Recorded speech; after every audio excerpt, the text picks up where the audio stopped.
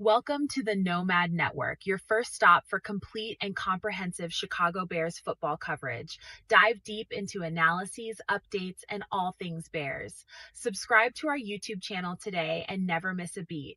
Thank you in advance for your support. We promise to bring you the best because together we're unstoppable. Go Bears!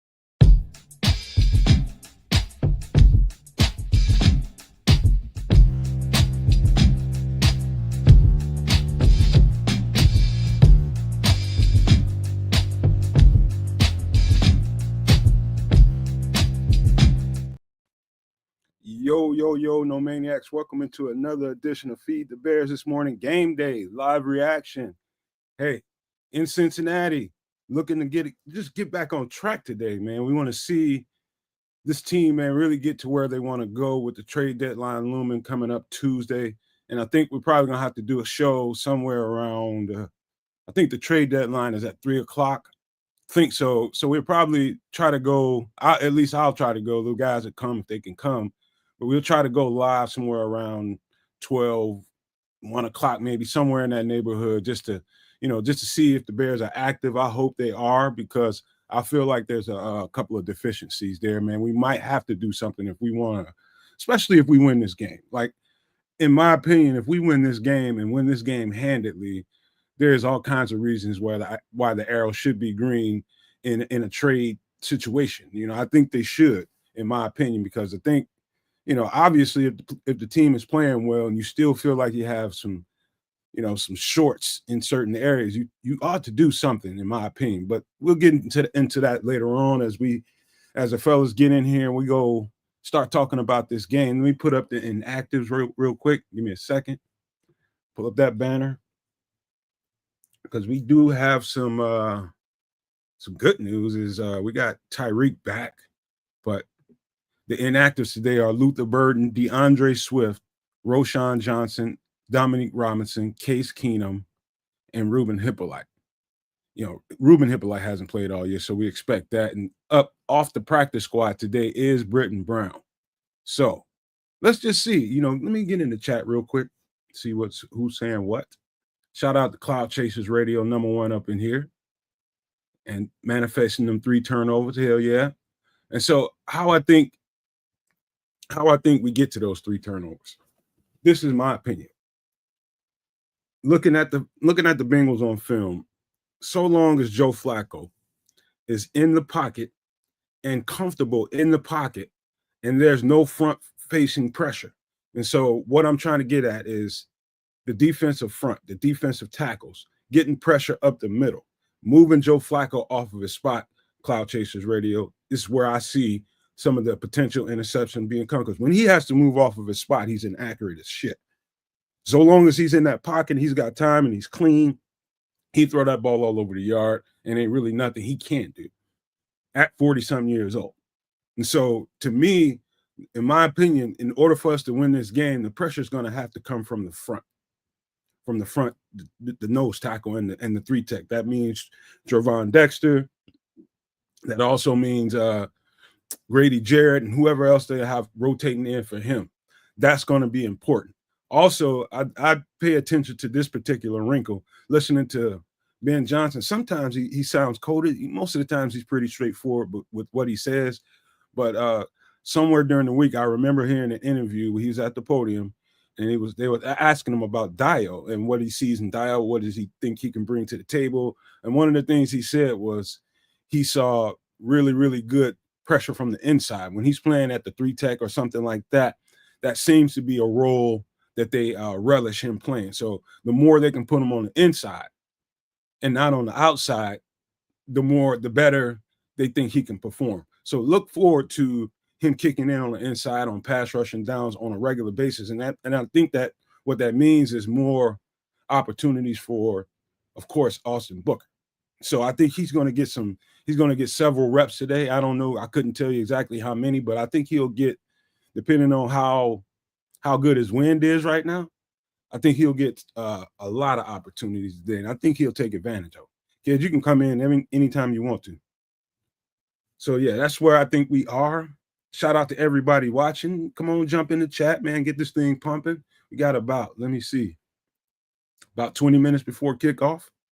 I'd say, yeah, 20 minutes. Let me see. Let me look at that in actors list one more time. Make sure I didn't miss anything. Yeah, I think I got him. Again, running back Britton Brown has been brought up off the practice squad. Want to see if they use him in a more reserve role, or do they immediately put him in as the backup running back to Kyle Monangai, or do they use Travis Homer as that backup and use Britton Brown for, just want to see how they play that. I want to see. Let me see here. Make sure nothing else is going on. Let me check Twitter real quick. Make sure I ain't missing nothing. What's happening? What's happening? What's happening? Sure. What up? Yeah, it's ready for game day, baby. Let's go. Bear down. Yeah, what can Brown do for you? He can back up the rookie, the Kyle Monangai, who's the bell cow today, baby. So we're gonna see what he got. And we're going against a defensively challenged team in the Bengals. So the offense should be able to eat today. Eat cake by the beach. I think that's different, but it sounds good anyway. What's going on there, Ken? You might get sand up in your cake, man. That's the last thing I really want to do. But anyways, what up, y'all? It's game day. Good to have you guys in the chat. Shout out to all you guys in the chat. You know what, kids? Now that you popped in here, just reminded me to do this.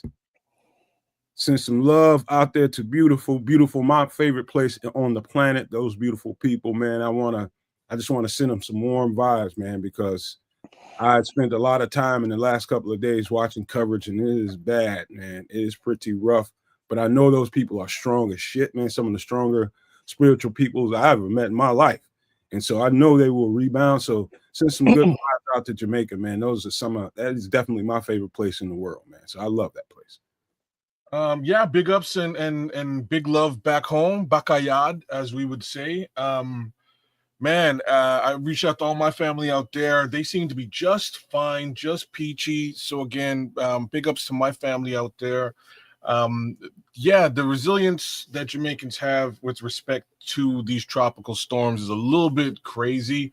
They're out there playing dominoes in the water. It's kind of crazy the way that they handle this stuff. They've been through it so many times. It's an island. It's always been an island. So you know what I mean. I've kind of freaked out. I kind of freak out usually when these things pop off, and the way that they handle it, they don't even bat an eyelid. It's like an eyelid. Pardon me. They take it all in stride. It's a regular thing. They dry out their cars, sit them up on some blocks so they can drip, and eventually the water will subside and they'll be back to to doing things the way that they do it. So yes, there was a lot of damage on the outer portion of the country, of the island, coming in from the ocean, if you will. But once you get further into the interior, a little bit less damage actually occurred in the interior of the island. At least that's how it was conveyed to me. So again, shout out to all my people back home, and stay up. Everything will be cool, man. Quick question: have you ever heard of the Pelican Bar? I can't say that I have. No. So basically, it's a one of a kind place. It's sitting out there in the middle of the water on a little peninsula out there, and basically a guy, I forget the guy's name, but I almost had a chance to go there when I was there. Mm-hmm. It's basically made out of driftwood. So I bet you it's drifting for real right now. I don't know. I can't find no information. I'm still looking, but I got to visit that place, man. That's it got knocked down before, I think in 2012 or 14, and they built that thing back up in a month. Probably one of the previous hurricanes. Again, apparently this one is it was the worst the worst hurricane you could have, but Again, my country is it's a very resilient place to live, man. Those people are very strong. They would take this in stride. There's a fair amount of loss of energy, power, etc. So again, they'll be hunkering down and letting things sort of get back to normal. But they're hardworking group of people, and again, very resilient. So I have all the faith in the world that things will be pretty all right. It'll be irie, if you will, as we move forward. I can't wait to go back. I wish if I had it my way, I'd be there right now helping them. I had it my way. I literally would be there right now, hands in the dirt, hand in the sand, doing everything I need to do to help them get back to where they need to go. That's how good I feel about the place. I work for free out there. Well, I heavily considered, setting up some sort of donation case scenario for them, but at the same time, I don't really have the stroke with respect to where I would send it to have things actually accomplished and done. So didn't want to set anything up that might come across as fraudulent. You know what I mean? So if you have the opportunity and the wherewithal to do so, by all means, feel free to donate and support the rebuild out there. They would love your support. They definitely need your support. Fact is, they would never ask you for your support. Oh, that's cool. Just What's the type cool of people they are. One last thing. So if you want to if anybody wants to know something viable that they can, or tangible they can donate to, I think, what is his name? Sean Paul, one of the reggae artists. Don't trust that shit. Sorry. Look what our good friend Wyclef Jean did for his people in Haiti. I will be right back, but I would not send it to Sean. Yeah. Yeah, it's got to be some kind of, actual organization, or I don't know. It's just, jacked up all the way around. It's Mother Nature. You know what I mean? That, hurricanes, they happen. And whether you believe in climate change or not, the climate's going to do what it's going to do. It don't care whether you believe in it.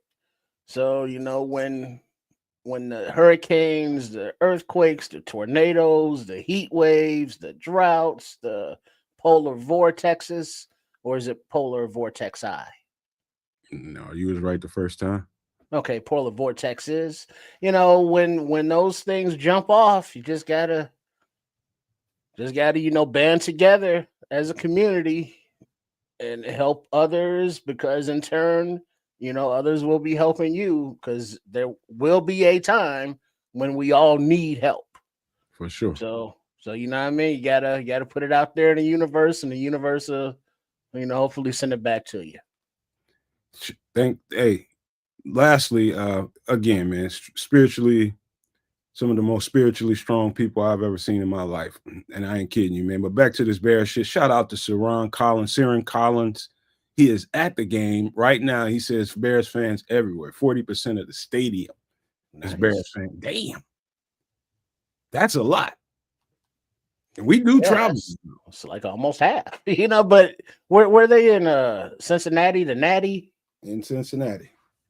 Yeah, well, another cool ass place, by the way, man. Cincinnati is one of the more underrated cities in the country, man, to go hang out and chill, man. It's got it's a nice vibe there at times.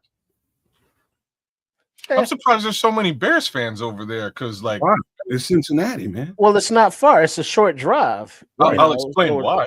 It's a road game, but they've had a football team forever, right? Like, you would think in a market where you have your own football team and it's not brand spanking new like a Vegas. Like, Vegas makes sense to me. They just got a team. Jacksonville's a little bit of a later expansion team situation. I can understand there being a lot of Bears fans potentially in a Jacksonville, but Cincinnati, just weird. Well, no, I don't think that those are mostly all local fans. Ohio, it's a few-hour Chicago drive. Fans traveled. Okay, fair. Yeah. That makes perfect sense. There is no need for a airline ticket to go there, and Ohio, Cincinnati, the hotels or the Airbnbs or whatever the hell ain't hitting like a Vegas, ain't hitting like a Florida either.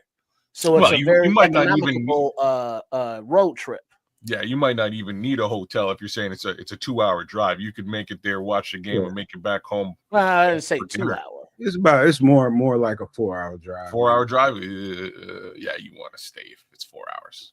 Another thing too, man, being a person that stayed in Ohio for a nice period of time, you'd be surprised how many Bears fans you'll meet there. It's quite a we everywhere, man. I'll just say that. I've been living as far south as Atlanta, and it was pretty thick there. So I'm just telling you, that team it's one of them teams in the league that has fans literally like everywhere. Literally. Yeah. That's because the Bears ran the 80s, man. That's really what that is. Anybody who grew up in the 80s, for the most part, you might be a Bears fan. All right. So we're about 9 minutes from kickoff. Let me kind of recap. As you can see scrolling on the bottom, those are the inactives. And the one active that I think should be pointed out, Britton Brown being brought up from the practice squad, and also probably should have put in there that we got Tyrique Stevenson going today. Also, I think CJ is going to get the start at slot corner today. I believe so. I don't think they would have him active today and not start him. I think he's going to be the starter out there. So, I don't really know what to expect. I think probably after about a series, all of his muscle memory will come back as far as the scheme goes. He'll start remembering some of the stuff. I'm sure they got some wrinkles and play calls in that are new to, the last time he was in a Dennis Allen system. So I'm pretty sure they've done crash course with him, making sure he knows all the calls, checks. That's probably all he's been pretty much doing since whenever he's off the practice field. So I feel pretty confident in that start. And also, Austin Booker is back. The book is back. And their pregame, how they get the little clips, kids looking and the messages there for that. But you know how you do the, how they have the cell phones on the field and a little like 2 second or 5 seconds of what's going on the field. There are two things that are going. One is good. One is kind of sus. I know it's going to be sus in Kid's opinion because I already know Kid's opinion. So let's go with the fun one first. And the fun one today, since LB3 is out in concussion protocol, that means maybe we can get some Jade Walker's reps.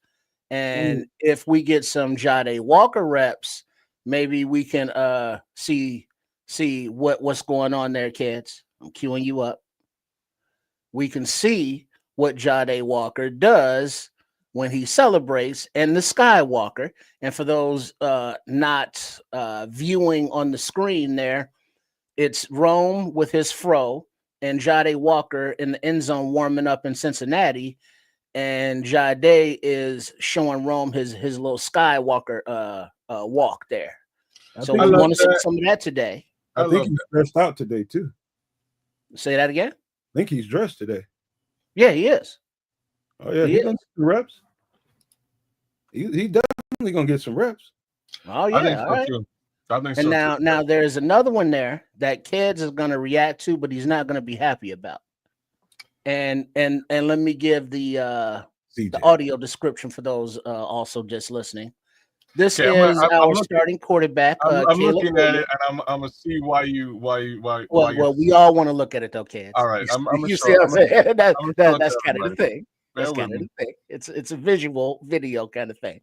I'm gonna ask you why you think I'll be upset with this. Because now what we're looking at is Caleb Williams warming up before the game, and Kids is all about the Dak Prescott warming up where he swivels the hips and rotates his torso, whereas Caleb is taking his warm-ups. He's hopping twice on his back foot. His front foot is off of the ground, and then he steps. I love you, Triple R. You're a good friend of mine, bro. You keep going. So, I'm just describing it for those who can't see it, but take it away. You just look at his feet. All y'all, look at his feet. Describe his feet. What are you seeing there, Kat? He is not planting his back foot. He should be planting his back foot and driving off the back foot. He's bouncing on that thing. He's bouncing on it. He ain't planting it. That worries me And I needed you to articulate what you saw first so that I could really drill down and see what I'm seeing here. And you're right. He's not driving off the back foot, man. But And so we're not even at the hips or the torso rotation. We're still talking about footwork. This is all arm, y'all. This is how that ball's coming out. It's all arm and wrist, which is great. He has a special arm and he has a special wrist when it comes to the football. Unfortunately, if the power is coming from the foot and the torso, you can layer touch with the arm. And that's really where arm talent comes into play. He's not doing that. I'll give you guys a Caleb note, something to pay attention to, something that keeps showing up week after week.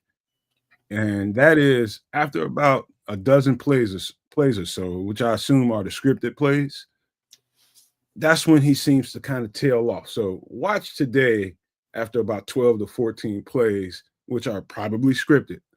Watch and see if he can maintain the consistency. I expect him to get off pretty good, like he usually does most games. He'll get off on them scripted plays and stuff that they planned out. And then after that, as he has to ad-lib and audible and do different things on his own, let's just see if he can hold up to what he needs to do. So just notice that after about a dozen plays or so. Shout out to ATF, Marco King, Timothy Bazemore, Hawkeye, everybody that just busted up in this thing. Yes, Starkey Love. Good to see all you guys. Thanks for coming through. We're about to feed the Bears with the triple string dream. Shout out to Sports Chicago Style. Go over there, give him a little bit of a like, share, subscribe, comment. Do the same thing over at Keds a Canuck right here on YouTube with respect.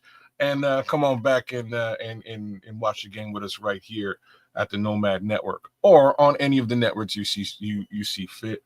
Fact of the matter is, I'm a little bit worried about this football game. I'm gonna say it just out. I'm gonna say it just out loud. What you worried about, man?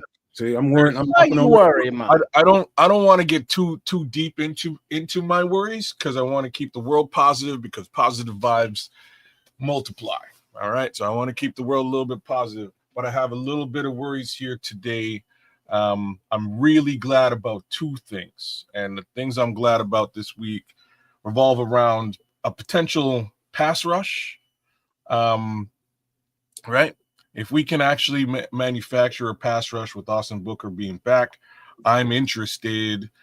Now we can get Joe Flacco off that spot, and we can rattle his cage a little bit. And once you do that, Joe Flacco turns into Jared Goff, and bad things happen, right? So that's how this game can turn around. If unfortunately we can't get that out of Austin Booker again, it is his first game in God knows how long. It's a lot of pressure for one young man. We can't get that out of Austin Booker. It's fine. It is what it is. We have to win the game in a different manner. And that manner is scoring. We need to score points. Red zone. Well, now, does it help that Trey Hendrickson is out? Yes, except that let's give Caleb Williams and the offense some big love and respect in a specific area. So last year, this time, we were all scratching our heads and worried and wondering why this young man was on his back as frequently as he was. All right.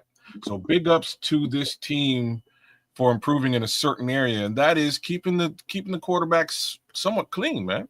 This ain't no 68 sack season for Caleb Williams and the Chicago Bears. So again, I want to give the Bears a lot of love for that. That is a huge area of improvement. The downside is even though he's vertical, he's worried and skittish and nervous. And those three things, saying those three things is just an easy way of saying he's missing wide open receivers or he's just not getting the ball to them. So, he needs to do that. Real simply put, just needs to hit the open receivers that he sees out there, and great things will happen, especially in the red zone. Don't get locked into a specific, locked onto a specific receiver. Find the open receiver and feed him the rock, man. And go through your progressions, buddy. If you don't mind, I'm gonna respond to Starkey Love's comment. He says, why doesn't Ben Johnson let Caleb pass in the red zone? Lack of trust. I think there might be something to that. I wouldn't even say that. I'm sorry. Go ahead. No, go ahead. I'm just saying I wouldn't even say that that's the case. He does. I mean, there's one play last week where he took the snap.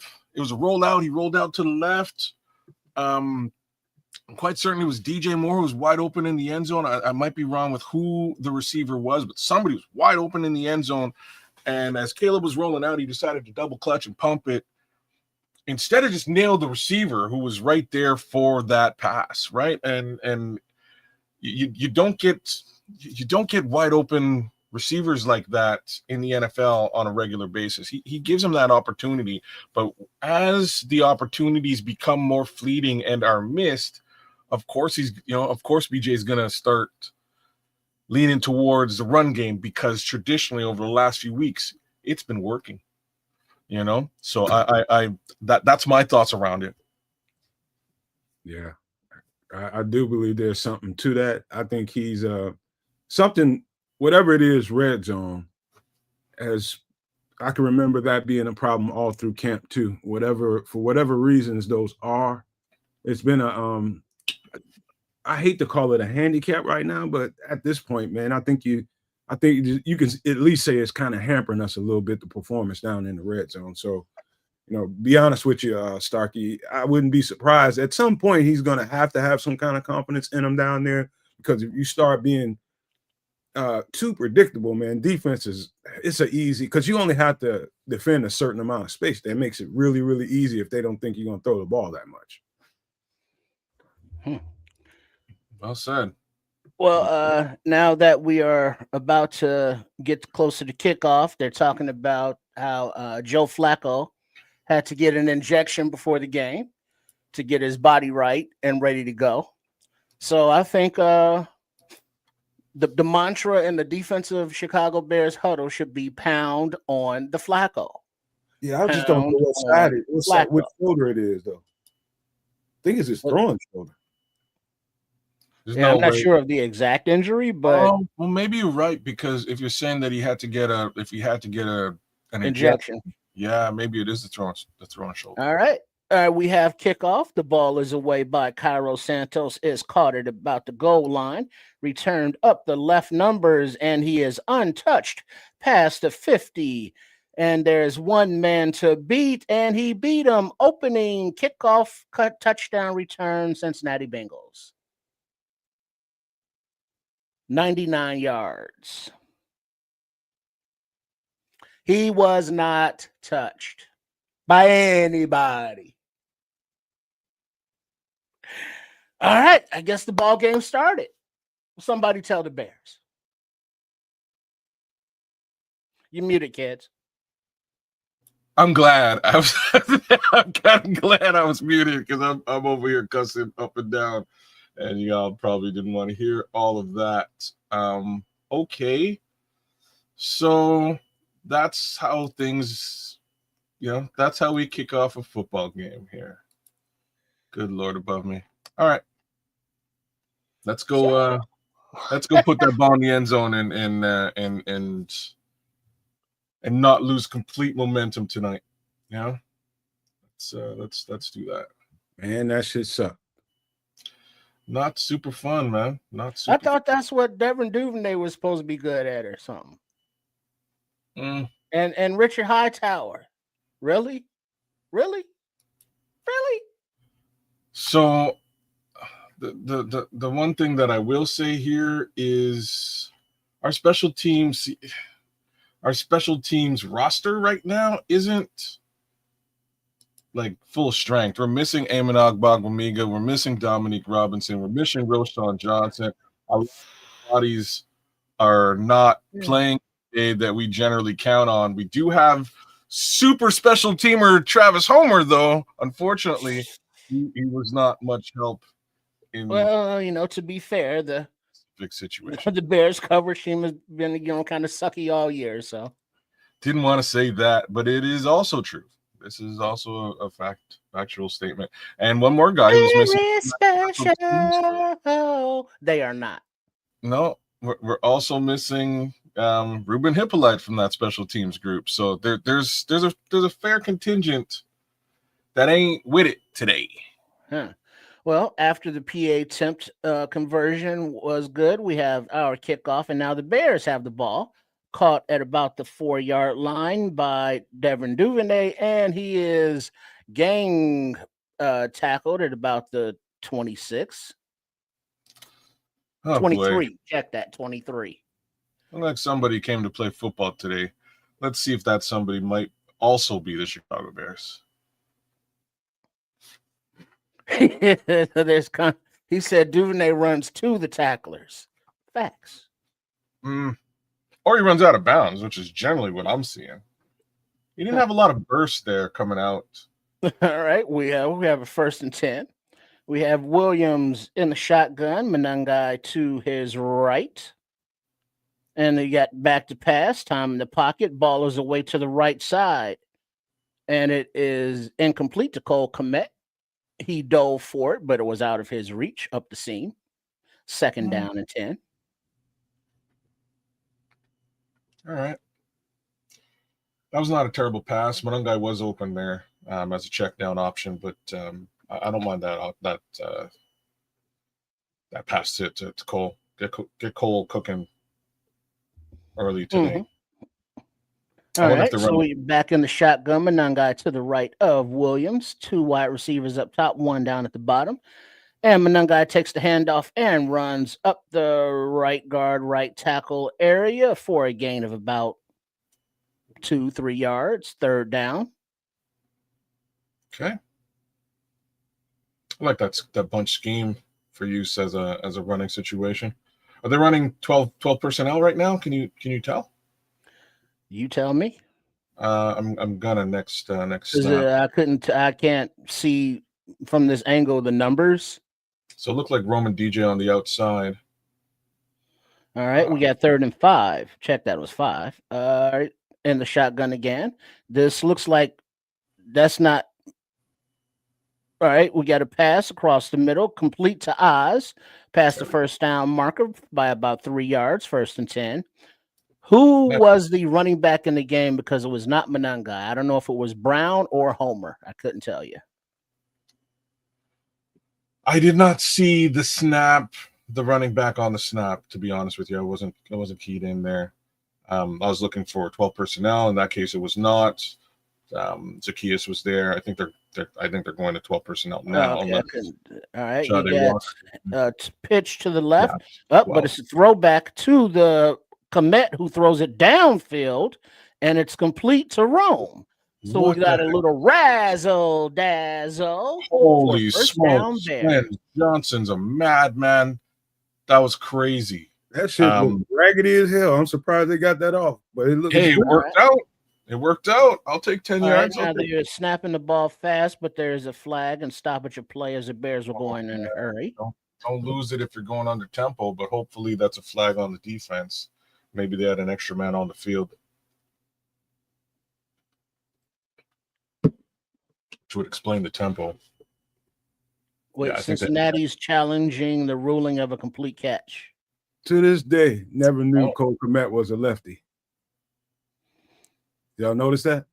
Oh, I wasn't paying that much attention to the pass. I'll be honest with you. I was a little bit worried the whole time. Now we go into break, and it looks like a good catch by Rome. He juggled it up high, but he got control and both hands. Yeah, wasted challenge. Let's go. But we know how the refs have been diddying the team. So hey, what are you gonna do?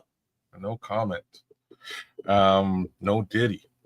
But yeah. But something I wanted to mention real quick is that so the chat is saying that was probably Homer in the backfield, because the only reason I could tell there was a different guy is that Manungai is wearing orange cleats, and that other running back that came in had on white cleats. So I don't know if it's Brown or Homer. So if anybody can get the angle or the number, please do tell.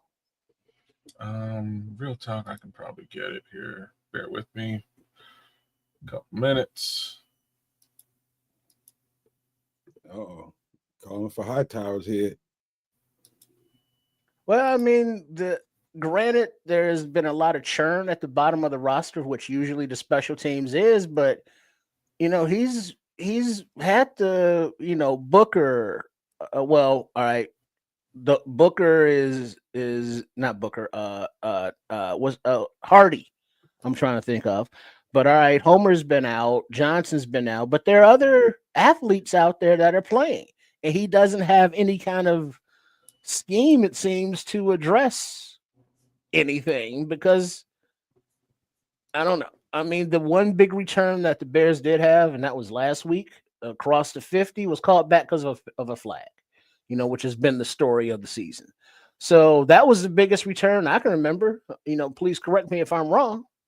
So you're talking about on the Cole Kmet pass? Sorry. The Cole Kmet pass. You were wondering who the running back was? Who's the second running back that's not Monangai? In both cases, it was Monangai. But orange he had shoes. Different color shoes on. Orange shoes. You'll see it when you go back. All right. So who was in the backfield? Was that Oz? It was somebody in the backfield next to Caleb Williams that did not have on orange shoes. There's nobody back there with Caleb. There was a bunch formation on the left-hand side. Monangai moved out. They're saying he dropped it. 2nd and 10. I didn't see a replay. Then he dropped it? It looked like a. Okay. Oh, well, there you go. Like I said. All right. Back to pass is Williams. The ball is released down the left seam. Incomplete as it was contested. 3rd and 10. Oh, wow. Yeah, they didn't show any replays of this thing in slow motion of this not catch, but going to break, he had the ball from the angle I saw. What the? Woosa. See, he wasn't. Woosa. Why are you, man? Woosa. 3rd and 10. Williams in the shotgun.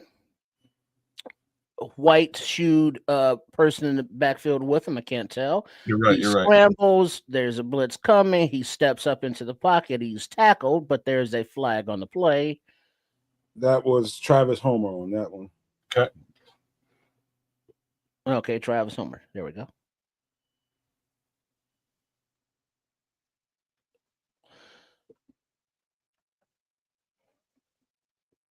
You're right. Monangai's 25, dreadlocks, orange shoes.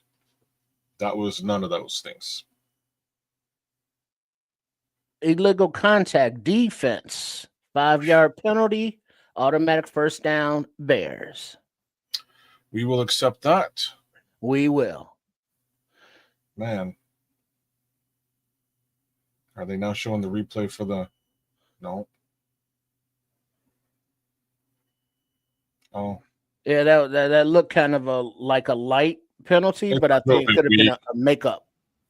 Yeah, we got a pass out to the left.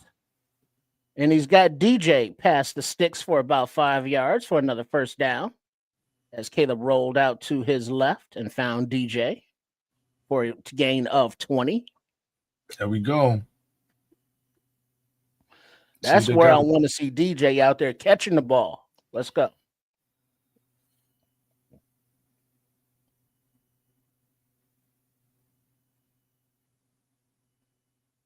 All right, we got Monangai in the backfield, Williams under center. And the handoff to Monangai right up the gut, and he gets right to the line marker for a gain of 9 or 10. Yeah. 2nd down. Looks like he went right behind Dahlman there in the center of the offensive line. It was a nice north-south rush, actually, right? Nice 12 personnel formation there.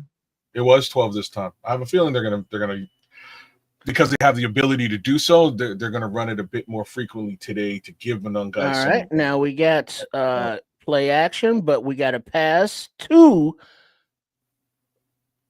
DJ Moore on a little wide receiver screen on the left side, and it gets down to the 10-yard line.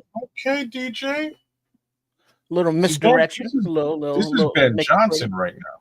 We're experiencing Ben Johnson scheming DJ Moore into this football game. and it's working. We need more of this.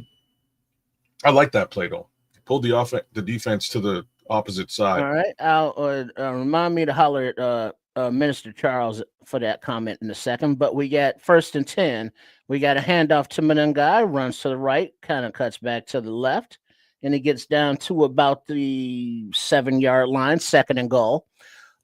Minister Charles saying he's watching the game on regular ass TV with an antenna, and he's 60 seconds ahead.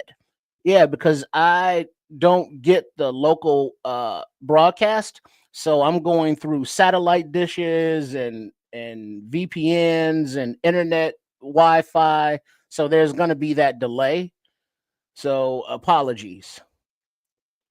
2nd and goal, it'll be like deja vu for you all over again. All right, Williams under center, Menengai in the backfield solo. At play action, Williams looks to his left, has time, rolls to his left, still has time, stuttering, runs, and he steps out at like the 4-yard line, and he's tossed out of bounds. No flag. They put Ozzie in there again, an extra offensive lineman. Oh, Ozzie Trapia. Yeah. Yeah, he's been doing that eligible thing. See, yeah, again, 12 personnel. That's interesting. Oh, it's because Rome slipped. Yeah, when Rome slipped, Caleb had to go. All right, 3rd and goal. From the 3-yard line, Williams under center. Hands off to Menengai, runs up to the left guard, and he's stopped at the 2-yard line and pushed backwards. 4th and goal. Ben Johnson looking at his card, clicking his Sharpie, calling in a play. The offense remains on the field. Go for it, Ben. Don't BS here. Aunt Mas. Bro. He says, go for it. All right, from the 2-yard line, Williams in the shotgun all by his lonesome. All right, there's a handoff, there's another handoff, and then there's a pass to a wide open Caleb Williams in the end zone for a touchdown from DJ Moore. Touchdown Bears. The Philly special in Chicago. Double reverse business on your ass. Yes, sir. Razzle dazzle. Knew I should have put him in the end zone on my parlay, man. I had a feeling. Way to go, Ben. Way to go, Ben. That's how you scheme it up. That's how you scheme it up. Oh, man. My dog's hearing me clapping like crazy down here. Now he's going crazy, too. So he's cheering for the Bears upstairs. That's pretty cool. Bring out the wrinkles, man. Make sure you get some in that red zone. That's how you get it done, man. Go in your bag, man. Go in the bag. Yeah. Belt to ass. Hey, DJ. First touchdown pass of the season for DJ Moore. Ladies and gentlemen, Caleb Williams in the end zone as a receiver. Doesn't get much better than that. 7-7. Bears and Bengals. I'm feeling you, Minister Charles. That tempo and that play design, I'm feeling that too. Same. Yeah. Belt to ass. That's all I'm saying. Belt to ass. Keep doing it. Yeah, don't let them tee off on you when the clock is coming down. You control when their movement is. But I don't expect them to get much by way of pass rush. And so far, I haven't seen much by way of pass rush from these Bengals. So. Hey, kid, do me a favor. Say this in Jamaican. Get your bottom beat, man. You're getting the bottom beat. Get your bottom in English so he can say it in Jamaican. Get your bottom what? Get your bottom beat. Get your bottom beat, man. Get your you rusty. Get your wait, it would be get your backside. Get your backside whoop. Hey, you know what? Hey, kids, when I was over there, it took me a while. Get to no backside whoop, man. What did y'all get whoop with in Jamaica? Shockless? Say again? Sandals. What did the the what did you call the grandmas or mas in Jamaica that beat the children, and what did they beat the children with? Oh, whatever's available. Or like a bamboo branch, or what do you mean? Whatever's Where's it available? come from, man? What we don't have like a special name for it. It would be like bring me that thing that's up. Oh, okay. Because growing up, I had to go out and get a switch. You know, switch was like yes. a branch off of a tree. Branch off And a then tree. like Hispanic or like Puerto Ricans get the chanclas, the sandals, the flip flops, and like We would just say, moms, bring me, take come one on, off and sling it and hit them with it. bring me the thing that's on mine, and then you would go, what thing, mom? And then they'd whoop you more because you asked which thing she was talking about. So it would just be an excuse to get your actual delay tactics. You know what I'm saying? Hey, kids, Bring me the thing that's on mine. I was at the Sunfest when I was there, man, and Buju Banton was about to go on stage, and I kept hearing these people say, "Top, mash the top," and I'm like, "What the fuck are they talking about?" And they say this a lot, like when they say, like when something mash it up. Yeah, they say mash it up. Mash it up as the kickoff is away. And once again, we have a return that gets to about the 47-yard line. Tackles are these? As he squirted up the right numbers of the field. Who was that? Awesome starting position.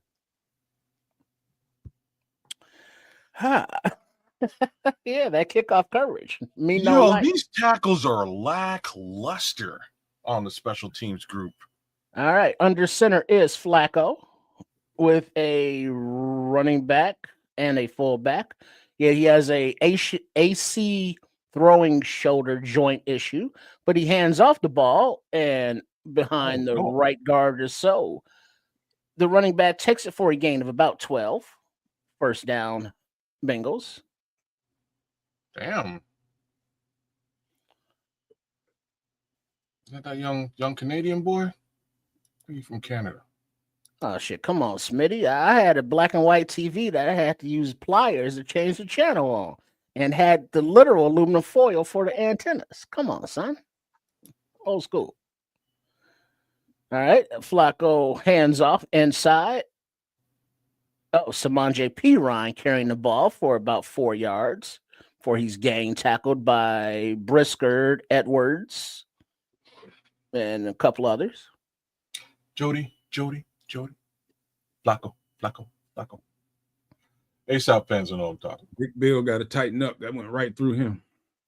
Yeah, that's twice too. The last one went right past him as well. Yeah. All right. So 2nd and 5. You got Flacco in a little pistol. And he's back to pass. Ball is out to the right. And it is complete to T. Higgins. Man, he beats Tyrique Stevenson, and then he gets a little yak. Gets down to the 10-yard line. 24-yard gain. First down, Bengals. Yeah, he beat Stevenson on the slant and then broke a tackle and got that yak. 35 was in on the blitz. Who's 35? That's exactly what I was about to ask. Is that CJ? That's CJ. Oh, okay. So CJ came in at 35. They're sending CJ on the blitz. Interesting. They're trying to use him like Kyler. That's okay, but I'm not sure if you got that kind of speed. Shit, if he don't. He's twitchy. But they're going to say he was down by contact, where Stevenson. Oh, he was. His knee went down and touched. So it's still 1st and 10 from the, what is that, the 27-yard line? Yeah.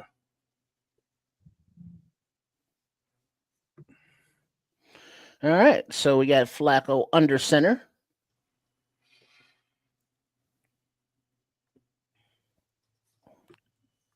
And calling the play. Hands it off, runs to the right, and this time he's stopped. Chase Brown just past the line of scrimmage, 2nd down. There you go. Yeah, there's CJ, 35. He's in on that tackle. Well done. Oh, he talking trash already. He ready. Man, between Stevenson, Kwani B, and CJ, come on. And you don't want to have conversations with this secondary, that's for sure. No All right, conversations. down and 9. Flacco in the shotgun, running back to his right. Takes a snap, hands off. A Smart little chase stutter motion. step. And a gain of about another Nothing. yard or 2. Tackled by Big Dex and Deo in there. 3rd down. Let's go, D. Looking all right so far, Aunt Moss. Talking about how CJ looking. Yeah, he Yeah, is. he's active. So far, so good. He came to play football today. You know, we gotta see how he's at the end of the game. His conditioning. You know, he hasn't played in a minute. 3rd and 6. All right, Flacco in the shotgun all by his lonesome. 4-man rush. Ball is away, and it is dropped. Oh, he dropped it. Yeah. By number 30. That Ooh, would have been a 1st and run. Yeah, he would have had some Brown yak on that dropped too, it. man. He would have got some yak there. Yeah, he'd have been running for a while. That might have been a tutty, It could have been. but no go. I hate that play, man. That's the pick and rub play. Yeah. All But right, that's Ryan So McPherson get you open. is on for the 41-yard field goal attempt on 4th and 6. And the snap, hold, kick up, and right down the middle. So the Bengals add 3 as they have 10, and the Bears have 7. So defense There's 5:41 remaining in the first quarter. defense tightened up in the front when they needed to. They got lucky on that last play, man. They definitely got lucky. He dropped that ball. For That's sure. nice. It's a nice pick and rub play. He'd have been running for. Might have hit his head on the goddamn goalpost on that. Any Austin Booker sightings thus far? Can't say that I noticed him. Yeah, I don't think I've seen him out there. I did see You know who Dio. Who? I ain't seeing Grady. Yeah, because they're running the football. You're right. So they've kicked. So I saw Dio on the edge, and I saw them kick him into to DT as well, which is cool. It worked. We're seeing a little bit more Billings in that respect, and Javon, but also a little bit more Dio Dangbo on the interior. Yeah, I like that. Thumbs up with Grady though. I'm not sure if I care. You know what I mean? Like I'm not sure about the impact that he's had this season thus far. And I'm saying that mainly because he's been hurt most of the season. Don't get me wrong. He's been hurt most of the season. If he's still hurt, he's still hurt. That's fine. It's going to impact his abilities out there. He wasn't great last week, and I think he's probably actually just still injured. So the Bears are looking very, very. Ben Johnson is looking very, very intentional with making sure that Caleb is spreading this ball around. You're seeing completions to Oz early. You're seeing completions to DJ early, and that's good. Because that's what we complained about all last week was making sure these other guys get live so the defense can't really slant coverage towards Rome and then take, you gotta get those guys going, and they're doing a good job of doing that so far. I think you should continue that, keep getting the ball in those guys' hands, and let's see how this shit shakes out. I'm in full agreement with all that, right? He like I said, you're looking at Ben Johnson intentionally getting DJ more involved in the football game, or to expand it out, getting the left side of the field utilized in this football game. That's what we're seeing, including lining up Romo Dunze on the left-hand side as well, right? Like it's just something he's doing. He's utilizing that bunch formation over there as well as 12 personnel, which is a little bit different, but we're seeing stuff happening on the left-hand side, which is not typical Bears football as of late. And you know what else happens on the left-hand side? Pass the Dutchie on the left-hand side. Mr. Charles wants to know what he should do with those wings, and I'm going to tell you, do the right thing. Get some damn celery, sir. All right, we have the kickoff, and Duvernay returns it to about the 24-yard line where he is met, and that's where the Bears will take over. You nailed it, Nomad. Celery, maybe some carrots, some dip of some kind, and you're off to the races, bro. Mhm. Oh man, but the minister ain't got no teeth, man.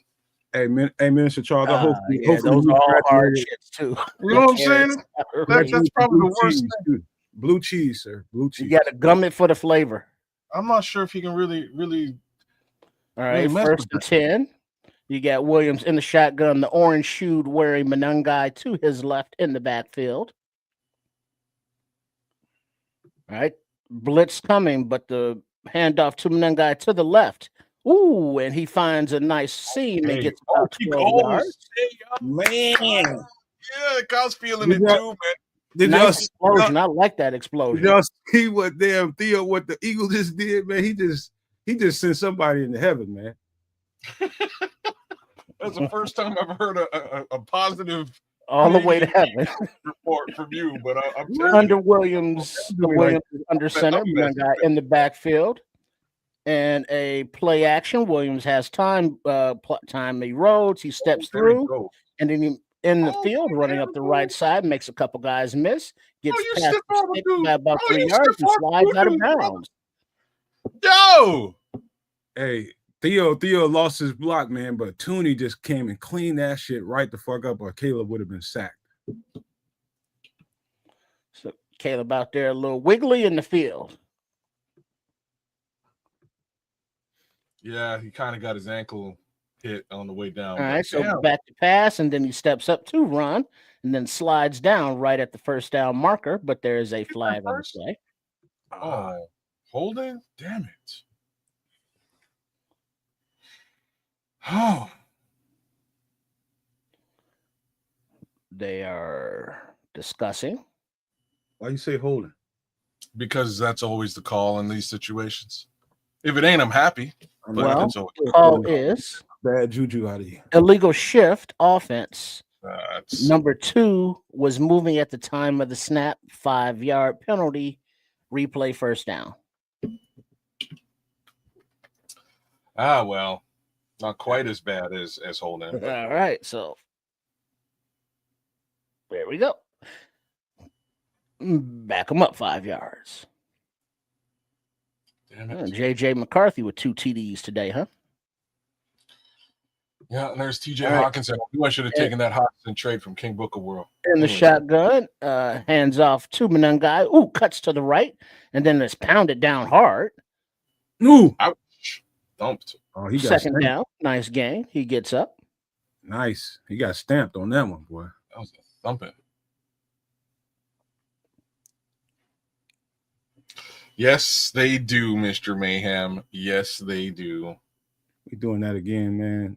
Come on, man. He did it. I'm disagreeing with it. I didn't even refer to what it was. Looks like we got 2nd and 7. White shoes in the backfield at running back. Williams under center. And the white shoes takes. Oh no, I'm sorry. That's Manungai. He's still in there. The shoes were camouflaged in the logo. So what do you... It was camouflage. I was hypnotized. I will accept it. Because you see the orange and the white and orange here. Look for the dreadlocks, man. Look for the dreadlocks. That should. Man, I ain't even had nothing to drink this morning. Stop tripping. Oh, snap. All right. So we got 3rd down and 5. Williams in shotgun. Manungai to his left. Manungai takes the handoff and runs off the right side. Slips a tackle. Gets the first down. Past the sticks by about 4 yards. Yeah, feed the rook. That boy out there running that thing. Feed the rook. I love it. Darnell Wright made the springing block.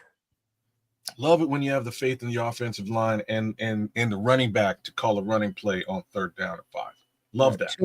Dude, was that 52? Dahlman crashed over. Kmet out there blocking. Tooney and Cole Kmet made that happen.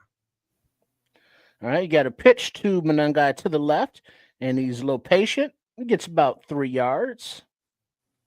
Oh, 2nd down. Too, man, by Geno Stone. With the power game on that one, boy. I like that. Got people pulling and shit. Yeah, feed the rook. Let's go. What you got, kid? Man. Yeah, Starkey Love. He's right. Setting up that play action. You're damn straight they are. That's how you do it. It's exactly what you want to do.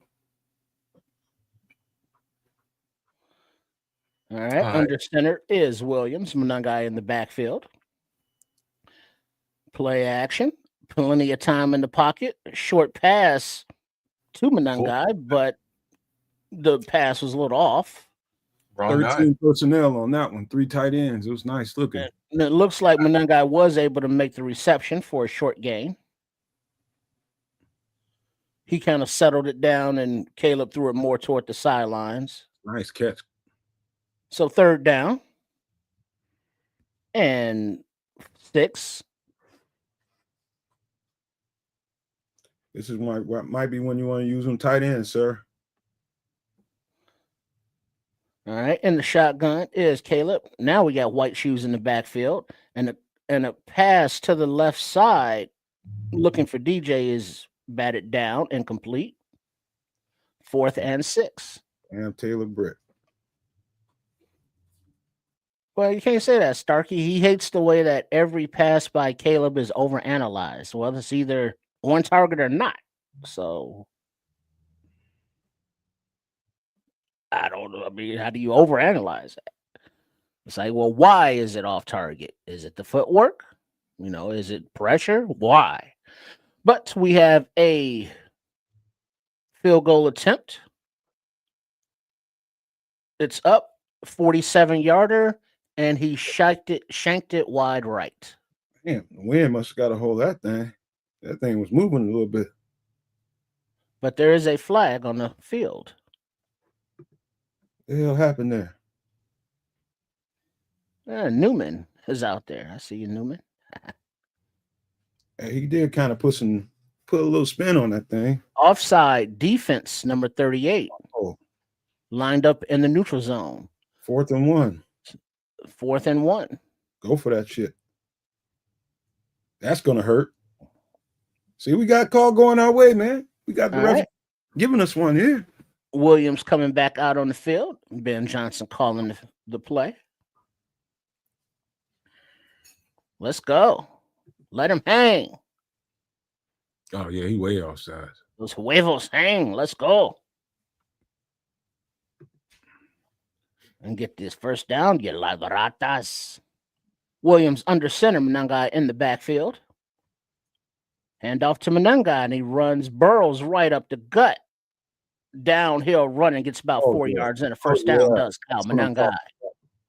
That's what I'm talking about. Eat, kid, eat. That's what I'm talking about. Hat on a hat, bust somebody's ass in the hole. It looks like Rome led the way in motion, then cut right up the hole. So Rome was basically the fullback. All right, so 1st and 10, 3 receivers.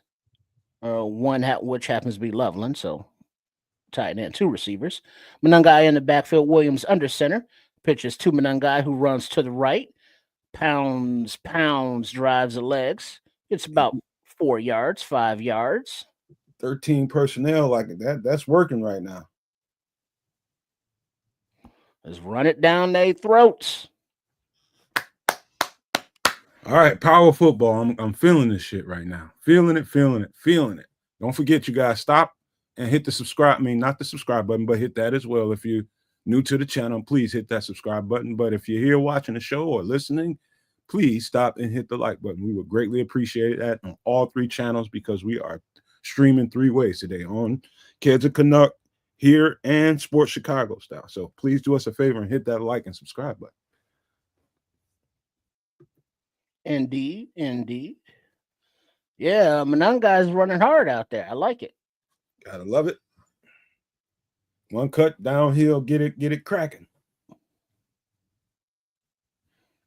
All right. Yeah, I was just kind of in my mind planning out make for halftime for sustenance. Oh Lord.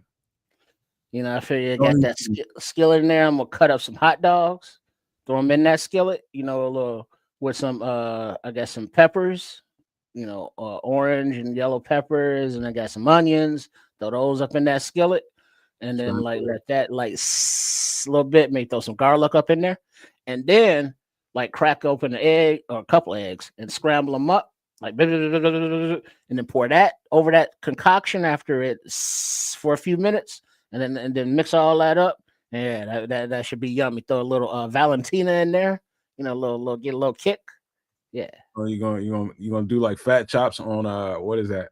What is that movie with Tupac in it? Put some beer in that Juice. Yeah. Yeah. So I do got beer, you know, throw a little beer in there too, a little flavor.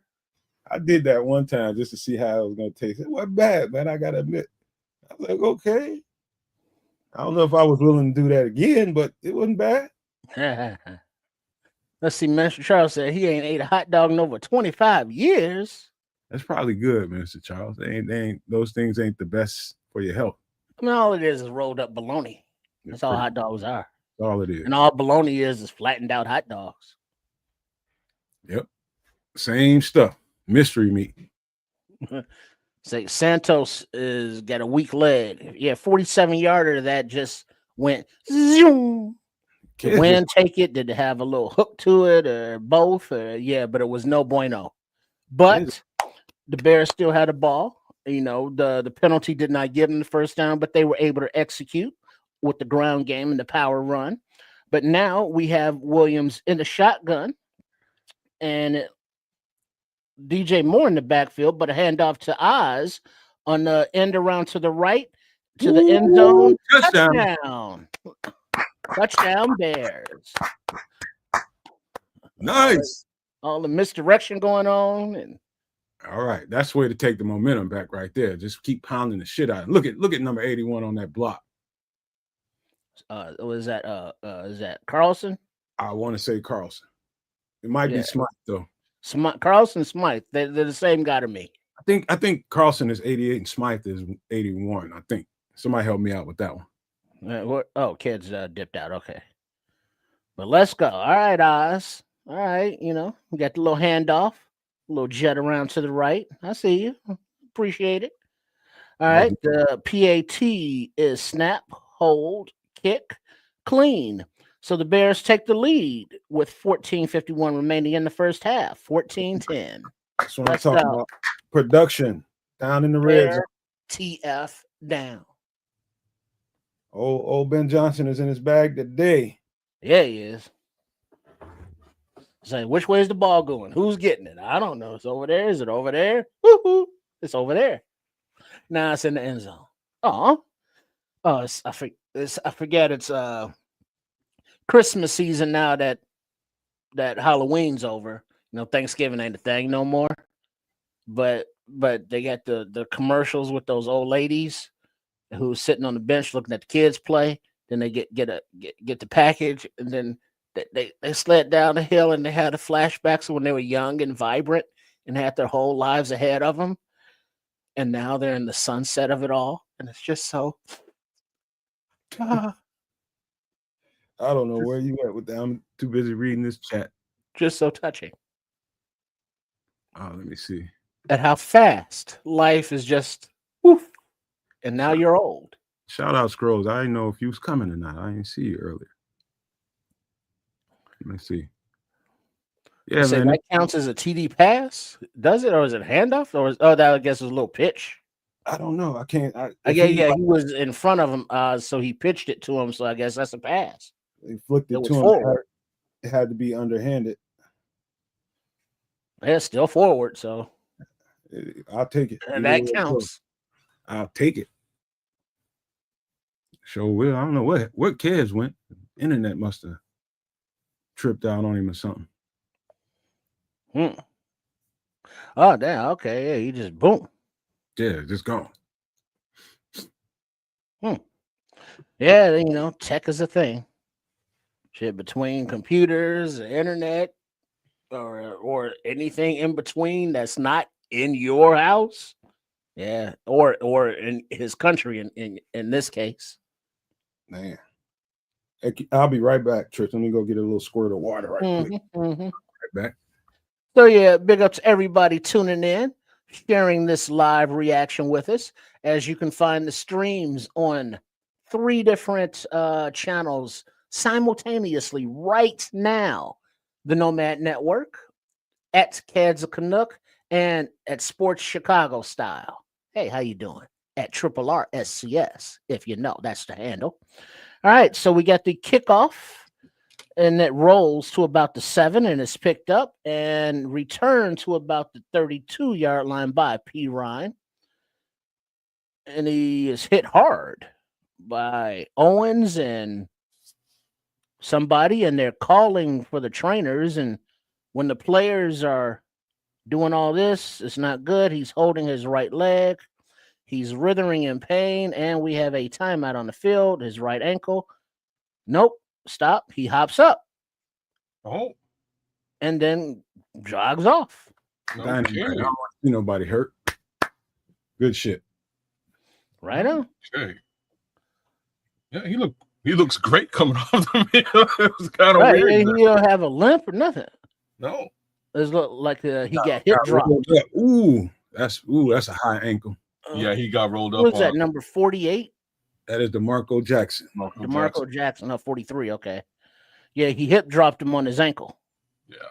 Yeah, but he's on the bench and he's feeling it. He looks like he's in pain on the bench, much more so. All right, and the shotgun is Flacco. The pass is off to the left. Ooh, a tight squeezing is caught by Higgins. Oh, man. Under CJ.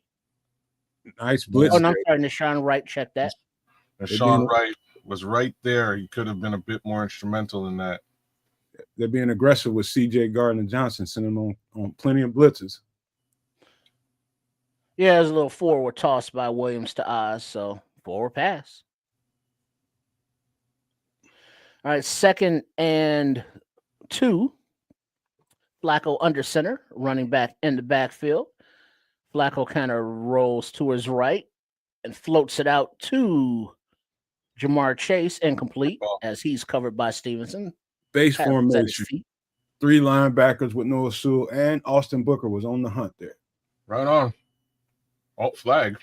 That's right, Stark. You got him off his square. That's exactly how you gotta keep him like that. Mm-hmm. Not sure what. But there is a flag on the play that I did not notice previously. Yeah, late flag.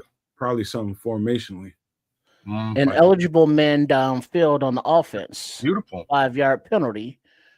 Replay the down. Back them up 5 yards.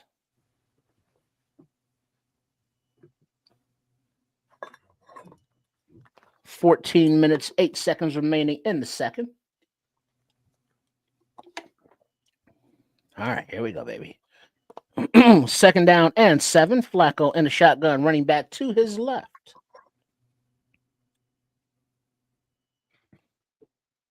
And the snap, handoff, fake handoff, quick pass out to the left, and it is complete to the tight end for 3-yard gain, 3rd down. Booker's still out there? But there is a flag on the play. Interesting. Probably a holding offense. Oh. They're calling a false start. No. Nope. Had a hand on his hat. There is no foul on the play. They waved it off. They pick it up. What do you got, about 3rd and 2, 3rd and 3 here? I don't know if they got very much. 3rd and 2.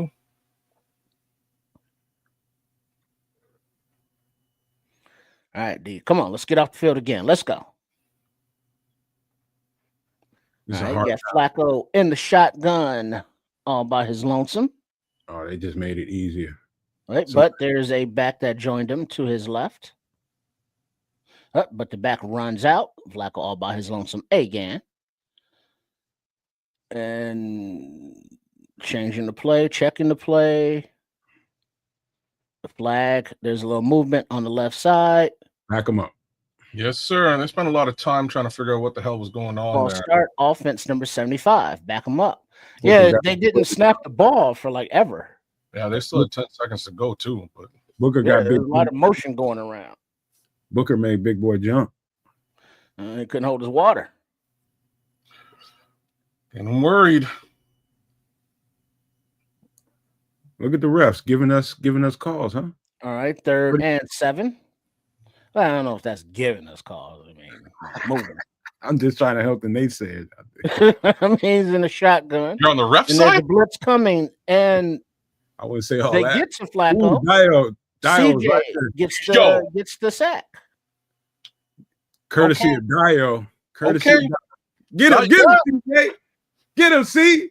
That was CJ on the sack? Yeah. CJ on the courtesy sack. of Dio. They Dio. one sack for CJ Gardner Johnson? Well, Dio. he's been blitzing the whole game. I'm just Finally saying. got home. I'm just saying. Yeah, because CJ and Brisker were both blitzing.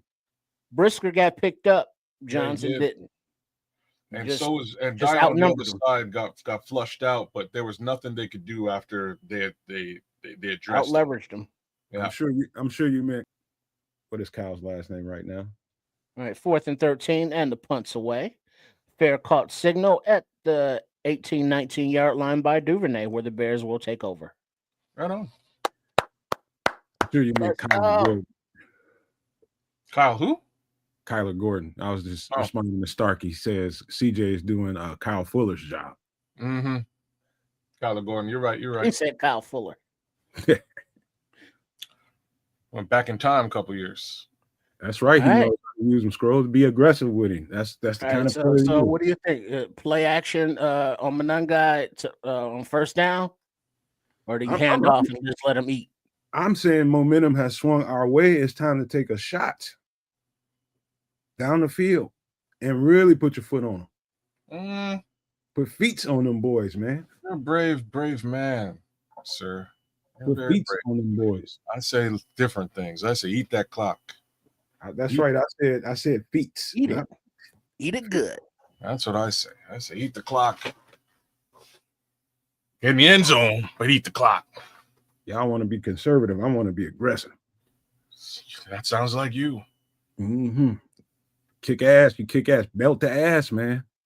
Put belt to ass like you're supposed to. Wow. Trade deadline's looming, man. I want to see them boys be aggressive, man. Put some belt to ass for them. What do you think? Think they do something in the deadline? They keep this momentum and they start keep doing what they're doing, man. I see a couple of the deficiencies. They might make a move. See, that's the thing. I get that most teams use the trading deadline to get that one player, to get you over the hump for that season. I can see this trading deadline as the opportunity for a jump on changing over some of the players in the scheme, meaning if there are, young players on one of the teams that are selling that fits, Ben Johnson or Dennis Allen's scheme better than what we have, yeah, you trade for those guys because, look at the train wreck in Miami, was it Seattle, and a few other places that are going to be sellers. Damn, so it's like, well, what y'all got that we want or could use going forward beyond this year? That's what I want to see.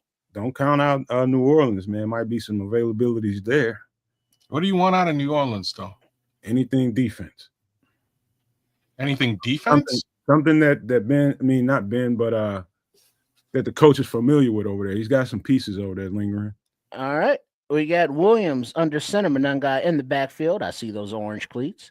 All right. Nope. Monangai takes a little pitch up the right side. Not right side, but behind the interior offensive line for about 3 yards.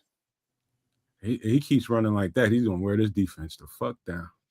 And just keep pounding. That's the plan. That's the plan. Not to mention, it's gonna eventually open up play action in a big way. All right. 2nd down and 6. Williams under center. Play action to Monangai. Time in the pocket. He's looking. Time expires. He's moving. He's escaping. Oh, he ran into psychopath. Stay up. Oh, brother. The sack goes down. I'm pretty damn sure there was a shot downfield there. There was 2, but even then. Yeah, I can't wait. Now they're showing the replay. No, don't go doing that. I don't want to see the replay. Yeah. There's a check down wide open. So there's Kmet, there's Monangai, there's Colston Loveland. Like there's bodies. Throw the kid the ball. There's nobody near him. He had time. So that's the shit in I'm the talking shotgun, 3rd down and 10. time in the pocket. He's looking. The pass is away. He takes the Loveland short, and he's about 3 yards shy of the first down marker. 4th down. That's the shit I'm talking about, Caleb. Get You the gotta ball take. over the friggin' line, bro. This is 3rd down. It ain't 2nd down. No, I would say I'm gonna read Squeezy's comment. He says, "Question: Can Braxton Jones be traded when he's on IR?" My understanding of the rule is no. Sure. No, I mean, I think you can, but I don't know who would want to trade for a guy on IR. that's my point. Like, it's just I think you can train a guy on IR, but like he ain't playing for you. Why would you do that? 4th and 2. The punt is away by Tory Taylor, and it's going back, caught over the shoulder, going at the 5-yard line toward the end zone. Good ass kick. So he runs up the right side. He gets about to the 15 where he is tackled. Good ass kick. That's a booming punt right there. That was a blaster. Yeah. Yeah, and it looks like Caleb is getting that look in his face of shaking his head of disappointment or It's all right. confusion. Like, it's okay. I think he just kind of clued into the mistake, and that's why he wound up hitting up Colson when he did, because he realized Colson was wide open on the previous play. That doesn't help though, but at least he's starting to clue in. You know, sometimes you gotta flush the previous play out of your head. You know what I mean? Just flush it out and move on to the next play. And at third down, you need to push the ball beyond the sticks. Like that's the job. So, quick question, kids: how many plays are we into this? About 12 to 14, right? I might actually be able to tell you. Passing plays specifically 9 attempts. No, how many attempts altogether? How many plays? We get off script. We get off script after about 12 to 14 plays. Grand total 9 attempts. So that's how many attempts he's taken. There's a few running plays as well. So 12 carries in the mix there. So we're probably in and around 21 plays right now. Par for the course. Par for the he's got to see some of that. That shit was wide ass open. I think it was either Cole or Colson over there. Well, there were open passes all over, right? There were. Colson was wide open, but there were Cole Kmet broke open very early into the progression. There was stuff there, man. There was stuff to be had. I'm like about 15, 20 yards on that one, man. He left that on. If he hit Cole when like early into the progression, yeah, it would have been a nice, easy 15 to 20 yards there. There's really nobody there with him. Colston, it would have been a bit of it would have been a first down, but it would have been before the sticks and a little bit of yak. He's learning. Thanks, man. He said total of 26 there. 26, yeah, that makes sense to me because I see a couple more. There's a DJ Moore pass. There is 2 Caleb Williams rushes. So yeah, I got 25 here, but yeah. Yeah, this is about par for the course. Hopefully he can get that's one he's gonna look at that on film like, dog, what the fuck was I thinking about? That dogs are chopped up. That's okay. Like, this is the stuff you need to learn from. You need to see it yourself and go, oh, damn. All right. We got Flacco in the shotgun from the 15-yard line, 1st and 10 for the Bengals. He hands off the running back to the inside, Chase Brown, and he gets about 2 yards. Kwani. 2nd down. Kwani filling that hole. Filling that damn hole.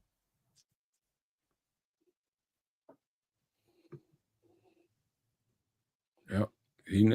Let's see. We ain't gonna get on him. Let's just see what happens in the next drive. It's okay. Same token.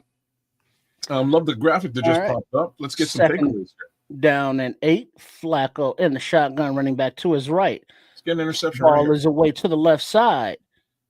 Chase. Oh wow. Jamar Chase is complete.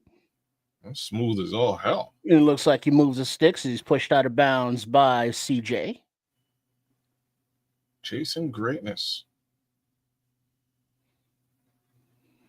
38 receptions. 54 targets. Well, they're going 3 games large here, but All right. Flacco hands the ball off to the right, and the running back gets about another 2 yards, 3 yards. Second down, Chase Brown. Yeah.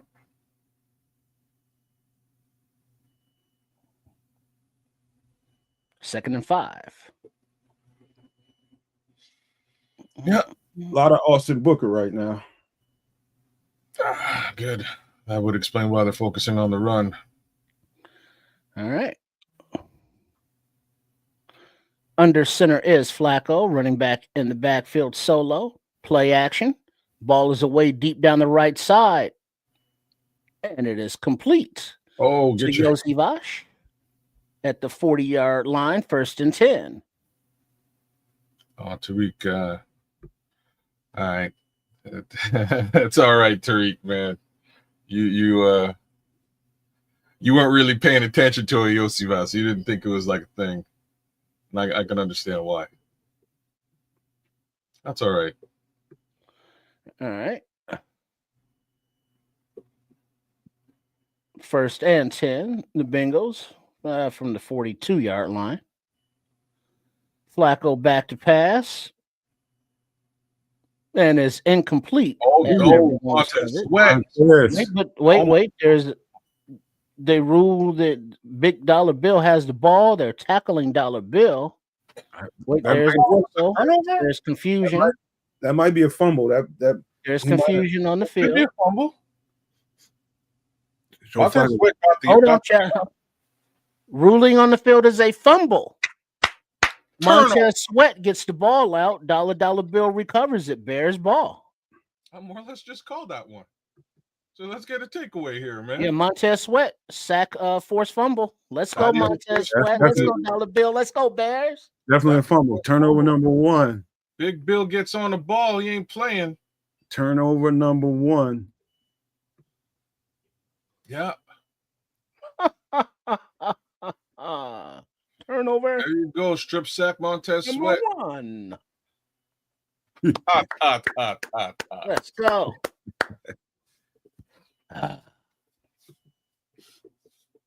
Nice. Let's hit that momentum now. One turnover. Need that. Let's get the 7 offense. That will go a long way. Not a fumble. What are you talking about, Tim? What are you talking about, Tim? Kind of look like it's a fumble. Oh yeah, sack. That's forced fumble. It counts as a sack too. So sack, forced fumble. Yeah, but the ball was already knocked out of his hands. I don't even think. Yeah, but that counts as a sack though. Wait a minute. Didn't they use a challenge? But it was a successful challenge because it was on Rome, right? Rome. Yeah. So they but even if he knocks it out, that still counts as a sack. Right, kids? To my understanding. Yeah. Yeah, sack, forced fumble.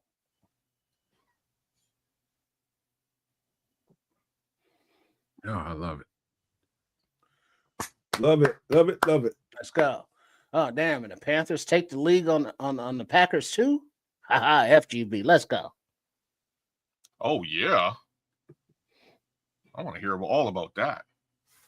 I want to hear the Panthers whoop them. That'd be great. Mm-hmm. All right. Oh, no. What you looking at? Fantasy or something? You know I'm looking at fantasy, bro. Just took a quick. I'm seeing touchdown here and there, and unfortunately, I didn't realize C.J. Stroud wasn't playing football right now. Got Davis Mills in there. What happened to him? I don't know. I'm not sure, but Davis Mills just made a big pass to Nico Collins, and I'm realizing Davis Mills. What? Right? So that's where I am. About to hamstring a whole bunch of people right now. Oh yeah, especially early into a Sunday afternoon. Hell yeah. The amount of people who got CJ Stroud lined up in there. I hope I'm facing one of them people. I gotta check. I hope I'm facing one of them people because if CJ Stroud's sitting. Hold on. A call on the field of a fumble has been overturned. Of course. They determined that Flacco's arm was moving forward.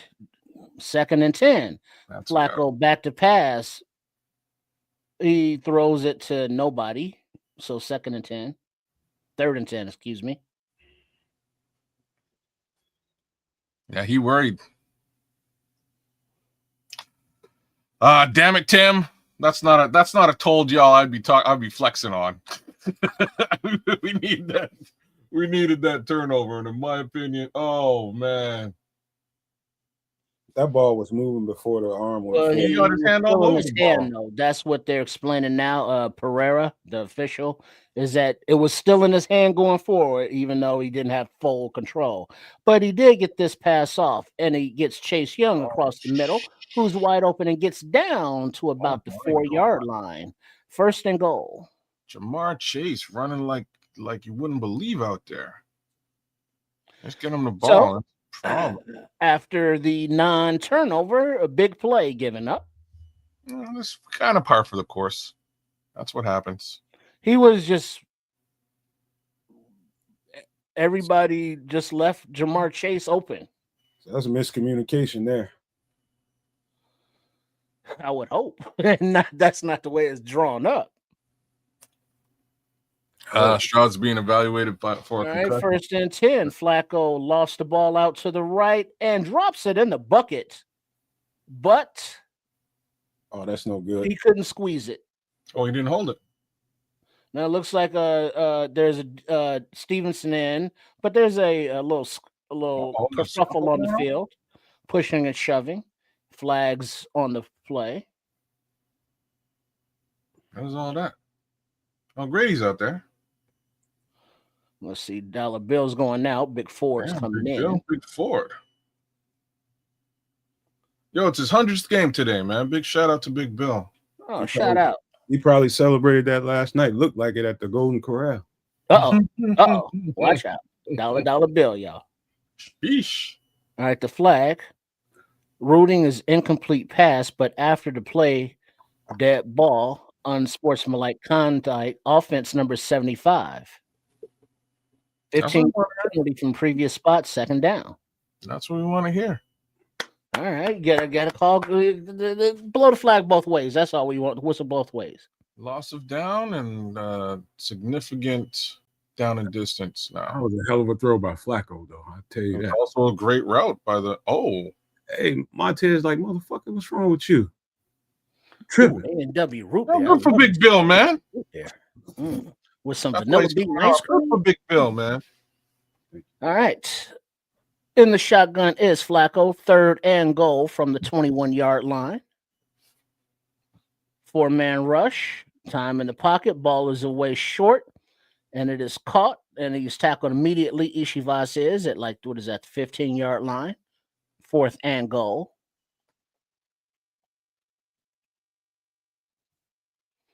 Come on, D.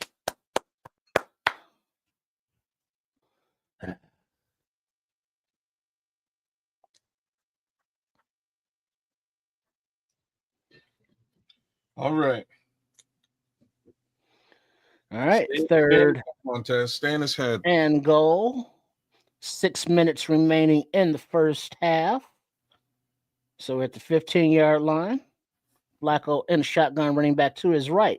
He takes the snap. Ball is away, incomplete. 4th down. No flags on the play. He was throwing it to Chase. Almost. No go. Yeah. TJ was all over that one. Right on, CJ. He's been active, baby.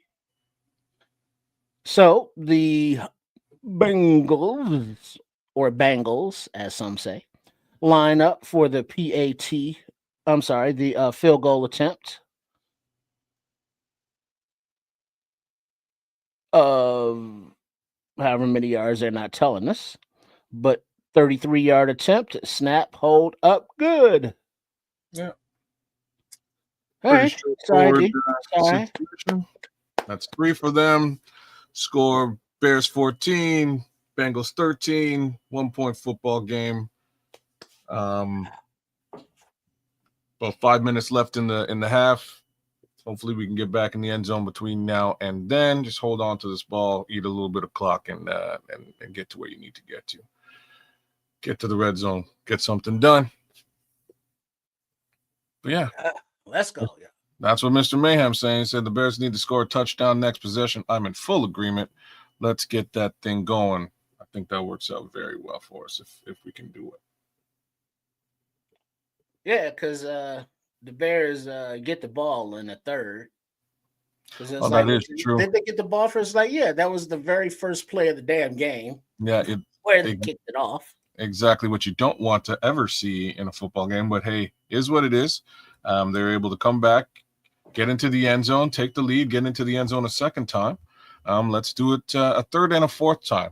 Let's get one right now and get one when we get back after the half. And then these Bengals will be chasing quite a bit. So I'm all for everything I just said. Let's do that. Let's maybe even get a turnover. Let's get a takeaway on their next position if there is one. I'd like to see another takeaway in this game. Continue that increasing that number, because that's really leading to a fair amount of win for the Chicago Bears. One more big thing to say while we're waiting for things to flip around is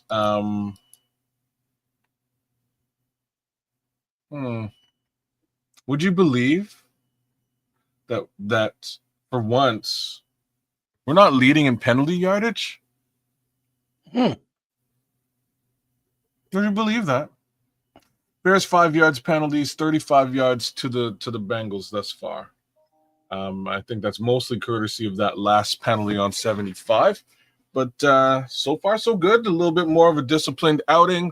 My thoughts is if you can keep this game disciplined and out of the negative penalty area, you may not need the takeaways to win a football game, right?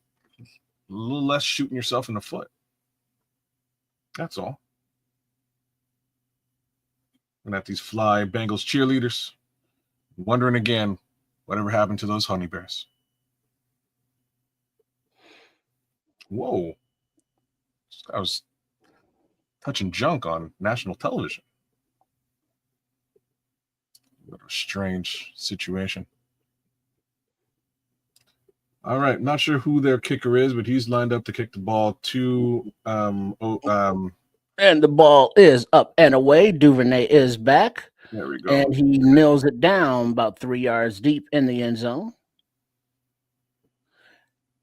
And so the Bears will take over 1st and 10. Where do you get the ball? 35-yard line. Yeah, 5:47 left to go. All right. Drive it on, get this 7. We're good. Yeah, Mr. Mayhem, I don't think, I think he came out and said something about it. I don't think George will go against that particular mandate. Is what it is, though. You know. All right. So Williams under center, Manungai in the backfield. Alert, alert, alert, alert, as everyone is alert. Motion to the left.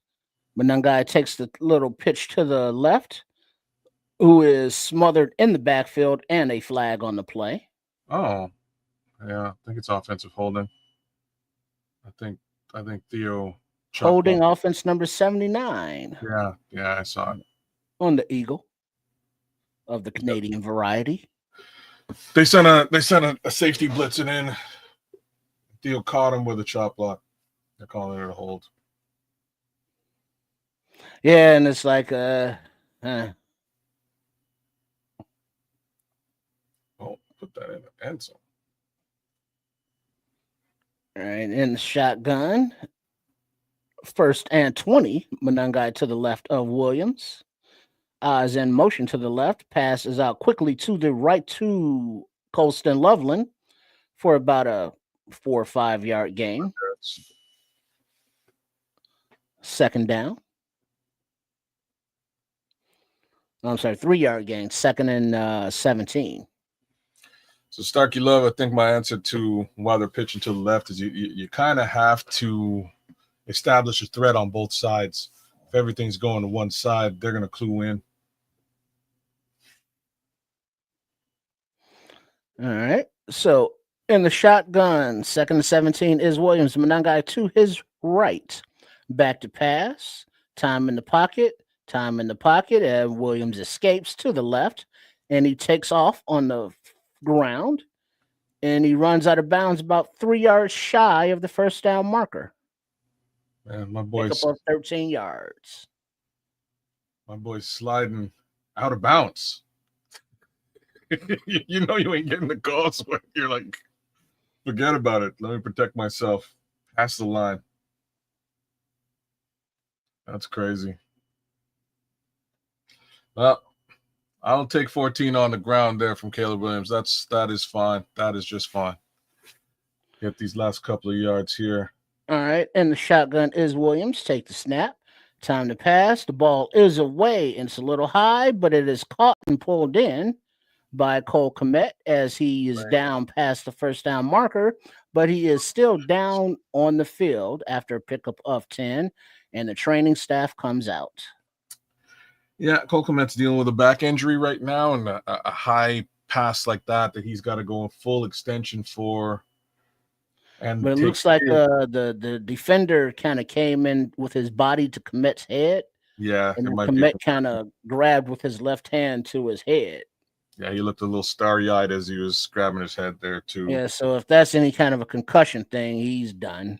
Yeah, they'll sit him for the day, which sucks. But yeah, okay, that's all right. That's all right. Oh.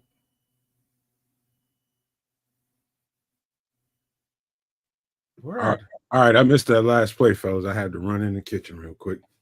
Oh, Kmet's hurt. Oh, fuck happened? Made a nice catch, but it was a little bit high. He had to extend, and then he got drilled on the way down. Caleb threw him another goddamn medicine ball, huh? I wouldn't call it that. That's what he's calling it. I wouldn't call it a medicine ball. It was just too high. You know, again, not getting your feet set. Sailed it a little bit, and the defender that got to Kmet just cranked him in the head. Like Kmet was going down regardless. So it looks like it might be concussion protocol situation. We'll have to wait and see for a couple minutes. Yeah. Scrolls is saying not a medicine ball at all. I wouldn't call that one a medicine ball. You know, I'm not calling it anything. I didn't see it. So fair enough. Yeah. He does get amped in sales balls. It's just you just got to get your feet set for these things, man. You can't be,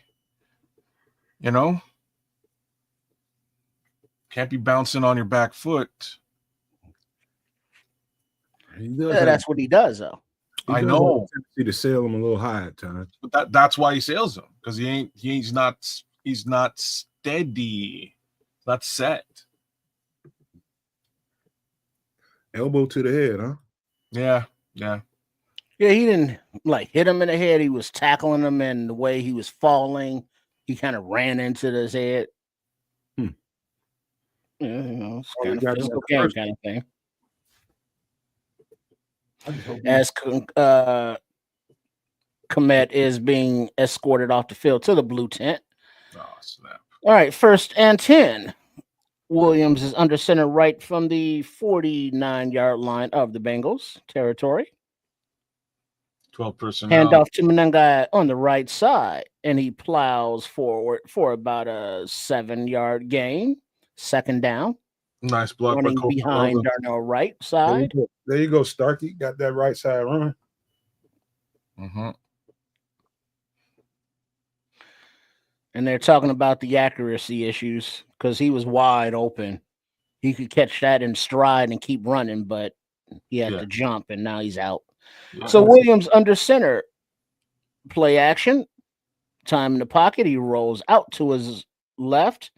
Throws across his body, and it is caught by Loveland. Beautiful play. I'll answer this quick. Chris Franklin, he says, Nomad, do you think Ben maybe putting too much of a load on Caleb? No, I don't think so. I think he's just still learning how to do the progressions and read the shit the right way. That's just a work in progress. I don't think it's too much of a load. Pause. Right on, Loveland. Get involved, rookie. Oh man, only you threw a pause there, but fair enough. I got a laugh out of it. All right, play action to Manungai. Caleb still has the ball rolling to his right, looking. The ball is away, throws out of bounds as there was no receiver open. You see, there was second and 10. There was like he could have hit. It wouldn't be for game changing yardage, but he could have hit Colston Loveland right there. Well, he didn't see a receiving open that he threw it to. Let me rephrase. Fair. He aired that out and threw that away. But Loveland was there. He was running with him, backyard football. But maybe that's just chemistry with Loveland is not All quite. Right. Under center on 2nd and 10, Manungai in the backfield. Hand off to Manungai, who runs a little bit to the left, takes a little plant step, goes right back up the pipe, and moves the crowd about 5 yards past. Darnell right! No! Darnell right! First down, Bears. Love it. Wow, fucking Now my dog going crazy. Darnell right! Yo, wait till you see this. Wait till y'all see this on replay. Jonah Jackson, Darnell Wright picked him up and turned him around and is like, go on, keep running, bro. You keep going. I got your back. And then he came and moved the pile. I'm going to move all three of y'all. Nice. Oh, but man. I like that little, because he was running to his left and he planted and cut up the field. It was beautiful. It was a very nice run. Very nice run. Well no done. dancing. You just when you see him on top of Manungai like that, you really don't know how big fucking Darnell Wright is until you see that. That motherfucker is humongous, man. Wow. It also Manungai is not a very imposingly tall gentleman either. I'm just saying, I'm not a stat guy, but a Smitty Q is that, and am I reading that right? Smitty Q's comment there? Somebody verify that. The inaccurate pass. I know I ain't drunk, I ain't high. He says Kyle 14 carries for 92 yards. That's somewhere about right. Is that correct? I will tell you if it is correct. I don't know about 92. It's correct. Yeah, bang on. You got it. That's exactly what it is.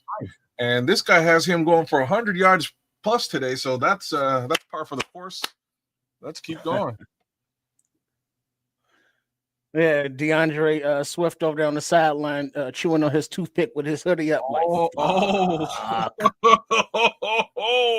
Starkey love.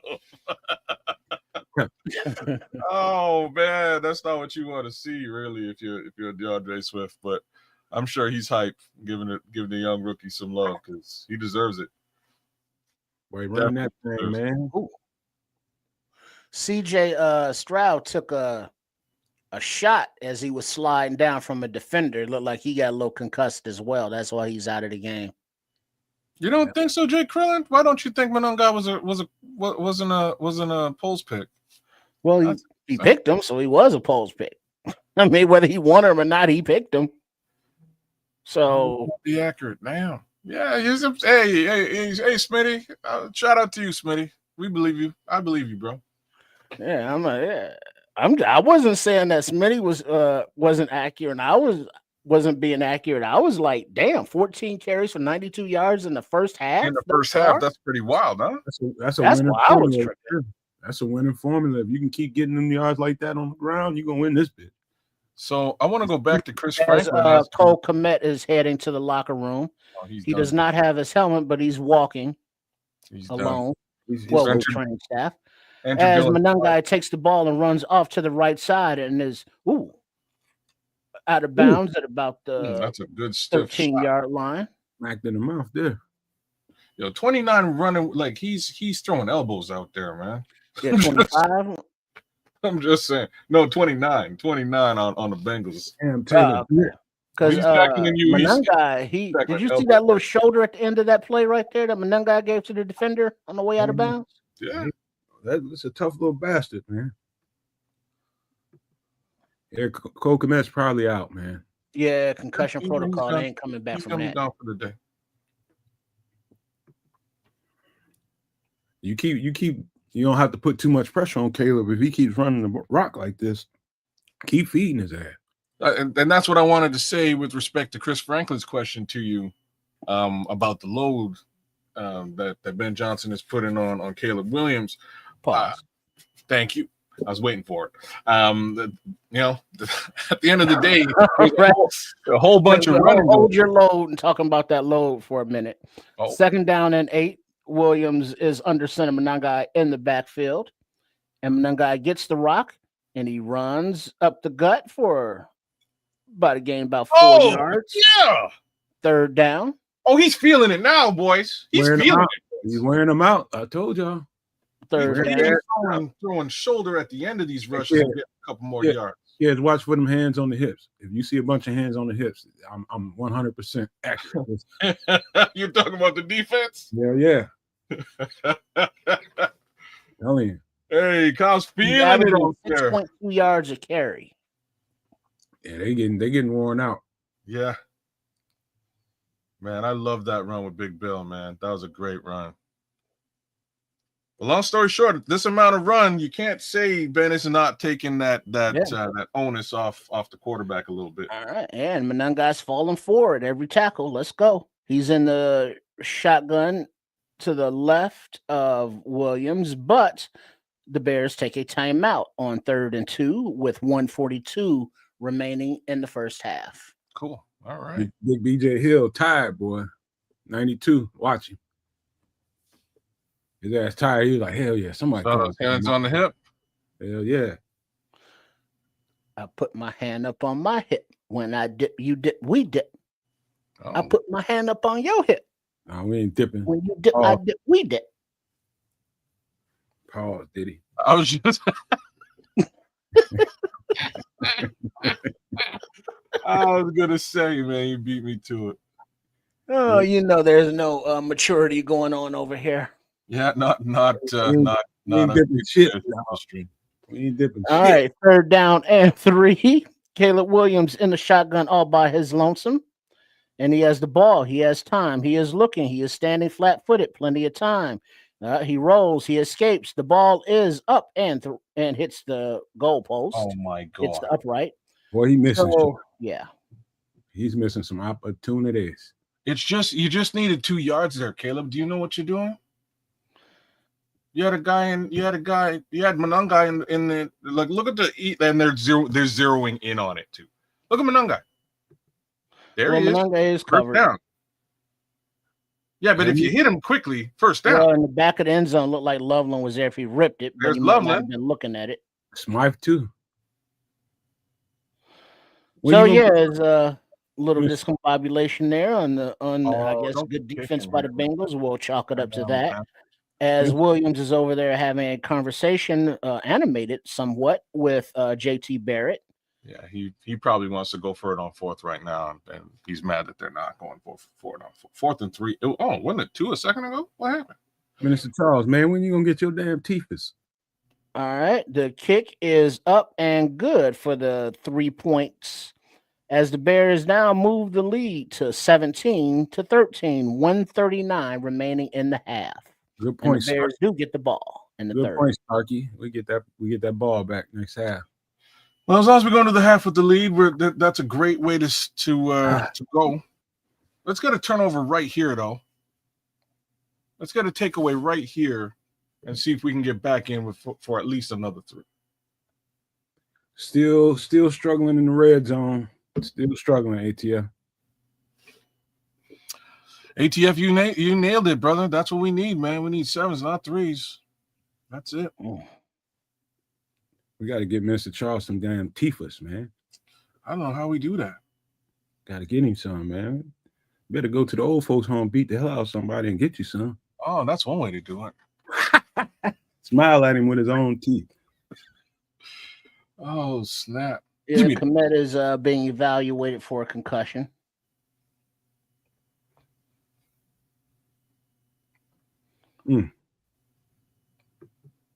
As the kick is away from Santos, and it is caught on the run at about the 7-yard line, and the returner gets to about the 39, where the Bengals will take over. 221. For us, that's Blackjack. Travis Homer. And I knew it too. You know, I'm gonna shut up. Sometimes I have to. All right. In the shotgun is Flacco, and he's back to pass. Ball is away to the left side, and it is nice chase completion, Caught him and he in his runs out of bounds. 1st and 10, 21-yard gain as he found a open spot in that zone.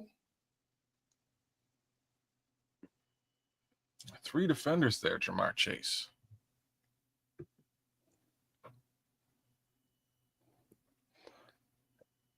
Interesting. All right, and the shotgun is Flacco. Back to pass. Ball is going deep down the left side. And it is no by T. Higgins.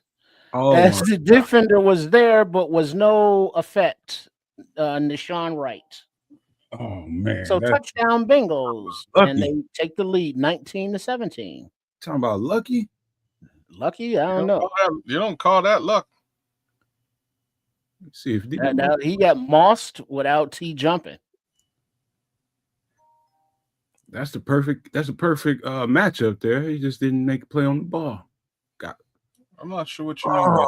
T, that might have been an interception if T didn't grab that mother. That's a man. He one of the best deep ball trackers in the league. That's just all it is to it. That should have been an incompletion or an interception. That's crazy. It is definitely a crazy catch, Tim Bazemore. And the PAT is up and good. So just that quickly, Damn sure helped me. Bengals take the lead. How did that go down so fast? Damn sure gave me a fantasy boost. I know that. Why, you running with Joe Flacco? 44-yard touchdown. Got T. Higgins. Okay, all right. Eventually our offense is going to have like deep strikes like that, right? We can hope. That I'm not hearing any positivity from the peanut gallery here at all. All right, how much time we got though? We got enough to get in the end zone. We got enough to get in the end zone. You're right, ATF. That's why we need 7s. That's why. Damn straight. That's why. Damn. We got a lot of time, man. That's crazy. I'm gonna pop out and go look at my fantasy right quick. I'll be right back. Okay.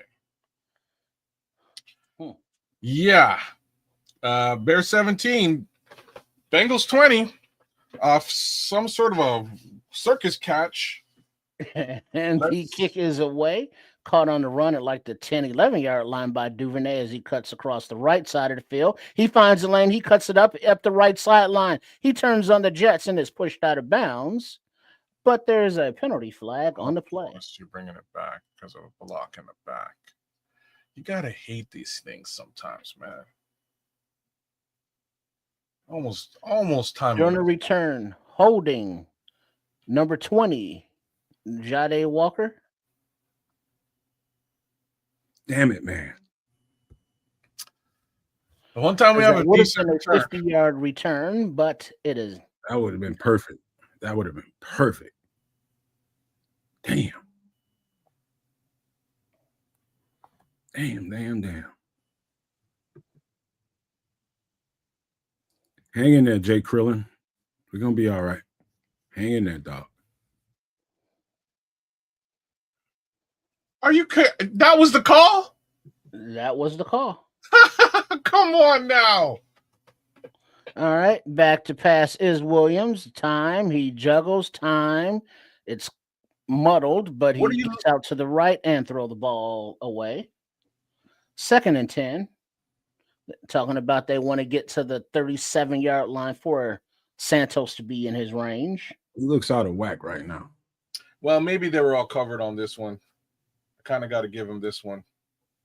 No way to know based on the shot we was given. Yeah, couldn't see anything going on in the secondary at all. But maybe we'll get a replay, and we do not. We're moving on to the next play. All right. Williams in the shotgun, white-shoed player to his left in the backfield. Can't see the number. But the pass goes to the right to Oz. And he runs out of bounds about 2 yards shy of the first down, third down. Little Britton Brown action there. Yeah. Britton Brown. Okay, that's who was in. 3rd and 3. So, I mean, it's still doable. Starkey, this might be use your damn leg time. Well, when there's nothing out there you know what I mean? You kind of do. All right, the ball is away, out, complete to Oz to the right side. And he runs out of bounds well past the first down marker. And a little bit more. 46 seconds to go in the half. Good job by Geno Stone holding up on that one. He could have cracked him there. Gain of 13. Would still love to see a touchdown as opposed to just getting in field goal range. They still have 2 timeouts. So, I mean, they're at the 40-yard line. Williams in the shotgun. Looks like, I guess that's Brown to his left. Mm-hmm. Back to pass. Time runs out, but he yo-yos in the pocket. Gets open. Throws incomplete. Ooh. It was looking for Zacchaeus, but it was out of bounds. Yeah, whoever was on Zacchaeus might be hurt, man. Went down hard. He's been dealing with the Bengal that was covering him looks like to be dinged up, but Zacchaeus that's what I'm talking about. Whoever was covering Zacchaeus, right? Like, was covering. Yeah. It's good coverage, but damn, he hit the bricks.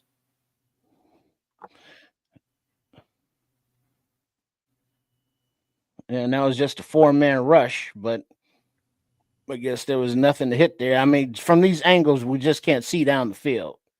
So we don't know what the receivers are doing. That's fair. If anything. Goddamn Theo saved his bacon on that one. Yes, he did. Mr. Mayhem does not trust Santos. We ain't got no choice. Yeah. Cottage cheese and pineapple, some vanilla pudding, Lay's, and a Jolly Rancher. Right on. Damn. Straight. Nothing healthy in that. Forget All that. right, let's go with the shotgun. Williams, he steps up, he takes off to run, and he dives for the first down marker, but they're marking him short. He's well short. He won't be short because nobody touched him. 3rd down. Okay. Well, no, he was giving himself up, so I think they just called it dead where he goes down. Probably right. Yep. There's a timeout. A timeout. See, this 32, 31 seconds. Looks like the Bears still have 1 timeout remaining. Go in your bag. They didn't never put up on the screen who called this timeout. Go in your bag, buddy. The Bengals have 0, so I'm assuming it's them. All right, 3rd and 2. Bears have 1 timeout remaining, 31 seconds.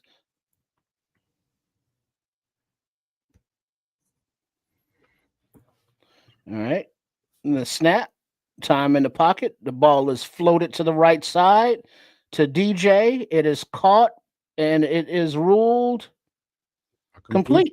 First down, Bears. Man, all you gotta do is, you just put a little pickup of 23. Touchdown, man. If you just he wants to stop the clock though here, right? But they're looking, and his toe may have been out of bounds on the 2nd foot.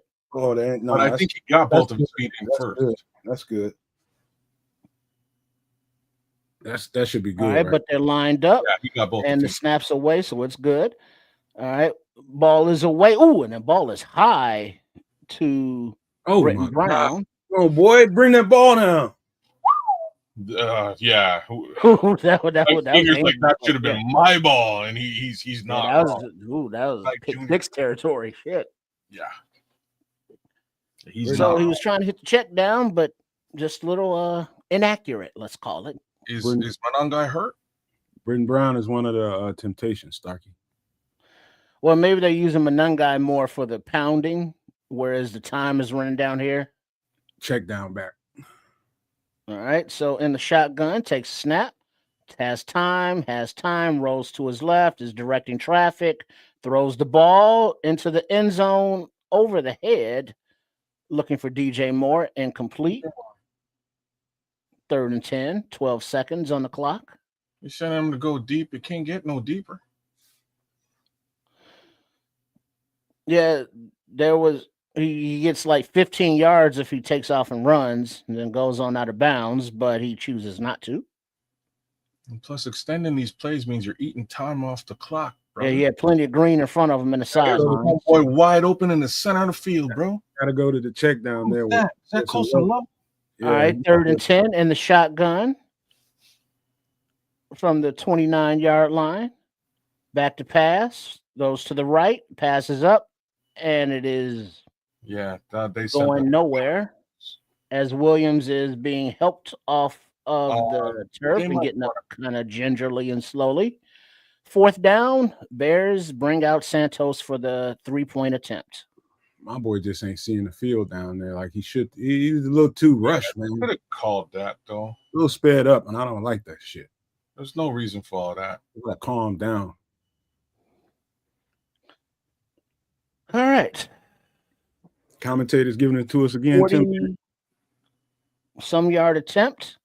Santos. Oh, shit. That is not even fucking close. Hey, somebody had to touch. Somebody got a hand on that. Pyro. Somebody got a hand on that. It was bad from the jump. I don't know if anybody got anything on it. Oh, they definitely got a hand on that.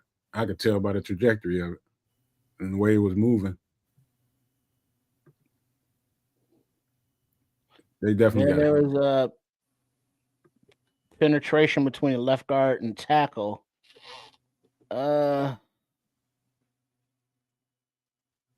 58. Somebody may have gotten a fingertip on this and Osai.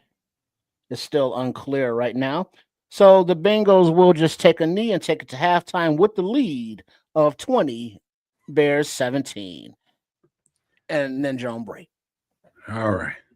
Make sure everybody knows that we're streaming in 3 different places, right here on the Nomad Network, also on the Canuck channel, and at Sports Chicago Style. So do us a favor, stop for a second.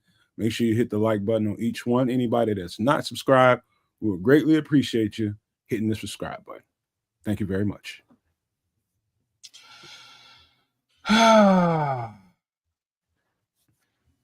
That's why you get 7s, not 3s. It says ATF. Oh, man. It's all good.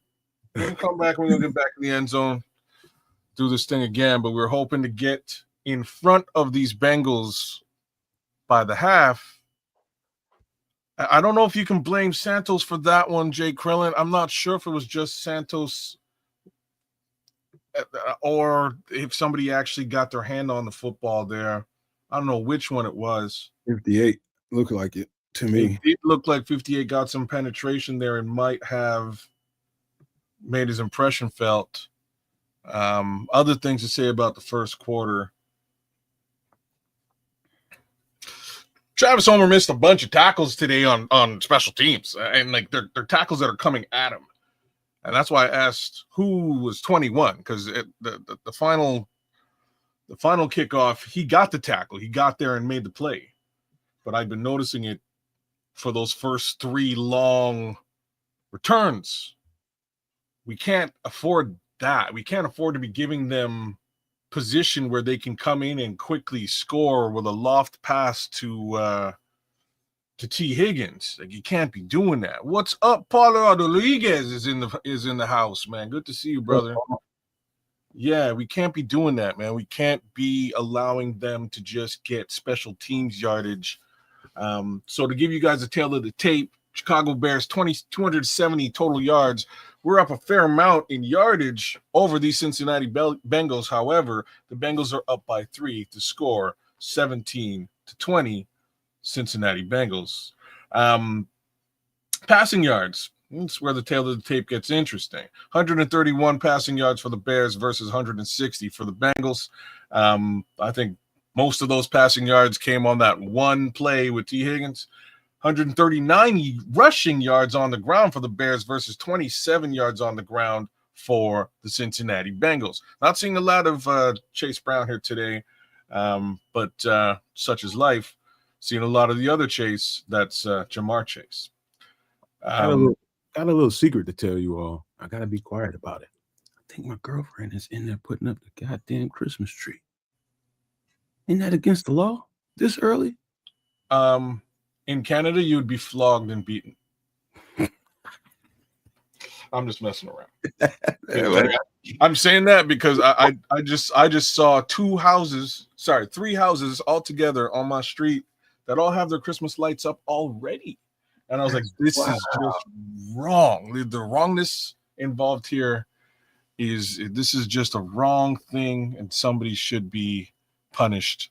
I always thought that you had to do that somewhere around Thanksgiving. Yeah. Then take it back down, the scroll says. And that's when her and that Christmas tree, man. Dude, I ain't fucking with her. She loves that Christmas tree, man. She probably don't know I'm in here saying this shit, but she crazy about Christmas, man. Crazy. Most women are, and this is why it is the biggest industry in North America. Man. Shout out to Coca-Cola Company. You won. I got it. I had to take it out. Jay Sanders, just because of the word you put in it. That's all. Yeah. Man. Jake Krillin, man, I'm with you, man. I hear what you're saying, and I don't know who the better guy is between Mr. Santos and a certain Mr. Moody. Well, you didn't really want to put that one up. Yeah, there. My bad. I didn't see that. Or this one either. This. Oh snap! Everybody's going crazy, man.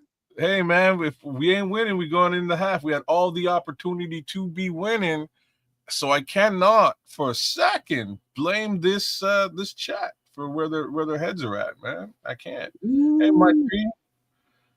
Yeah, ups and downs, and yeah, Caleb has some vision issues. You're right.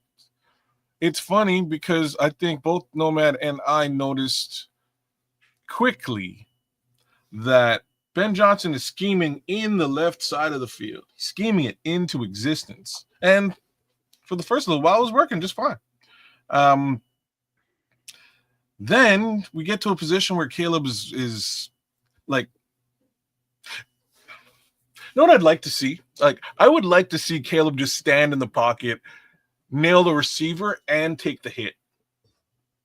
Oh no! See, that's part of. You know what? I'm glad you brought that up because I had to. Thank you very much. That's a good point, man. He just won't stand in there long enough. Sometimes you got to take one on the chin, dude. Take it on the chin, nail the receiver, get up, dust yourself off, do your Jay-Z impression, and go back to work. Man, dog, I see that, bro. You got to stay. You got to be still, man, and just deliver a shot, man. And you're gonna get one. Brush your shoulders off, take the hit. Price of doing business, man. Nail that guy. Sometimes you're gonna eat it. You might draw a call too because you ain't running around. You might draw a call, but hell, we know in Chicago ain't nobody trying to really give us calls. Either way, man, you might hit that receiver that you're staring that's wide open where he's at. You might. That's something I ain't seen. Got to be willing to get a little bloody in there sometimes, man. You can't. I've been seeing some really, really good pockets. Really, really good times. Scrolls, he can't be running. He can't be running for his life. Like, damn it. Any viable pocket quarterback will do that. Like I've seen name a pocket QB, and they will stand in there and take it, man. They'll stand in the pocket and take it and gun their guy. Aaron Rodgers, Goff. The homie we're watching today will stand there, eat the shot, and hit his guy. Flacco does it regularly. I'd like to see Caleb do that once or twice to make just to see if he's willing to do so. I'm not sure if he is. It looks to me like he's much more willing to get the hell out of there. Squalls wants to know, why is it so hard? Why is he having such difficulty in getting to the check down? That's a good question, man. Because he's trying to save his bacon. This is what I'm trying. This is the point of my comment. Because he's trying to save his ass. He wants to come out clean. You might not come out clean, bro. You might get a little dirty. You might get some grass on your ass. But you might get the pass. Might be a reception. Gotta stand in the pocket sometimes. It can't always be. And like, to make matters worse, and this is something else I was alluding to earlier on. If you're 46 seconds left to go in a football game, if you're extending the play, you're just eating time off the clock. For the right? most part. For the most part. I don't, you know what I'm saying? Like in those situations, you want to get the ball out of your hand as quickly as possible. If it ain't there, I'm not going to be mad at you if you airball into the stands and get rid of the ball. If that's what you have to do, that's what you have to do. But dancing around and trying to find a play, you are eating the clock as well, and you have to be cognizant of that too. So that's just another thing to pay attention to. Well, I understand the missing people. He's missing people in the progression, which is a problem. Yeah. Missing people, like lofting the ball too high. I can't really I can't understand that. You got to get your feet set. You got to stand, hang tough, to quote the worst band ever. He's making the rudimentary shit too difficult, man. Like the check downs, just take the easy one, let them catch and run it if you do nothing else. And times when you're out there and the pocket is they're giving you a good pocket, you're not seeing what you need to see down the field, man, go ahead and put on the Jets, man.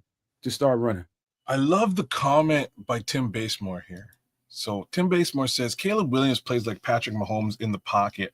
There's some tap dancers in the pocket. And yeah, he's like that, except, and here we go, except he hasn't found a backyard ball partner yet. That's what he's missing. And I think that guy's name is Colston Loveland. I'm just going to put things together. I think his name is Colston Loveland on this team.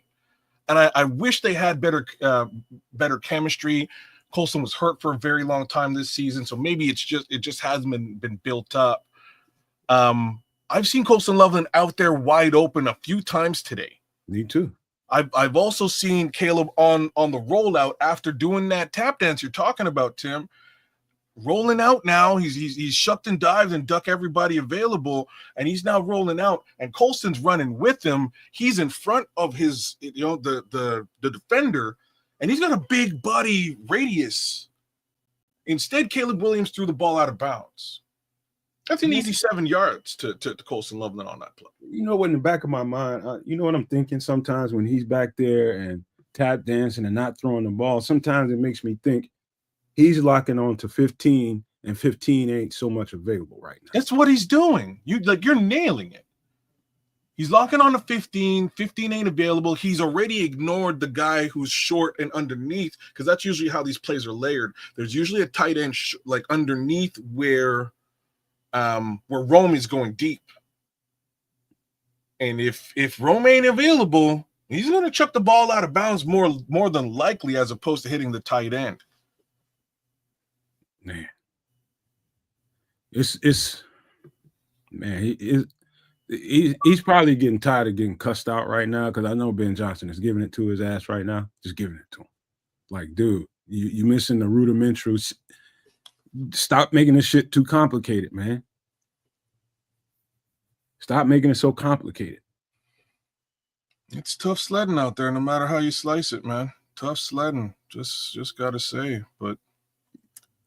You can't say that I can't say that he's playing bad football, but he's not playing good football at the right time. Like, there's times when you got those opportunities, or certain opportunities where you got to capitalize, man. You can't leave your offense out to dry like that, or your defense like that, man. You got to make sure you get what you need to get down there. So, and that last series was just check down city. All you had to do is drop that thing off.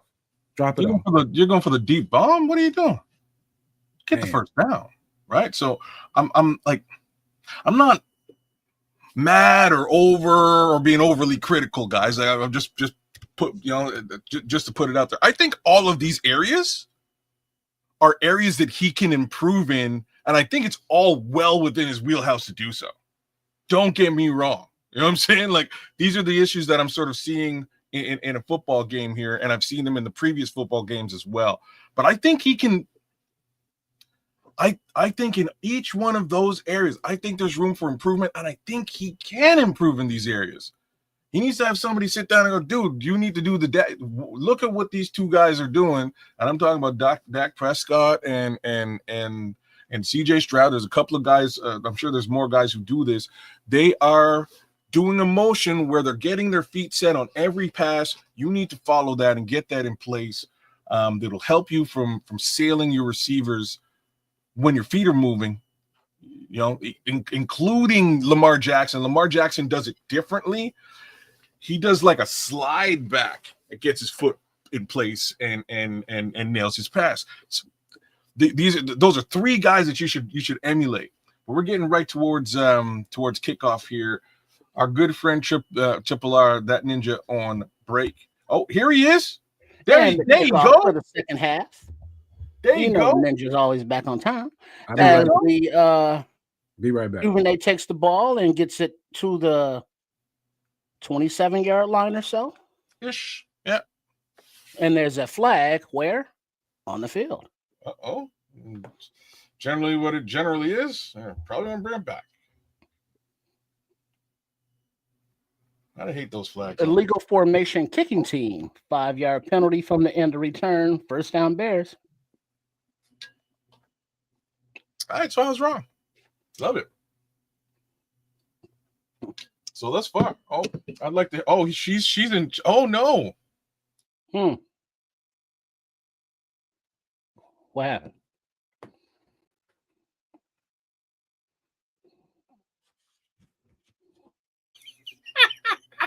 Sorry, I had to, and even she's laughing about it. So it was Aditi Kikawala interviewing Ben Johnson, and things went much better this time around. He gave her a quick, easy answer and left. And he's shaking his head about it right now. He's still mad he had to talk to that lady again. All right, 1st and 10. Play action. Kept time in the pocket, but the pass is out to Monangai, but is dropped. Maybe a 1-yard gain, but he couldn't catch it. 2nd and 10. Couple injury updates. Cole Kmet is still in questionable with concussion. And P. Ryan is doubtful with a possible ankle injury. Okay. All right, 2nd and 10. Williams in the shotgun all by his lonesome. Back to pass. Time. He's looking. He's scanning. Time. Rolling to his right. Time. Let's go get dumps it off. Finds a receiver. Finds DJ Moore for the first down. But then Moore grabbed his back. That's a miss. Or he grabbed his left hammy, his left gluteus maximus or minimus. But he's on the sideline. He's able to get off. Yeah, he's been hurting a little bit for a while now. That was not a good situation for him. There's a couple of defenders in play. They say a receiver was all by himself, but he missed it. I couldn't hear which receiver. Friday Walker on the field. But 1st and 10, you got to hand off to Monangai, who runs to the left and finds a nice little crease and gets about 7 yards. 2nd down.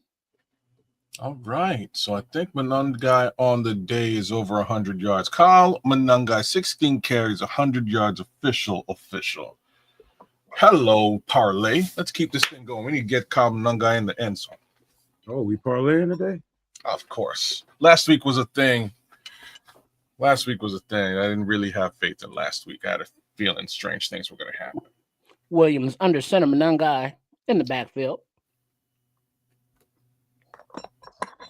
Takes the handoff, makes a little cut, and gets past the first down marker by about a yard. Move the sticks. Kyle Monangai, first down Bears.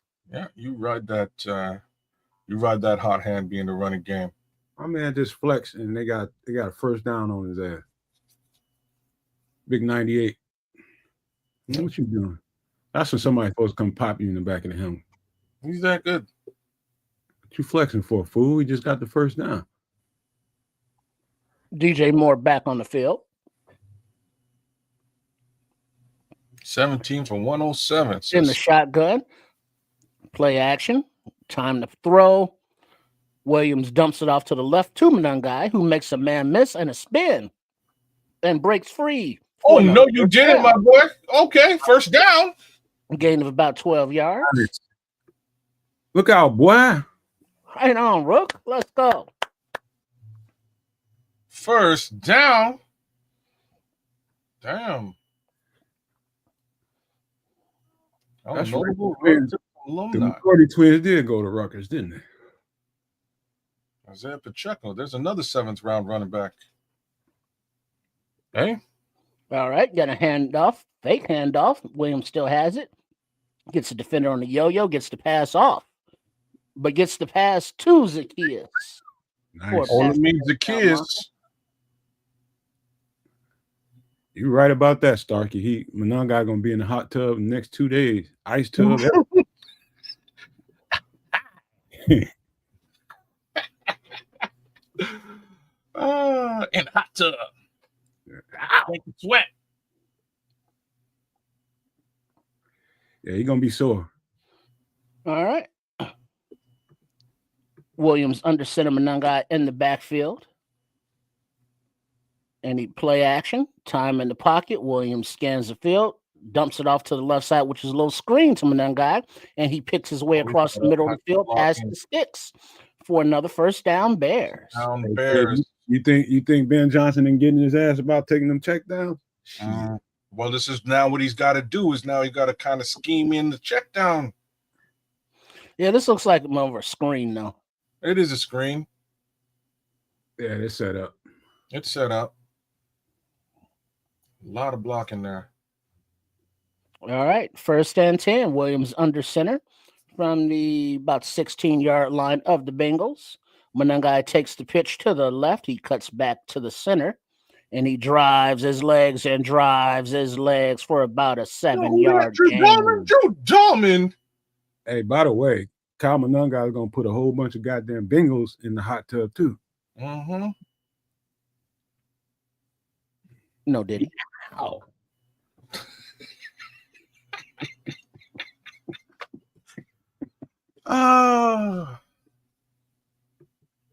Y'all jumping too early, Starkey. Too early. But he definitely gonna get a whole lot more touches. Swift gonna be right back in there at the start. All right. But 2nd and 3. Williams under center, a tight end at a fullback. Monangai at the running back position. Monangai takes the ball, runs to the left, meets a crowd of defenders right at the line. There's a flag on the play. What's the flag? He's out there by Oz. Yeah, we wearing their ass out, Tim. Exactly what I was talking about. Hit him late. Holding defense, number 94. Half the distance at the end of the run. 1st down, Bears. Only time you do that is when you're trying to get a some kind of stunt going. Let me see what happened here. Okay. He trying to stop him from pulling out. Mm-hmm. Trying to get to the next level. Yeah. 1st and goal from the 4-yard line. Play action Monangai. Ball is away. Incomplete to Odunze. Oh, Rome. Just lead him. No, that's Caleb. That's a bad football. Yeah, it was behind him. Yeah, it's behind him. We should have led him. Because he's wide open. Throw it to the back of the end zone while he throw it behind him. Money, Caleb. That's money. That's money. Yeah, they had the whole end zone all by himself. So they're trying to say maybe it was deflected at the line of scrimmage, possibly. Oh, at least that's what Caleb's trying to say. All right. Under center is Williams with a fullback and a running back. Monangai gets the ball to the right side, cuts. Then he stacked up, but he's still driving. He looks like they're knocking him just short of the goal line. Right there at the 1. Just inches short. Oh. Come on. Get Kyle Monangai in the end zone. Let's get Kyle in the end zone. He deserves it. It's 2 down territory. 120 yards rushing today. It's 2 down territory, man. Just pound this motherfucker in. Make him submit. All right. 3rd and goal from the half-yard line. Williams under center. Monangai in the backfield. Toss right. Give me a toss right. And there's whistles before the play gets really started. Play clock down to 0. Start. Delay of game offense. 5-yard penalty. Come on, Caleb. Now. Even worse. They be having that shit right now. How do you get a delay of game down here now? Getting out the huddle fast enough. 4, 3, snap. Do something. They were like 3 seconds off on that play. Yeah, that's super late. Getting in and out the huddle, man. All right, 3rd and goal. Damn, she's straight. You watching that too? From the 5.5-yard line, Williams in the shotgun. Monangai to his right. The ball is away. The pass is caught in the end zone. Colston Loveland, touchdown. We'll do a late hit too. I just dump you off my fantasies team today. Now you get in the end zone. It's about damn time you found him, though. That's very knee-jerk, kids. Well, no, knee-jerk. It's week 9. You know what I'm saying? Like, knee-jerk? It's week 9, bro. I'm sorry. You should have stashed him, man. Yeah, Loveland just He's went been out stashed there, for 9 weeks. Run a little post, a little slant, whatever the hell that is. And Williams found him. Now the Bears 23, Bengals 20. PAT attempt is snap, hold up, and good. Bears 24, Bengals 20, with 8:11 remaining in the 3rd quarter. Let's go. Welcome to the NFL coasting. Yeah, Colston, he popped his TD NFL cherry right there. Congratulations to him. That's going to be hurting tomorrow, too. That's going to hurt. That's going to hurt. I remember one of them shots like that. It didn't bother me during the game, but boy, by the time I got my clothes on after that shower, my whole frame was sore, man. Whole frame. I mean, like all my upper body. Ooh, I remember that day. Starkey, I wanted him to get the touchdown too, brother. I was pulling for Kamanangai, but once that penalty came in, what can you do? What you can do is you can hit Colston Loveland. And it's about time, man. I think Colston Loveland is a big key to this offense, and he's not being utilized. And I don't think that's a Ben Johnson thing. Anyways, we winning. Thank God we got in the end zone when we did. We need to do this a couple more times. Real talk. We need to take away right here. That would really solidify this football game. Best thing about this, we got a fresh defense now. Very fresh defense. They've been sitting for a while. You're right. You're right. That defense on the other side got to be a little bit on the sleepy side, man. They got to be a little bit tired now. Man.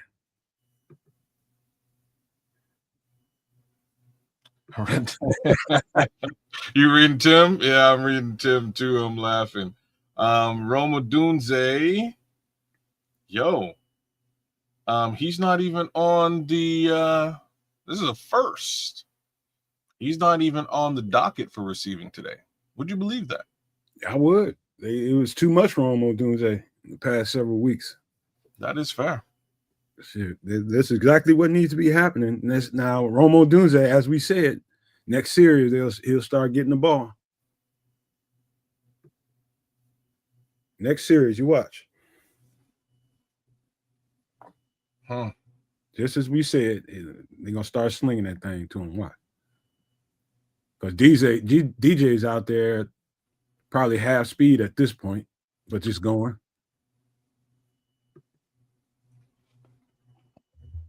Well, he's got enough attention. What are you laughing at? It's a scroll, man. Take it easy. He ain't hating him. And the kicker is away. Oh. And it is caught at about the 3-yard line. Returned and banged down at about the 30-31. See, okay, I'll take back what I said about Travis Homer. There we go, Homer. I'll take back what I said. Talking shit. No, I'm just calling it like I see it. He missed two, and the two tackles he missed resulted in a big gain from the on special teams. Okay, we get to be human now. But he just got two nice tackles on special teams, so he's getting back. He's getting his get back. 1st and 10, Flacco under center, running back behind him.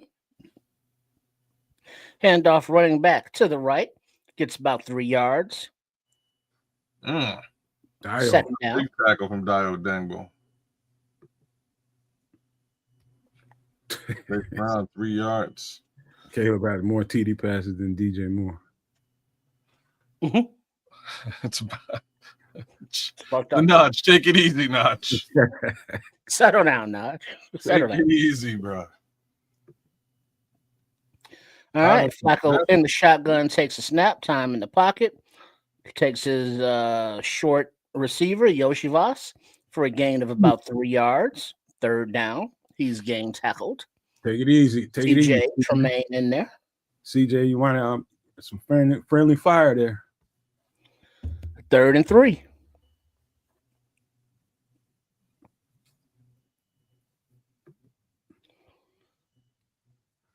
Yeah, unless the team is blitzing, they ain't getting pressure. Well, again, Flacco is solo in the backfield in the shotgun. Takes a snap. Blitz is coming. Picked up. Ball is lofted out down the left sideline. Flag, push off, probably. Dropped it in the bucket to the wide receiver, but there is a flag on the play. Two different flags. Probably a push off. I'm hoping. One by the line of scrimmage and one by the catch. Let's see if somebody held.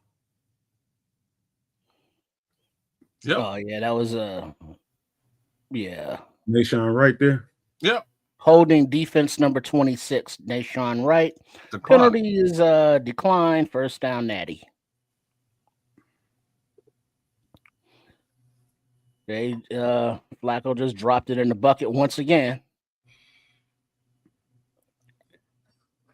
Nashon Wright ain't been. He doesn't get turnovers. He's no good. Well, I hear that. 1st and 10. Flacco shifts into the shotgun, running back to his right. Takes a snap. Ball is away, floated up the right side and right into the gut of his receiver. And a flag. And a flag on the play. Just shy of the end zone. Joe Flacco, ladies and gentlemen. Just floating it up there. Another beautiful pass. Going right to his receivers. So nice. Pass interference defense. Number 29, penalties decline. 1st down, Bengals. Man, sit your ass down. 1st and goal. Oh, damn. Bye. Oh. Help came too late that time. Got off down. Those little underthrown balls. He never turned his head around. He was beating them up. So, yeah. Got a little off Right. down. And from the shotgun, inside handoff is met and tackled and stopped. Big Ford. TJ was in there early. Big Right, J. 2nd and goal. Yeah, Ford made the tackle. All right. See, it looks like we're going to have a. Let's see, what is that? 44 points already in this game. And neither defense looks like they want to do anything about that. I don't think. All right, let's go. Flacco in the shotgun, running back to his right. He takes a snap. He's looking to pass. Ball is out to his right. And it is caught short of the end zone. CJ on the tackle rolled Higgins out of bounds just shy of the end zone. But Higgins looked like he extended his arms and he's politicking for it. He should be. It's close. I think he might. I don't know what you call that. Yeah, he has incredible hands. I mean, that looks like Yeah, touchdown Bengals, because he hit the pylon, while he was still in the air before he landed out of bounds. Yeah, he turned his body over so the knees and elbows didn't really hit the ground first. His back did. Yeah, they're gonna give him tutty on that one. Yep. So right now, 26-24 Bengals as they review the scoring play before they PAT it.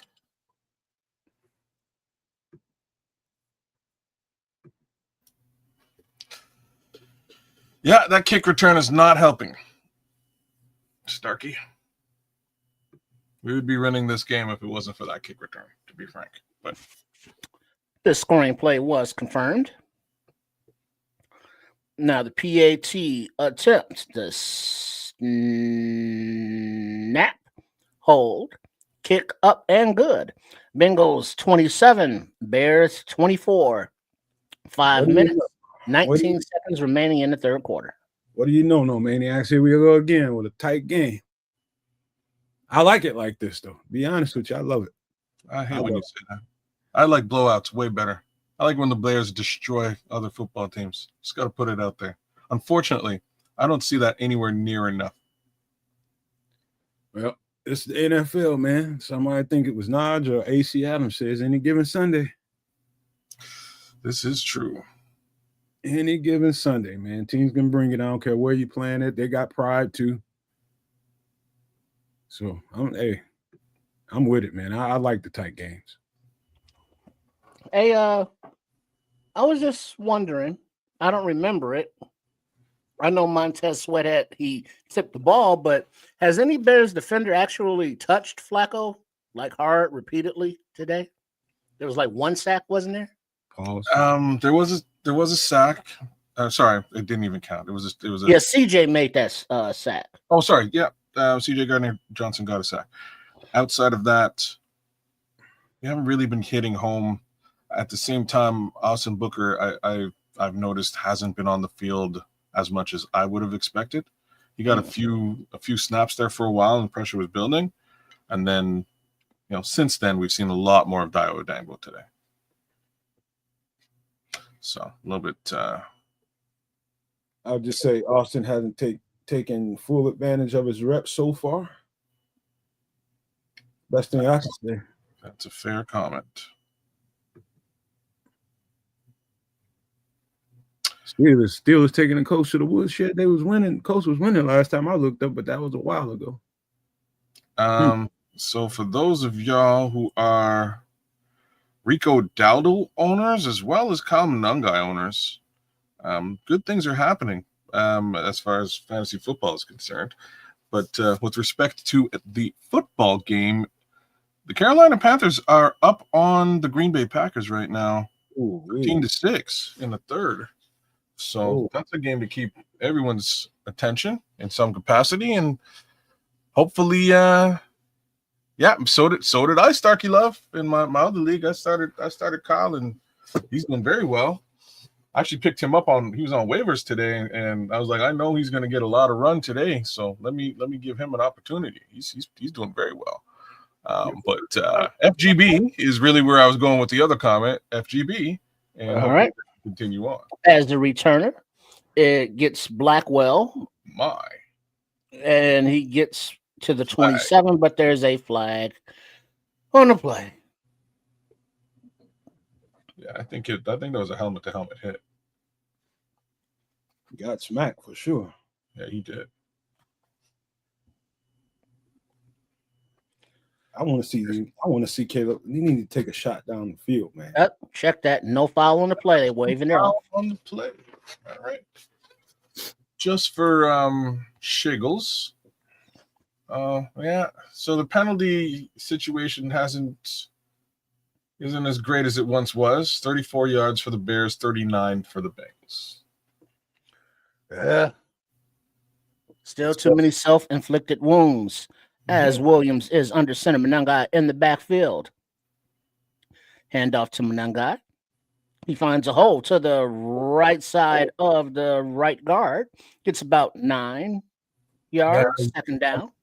They missing Tim Bazemore asked what's up with the special team today. They're missing a couple of nice key pieces, man. Yeah, there's a bunch of them that are out. Yeah. Hippolyte, Dom Rob, you name it. They're like most of the folks on special teams are not playing today. All right, 2nd and 1. Play action of Manungai. Plenty of time in the pocket. Ball is away deep down the middle, and it is complete to number 84, Colston Loveland. Crosser, dig route. And he Remember gets that guy I was talking about. 33-yard line, 1st and 10, Bears. Yeah, of course, the day I drop you. 31-yard gain. That's what I need, Colston. I told you, knee jerk, man. 10-week knee jerk. All right. Hey, man, you got it. I wouldn't have dropped him. 10-week knee jerk. That looks like the same touchdown play that Loveland ran, but to the other side. Yeah. And obviously more room on the field. Especially knowing Cole Kmet was a little hurt. Center, handoff to Manungai. Ooh, he makes a man miss and dances. And he finally gets tackled there after a 3-yard little nifty run. Looks like he's asking out of the game. I think he's hurting a little bit after that tackle.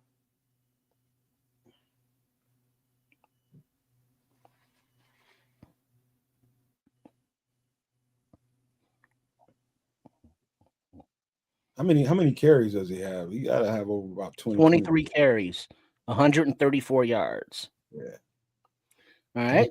You got Williams in the shotgun, hands off to Brown. No. Who makes a man miss and then pounds up Brown and gets right to the yard marker, just a little bit short, 3rd down and less than 1.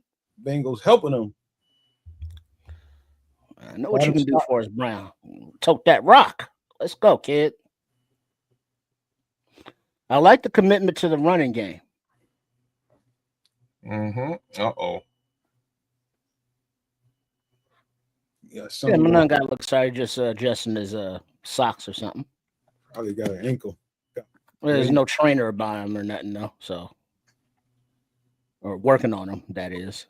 All right, 3rd and short. Williams under center, hands off to Brown, who dives over right guard, past the sticks, 1st down. I'll take it, Brown. What can Brown do for you? Well, you know what he can do. Yeah, Roschon is out with what's his issue now? Back issue? Yeah. Yeah, he's not even available for the game. He's inactive because of his he got a bad bike. Yeah, he also got no love from this coaching staff. They do not. Well, that too. All right, Williams under center. Brown still in the game in the backfield. And a little toss to Brown. He runs left. He finds a hole and he cuts up the field. And he finds the end zone. Touchdown. Touchdown. Britton Brown, Chicago Bears. Nice alley to run in, man. They made a nice alley. You got to give some credit to the Eagle over there.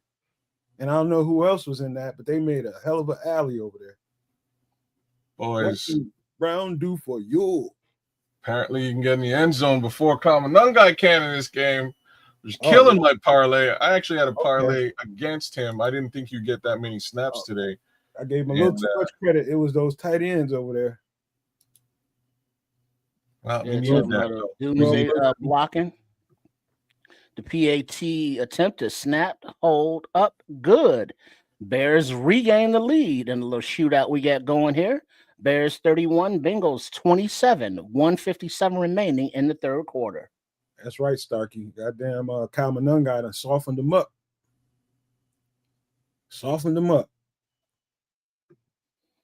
Yeah, great block by Doomsday. Good point there. That was a good block by Rome there.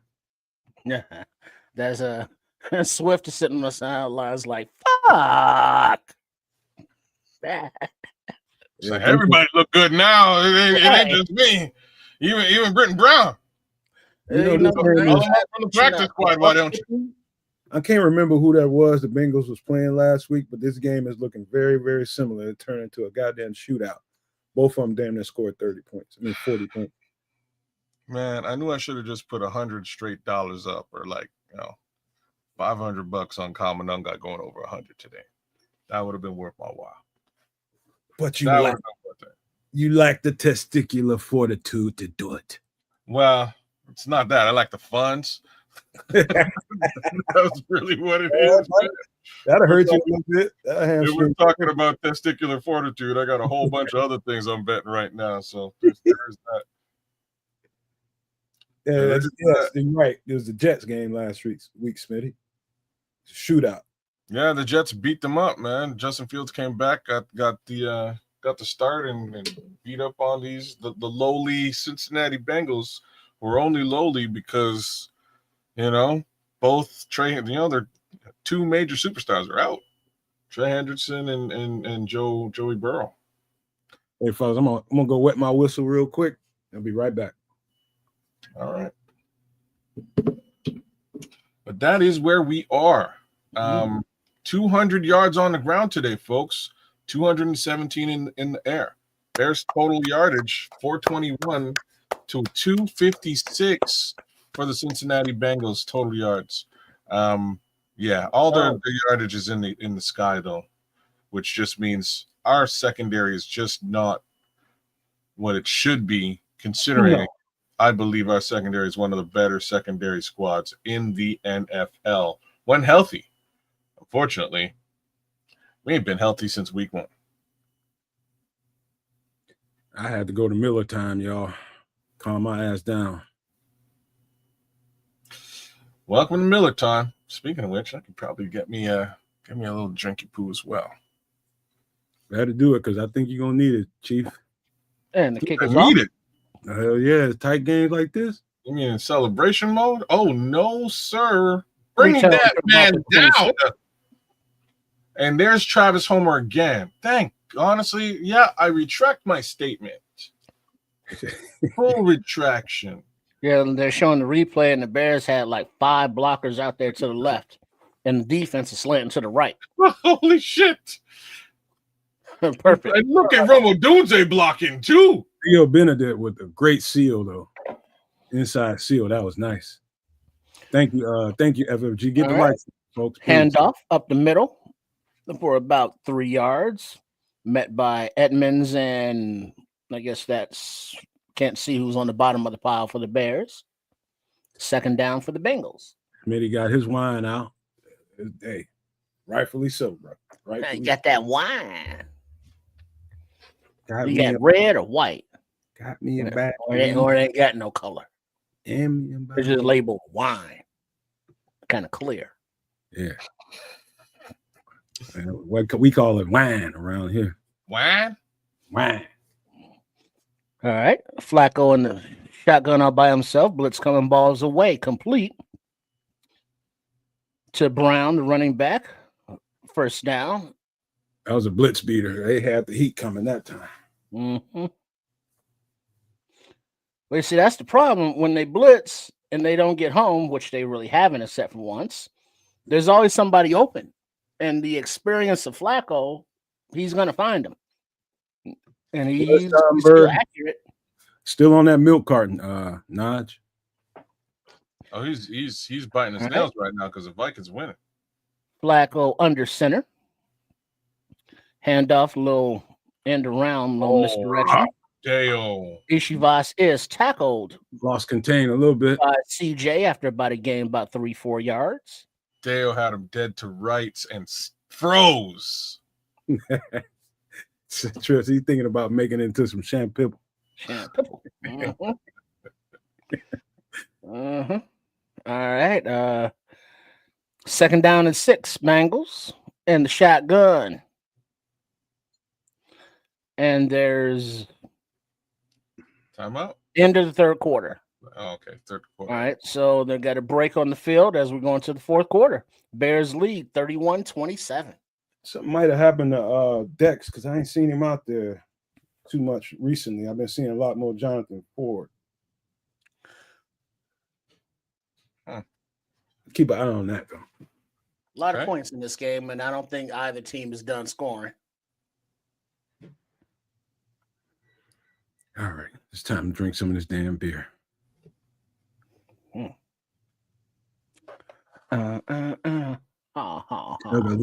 a lug. I mean, you ever drink out of a beer funnel? Yes. Yeah. Yes, I have. That is the funnest shit ever. I'm gonna have to get me. I've kept one of those since college, and I ended up giving my last one away to somebody that was having a party. I was just like, fuck it, I don't want it back. But yeah, that's fun. I got my fucking aunt who is in her 70s a Chuck Lug one time for Thanksgiving. It was fun as shit. Auntie, take it to the head. Took it to the head. Yeah, bro. We used to do it on our sales trips. We call it funnel management. Damn, Smitty says Gibbs just had one. What'd you say, kid? That was cool. I said we used to take them. So there was one sales trip. We rented a bus and we had to go to a ski lodge for like a big sales summit. So I'm sitting at the back of the bus, and in comes my friend. He comes in and he puts down a cooler. I'm like, dog, what are you doing? He's like, yo, we doing funnel management today, boys. He cracks open the cooler, pulls a funnel out of the cooler. I was like, okay. We just crushed it for a solid couple hours driving down to the ski lodge. You know, midway through, we're wrecked. It was a good old trip on that bus, man. We had fun. Party starter, man. Hey, you know what, ATF? The cool thing about the one I had, the last one I had, it was a dual funnel. So it had a shutoff valve, so you can fill both of them up, and it's a race. So those are instant party starters, man. Instant. Here, have a little drinky poo. That's all good. Mm-hmm. Yeah, we got Timothy Basemore came in hot. I see that. So the one that I had, there's no chance of that other all right out of the funnel crossing over. Trust Here me. we go. 2nd and 6. There's pressure, and he goes down by Austin Booker. Baby, the book is back. The ball is loose. There's ball. And that's Dexter back on the field. Sack force. Booker, baby. And there's Big Dex. Big Dex recovering the ball. That's what I'm talking about. Flex on their ass. The book is back. That's what I'm talking about. Ooh, Austin Booker said, "Get out my way, little man." Move. Get out the way. Ball clearly came out. Clearly came out. Damn, he just got treated. Let's go. Damn, Orlando Brown, you ought to be tired. You ought to be ashamed of your damn self. You about like 100 pounds bigger than that dude. Yeah, I think we were right. The book is back. Let's let it go. Right on. Sack. Force fumble. Austin Booker. Man, we got to come up with a name for him. The book, we did. The book. The book is back. You know what? I did a design. I shouldn't even say it out loud, but I do have a design, and it's a cool-ass nickname. I'm Orlando Brown Jr. He wasn't even a speed bump. Oh, he just got his shit handed to him, bro. Annihilated. We'll see, Starkey. We'll see if we get Kyle back on the field, but he missed that whole last series. I know that. You watching that though? Like on the tackle, he's feeling for the ball. He made sure that ball. It's confirmed. You got Williams in the shotgun all by his lonesome from the Bengals 38-yard line. Backwards pass to looks like T-Bag. Yeah, and then T-Bag throws it back to the left to Williams, who's running up the sidelines after a huge game, runs out of bounds. Oh, shit. Get in the bag, dude. Get in the bag. That's a dope ass play. Yeah, get in the bag. Was that T-Bag? Was that 17? That was 17, man. TB17 came to play. Yeah, that's him. Oh, no. He froze him. Dazzle. He froze him out there when he got the ball, too. That worked well. That was beautiful. Well scouted, Ben. Well. All right. 1st and 10. Williams under center from the Bengals 18-yard line. A little quick bubble out to the right to Zacchaeus, and he might get back to the line of scrimmage. 2nd down. Yeah. Darnell let one get away from him there. He's all right, though. Yeah, that boy Booker about to be a star. You're right. That's what I'm trying to say. And it seems like the Bengals are having an issue at linebacker with an injury off the field and one taped up with the ankle. Mm. Monangai running their ass over. All right. Williams in the shotgun. Looks like Monangai to his right, who gets the ball and runs right up the pipe. And he It's gets funny. maybe 2-3 yards. 'Cause I was looking Third for down. the orange shoes, and he got them all taped up now. So I guess he has a bit of an ankle issue. That He's boy fine now. shouldn't run for a little dude, man. Punishing. Yeah, he gives you something a little bit different than like you would get from a Tyrique Cohen. You know what I mean? Like he's a bowling ball, man. Mm-hmm. All right. 3rd and 8. Let's go. We got to make a play here, Mr. Williams. Use your legs if you need to. Here, using legs. Right. Williams in the shotgun. It looks like, I guess, Brown in the backfield. A lot of motioning by the receivers and tight end. Snap and the ball. Time in the pocket. Williams yo-yos. He has nowhere to escape to and goes down for a loss of about a yard. 4th down. Waited too late to run it, man. Yeah. Should have squirted out of there early. Pause for real. No, that was 21 in the backfield. Homer, excuse me. Oh, there it was on a drop down. Probably should have dropped that off to Travis Homer. He was 1-on-1. Yeah. Yeah, you should have dropped that off. He should be pissed at himself on that one. All right, so Santos in for the 3-point attempt. Snap, hold, kick up, good. Bears add another 3 for 34. Bengals 27 with 12:03 remaining in the 4th. He's freaking out on the sidelines. He's mad. He should be. Get your shit right, man. Check the goddamn ball down, sir. He's mad, man. I'm real glad that I can't remember who it was, but whoever was standing in front of him, I'm glad they were standing there because folks would be talking about that all week long. Who's going off like that? Yeah. At who? Quarterback coach?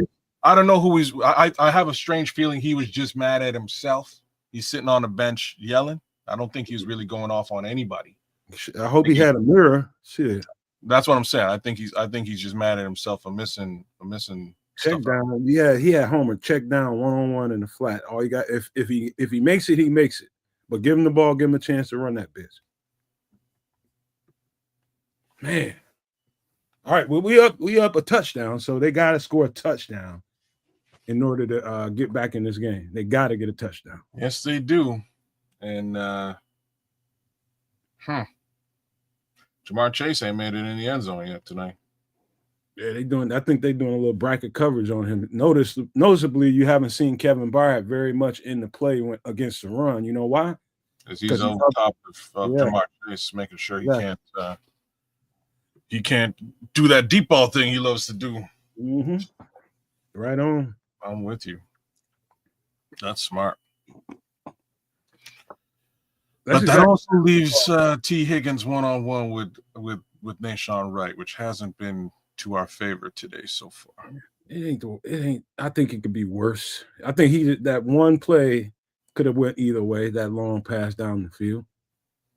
He got on the Tyrique a couple of times today though. He has, man. Tyrique ain't been playing great today either. I wish I could argue with that. But I would much rather have him back on the field than not. So I'm giving him a little bit of a benefit of the doubt. He might still be ginger from his injury, right? Might still be hurting a little bit. I don't think that's any excuse. It's just like it's a couple of times I've seen him in pretty good coverage, tight, got off balance once, and then the other time he just didn't get his head turned around. And that's you got to get your head turned around at the right time to give yourself a chance to play on the ball. So that would be my problem with it. As the Bengals return the ball to about 25-yard line, 26. Who's 40? Jackson. I see Hicks down there among others on special teams. Good tackle by Jackson on that play. What's up with the scores around the league? I don't know, but let me check on the NFC North stuff. See if I can get us a right. You got Flacco in the shotgun all by his lonesome. Yeah. Snap, and he's looking, and he's taken down quickly by number 98, Montez Sweat. See, and that's what happens now. You see, that's what happens. Gonna make you sweat. Ha! Let's go. He out of backfield, and it's a short passing down. He gets loose. Well, it helps because they didn't block him, so That does help. Yeah, when you leave him wide open for. I saw what it was. It was Kevin Byard over top of Jamar Chase and made him have to look elsewhere. All right, 2nd and 16. Back to pass is Flacco. Pressure. Okay, this is what we're missing, y'all. That's on his ass. And complete. This is what we're missing. So they just dedicated a double team to Austin Booker, and now you see Dexter getting breaking free. Now you see Montez Sweat on the other side breaking free. It can be a problem when you actually have another threat on that defensive line. I'm smelling what you cooking. You see what I'm saying? Mm-hmm. You ain't double teaming Montez Sweat. Montez Sweat's gonna eat. Mm-hmm. And you're definitely gonna need if you don't block him at all. You know what I'm saying? All right, so 3rd and 16. Flacco in the shotgun, back to pass. He's looking, the ball is away, and it is complete to number 5. That's the first down marker by about 4 yards. So there we go. About a 20-yard gain on 3rd down. First down to TJ. Tyrique wasn't out there on this last series. It was Tyrique. No, he was there. Oh, sorry, that was an earlier one. Nick McLeod's on the other side right now. I don't know if it's for that play, but I'll keep an eye out there. Well, that play was Nashon Wright. I just noticed McLeod being out there. All right, 1st and 10 from the 41-yard line. Flacco throws it to the left, incomplete. No place to go with it as pressure was getting in. Everybody was covered. 2nd down. See, there go Joe Flacco again. Take the hit, get the ball off. Might not have been a completion, but, sometimes you just got to stand there and accept the fact that the coverage, the pass protection is gone. You might still be able to make a play. And that's a 40-odd-year-old man doing it. Practice one day this week, but he's a veteran. That's why he's got 30 years in the league, however many years he's been playing. You don't want to hang him up. All right, so he's in the shotgun. Quick pass across the middle. Complete to a tight end. Just shy of a first down. 2nd down and short. By the way, Noah Sewell's out there playing for TJ. I don't know why. He must have got banged up very recently. He was just on the field.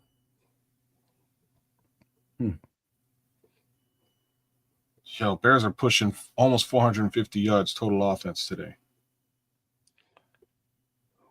We need to play here. All right. Flacco in the shotgun once again. And he hands off the little inside run, and the back dives for it past the sticks. First down, Bengals. Yeah, they haven't been getting much on the ground here today. 38 rushing yards. Pain injection. Oh, pain injection. Thanks for the updates, Nas, man. Appreciate it. Nice little updates here. All right. Flacco is back under center. No, check that in the shotgun. Back to pass. Plenty of time. Dumps it off to the right. And Chase Brown hurdles and leapfrogs out of bounds for about a 7-yard gain. 2nd down. Reek back on the field. Checking for TJ right now. See if he got back out there.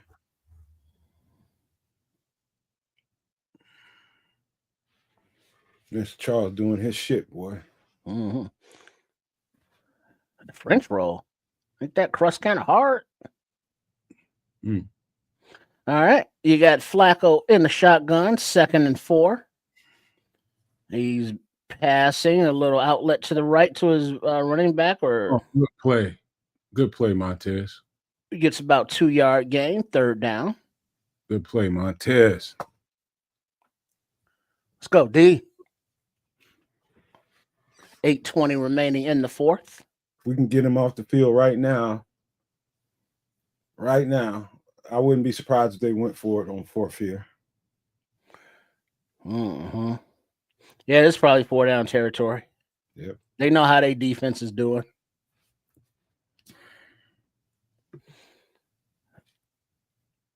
All right, so 3rd and 2. Flacco is in a shotgun, and he has people on both sides of him. And he hands off, and it first down run by the Browns, about 7-yard gain. I can smell that run coming. They're starting to trust Chase Brown right now that we're later in the game, and our defense is a little bit more tired than they were earlier in the game. Chase Brown has done nothing on the ground today. The Bengals are pushing 42 yards on the ground. But at this point in the game, it might be in their best interest to leverage Chase Brown in short yardage situations. All right, Flacco under center, running back in the backfield, play action. Time in the pocket. He dumps it off to that running back in the right, flat, and he steps out of bounds after about 6-yard gain. 2nd down and 4. There you go again. Yeah, He's just dumping it off, check down, deep, check down, run. Somebody's limping off the field. I can't see who. For who? For the Bears. All right, Flacco hands off the ball in a shotgun. Oh, and he is immediately met by get him, Jaquan. Edmonds at the line of scrimmage. Jaquan shot that gap, boy. Dio limped off. It was either Dio or TJ. Dio, that's the Bulls. Yeah, TJ been out. You said TJ been hurt? Yeah, he's been out. He's been out this whole series. He's been playing today. It's not the right sport. He's been going this whole series. All right. 3rd and 3, 6:10 and ticking in the fourth. From about the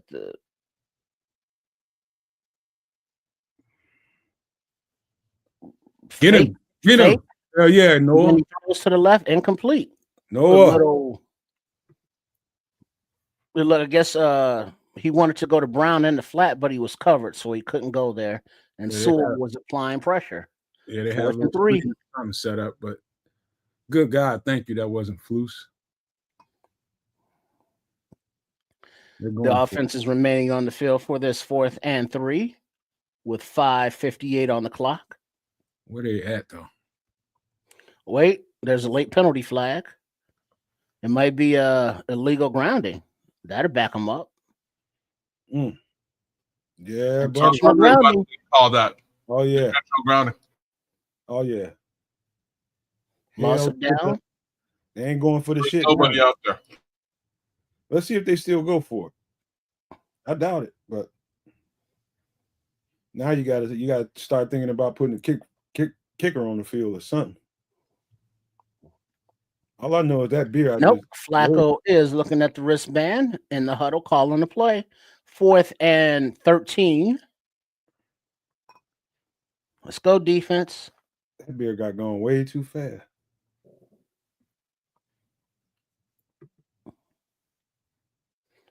Wait, check that. The special teams comes on the field instead. Smart play. Looks like a 54-yard field goal attempt. Snap, hold, kick up. And short. Damn. Too short. Dum. Yeah, Life is too short. Kicking yourself now for not going for that biatch. Whew. Hey, I'm going to give me another. that intentional grounding that was crucial. That was because it was lined up. It would have been right down the middle. It was about 3 yards short.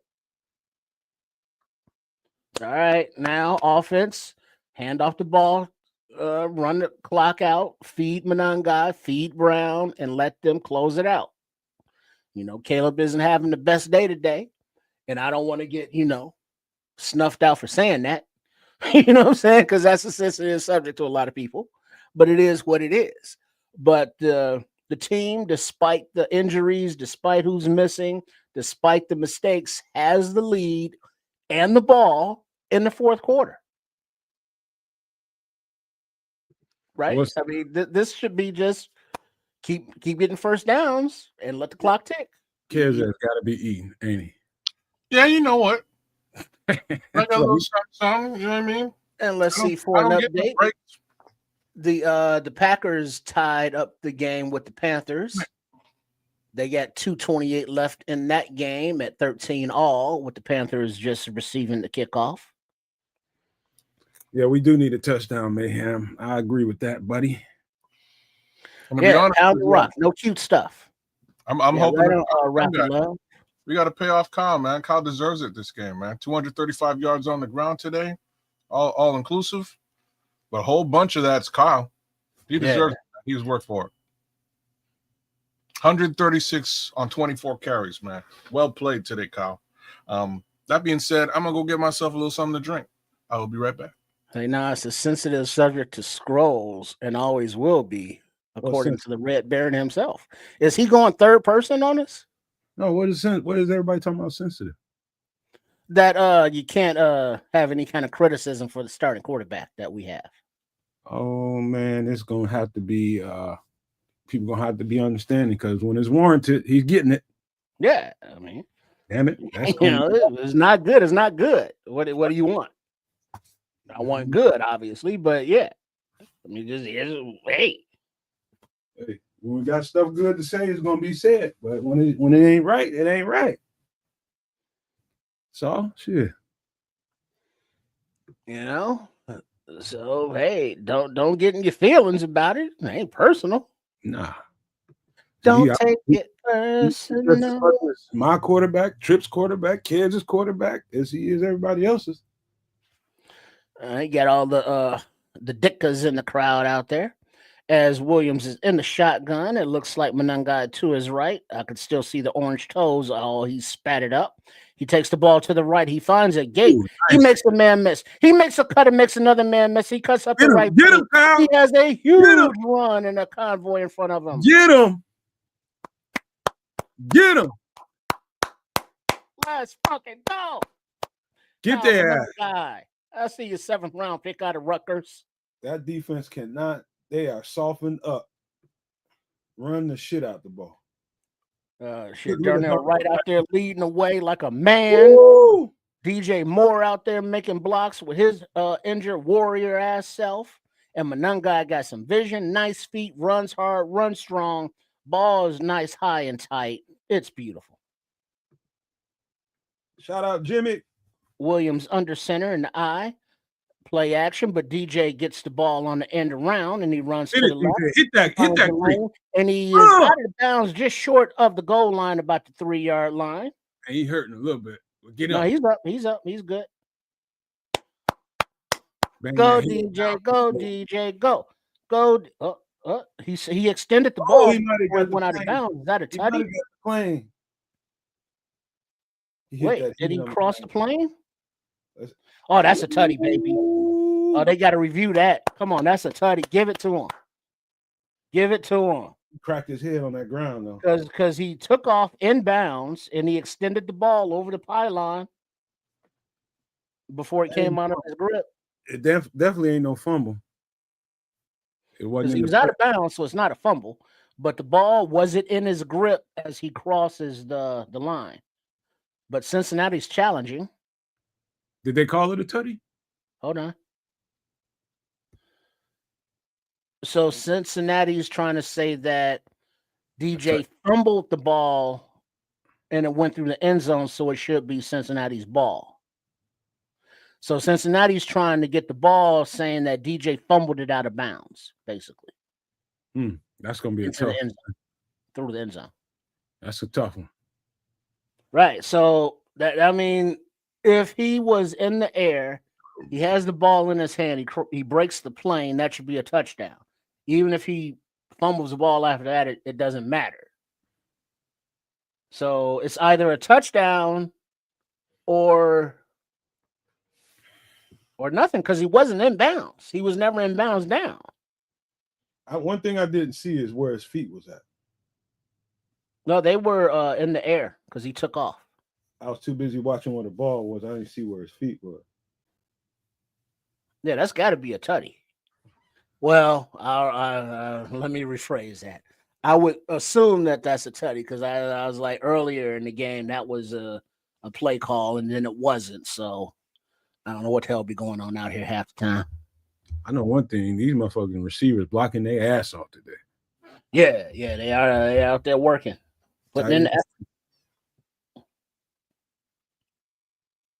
Tight ends too. They doing it. They doing their shit.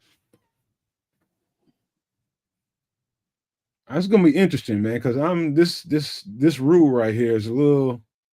This motherfucker's a little squirrely to me. I know if you fumble out of the back of the end zone or something like that, that's a considered touchback or something.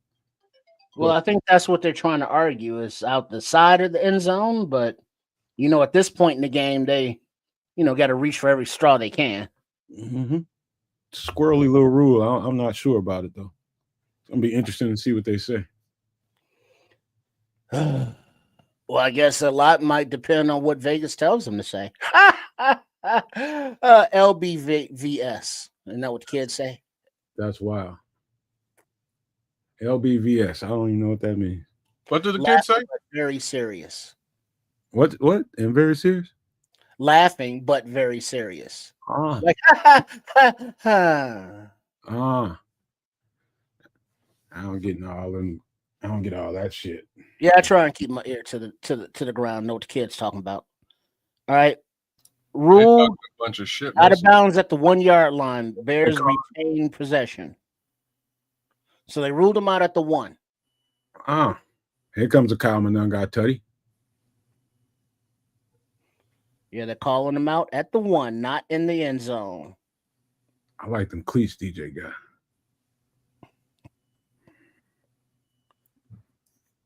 We'll take it. Oh, no, it is a touchdown. It's a tutty. It is a touchdown.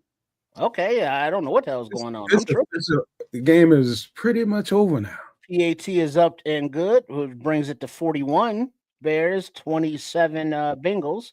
But on the screen, it said that they ruled them out at the 1. But Gene Sarator even has it as a tutty. Hey, that one's close. He had control when he crossed the plane with the ball. So I imagine just for a fraction of a second. Yeah. Because look at his feet. Feet are well in bounds. Oh, yeah. Yeah, he extended it. It went airborne. This is so what is that? That was the end of rounds, or is that a toss? How did he get that ball? Is that a forward pass or is it a run?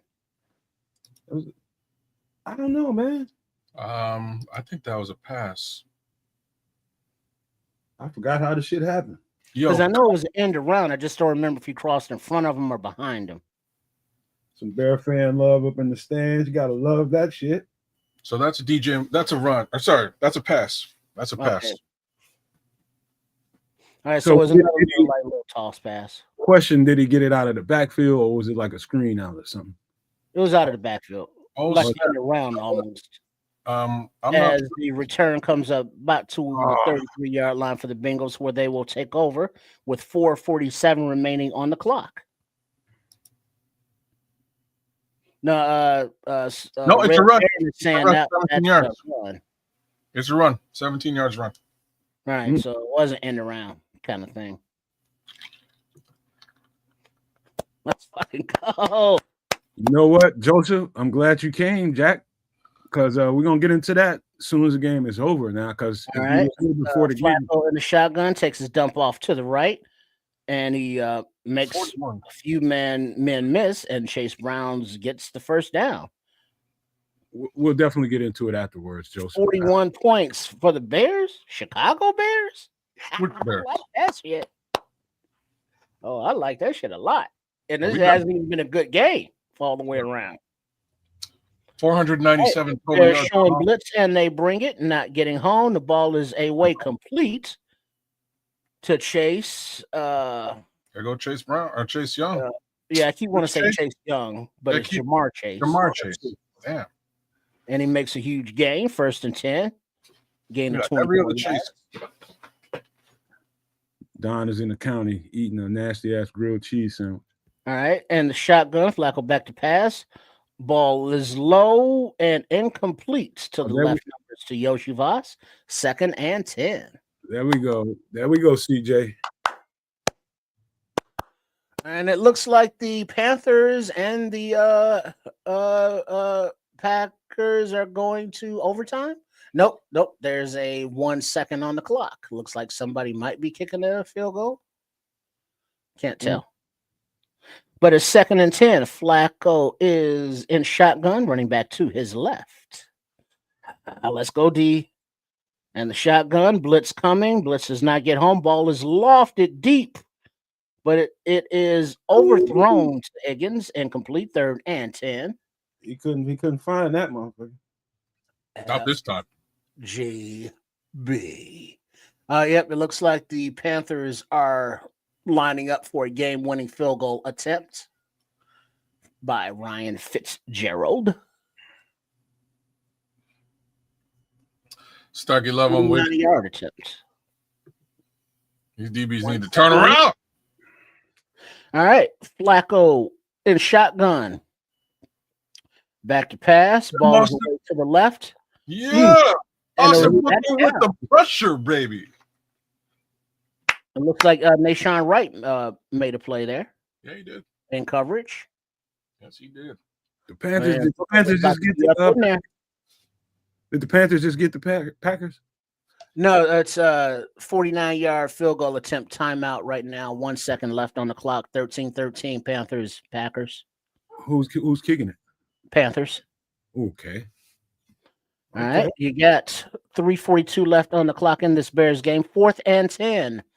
Flacco in the shotgun, flanked by players. TJ, A little blitz coming. Oh, and he floats the ball across the middle to Chase. Brown, the running back. First down and 10 Bengals. If you look, TJ got a club on his hand. Ball up. FGB as they take the loss to the Panthers. That's what I mean about that speed, kids. Mm-hmm. He wasn't fast enough there. All right. So in the shotgun, Flacco passes to the right. Interception. And he's batted up in the air. By Kevin Byard, and he's returning up the left sidelines, but there is a flag on the play. No, he's still going. He's going to the He house. is broken into the free, and he has one man to beat. And it's a horse collar. He ran out of juice. Line. And it's a horse collar. But there's a flag way back there. Mm-hmm. That's probably not going to be an interception at the end of the day just because of where the flag is, but that was awesome. I still enjoyed it. Ah, man. Yeah, this guy can't wait to say that. They're That's talking about possibly Nick McLeod, pass interference, defense, number 24. Yeah. Ball's at the 5-yard line, first down Bengals. Yo, shout out to Ben Johnson with the Denny's menu. He's really learned how to use it, man, because he's like, what? Now that's a shitty PI right there. Where's the pass interference? Well, he did, snag his outside arm, but that people usually get away with them most of the time, man. I say good play. All right. So first and goal from the 5-yard line. Wait, we have whistles. Stoppage. Ben Johnson takes a timeout for the Bears. 2 minutes and 50 seconds remaining on the clock in the fourth quarter. Bears 41, Bengals 27. He did snag the other hand, but yes, it's a PI. But most times in sticky situations like that, they don't get calls like that. Oh yeah, the Bears ain't getting them calls. He grabs him. Oh yeah, Bears are 4-3 right now. Packers just fell to 5-2-1. Detroit is 5-2, but aren't they losing to a mini? I think so. Back. Let's go. I heard through the grapevine. Motherfucking hunt, Bears. Let's go. All right, first and goal are the Bengals from the 5-yard line. In the shotgun is Flacco running back to his right. Back to pass, plenty of time. Throws to the back of the end zone and finds Yoshivas wide open. Touchdown. Flag on that. Stevenson and coverage, but there's a flag on the play. It's either a holding on the offense. Well, no, they're talking about Yoshivas might have stepped out of bounds and did not reestablish. Yeah, because the back just threw her hat off, raising the roof. Oh, yeah. That's definitely out of bounds. He's out. It's 2 hats off. To you. Wait, check that. No foul on the play. Ruling on the field is an incomplete pass. 3rd down. Well, how come that's not I thought that was a penalty. If you step out and come back in. No, that's just an incomplete pass. Oh, okay.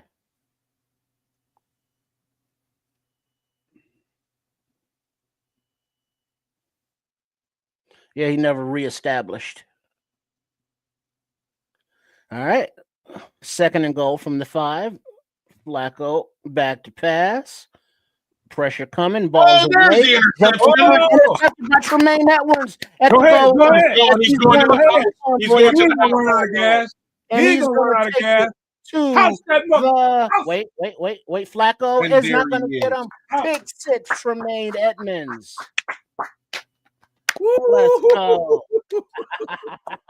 I would just like to say, turn off the lights. And I definitely called a season, like a completely different season for this young man. Big ups to Tremaine Edmonds and his play this season. That's what I'm talking about. Big love to Tremaine Edmonds and his play this season. Such a difference. Bears 47, Bengals 27. PAT. Night and day difference. The way we win this game definitely leads to the trade deadline conversation. I'm good with that. Good with that. This is a good win right here. Good win. Starting to establish a run game. Oh, man, this is good. This is real good. Oh, that felt so goddamn good right there. All right, the officials are waiting to confirm to make sure that Edmonds wasn't touched. He's rolling. Chase Brown is there. Nope. Ooh, that was Tyrique. Tyrique blasted his ass. Down by contact, really? What contact? I guess got a fingertip on him. Really? As he was diving for the ball? Yeah. But don't you have to have the ball before you're touched down? Yeah, I would think so. He didn't have the ball yet. They're trying to say he had the ball. No. I don't want to see it again. And I know they ain't going to show it. Establish he has the ball, then as he touched him while he has the ball. Okay. Yeah. It sucks, but it's true. It's the right call. Look at that face again. That kid's face. Who? Me.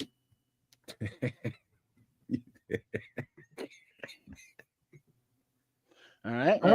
It's handed off to Manungai. He picks his way to the left, can't find a hole, still picking, and he's finally tackled right at the line of scrimmage. Clock with 2 minutes, 35 seconds on the clock as the Bengals take their first timeout. Talking about that kid? Exactly.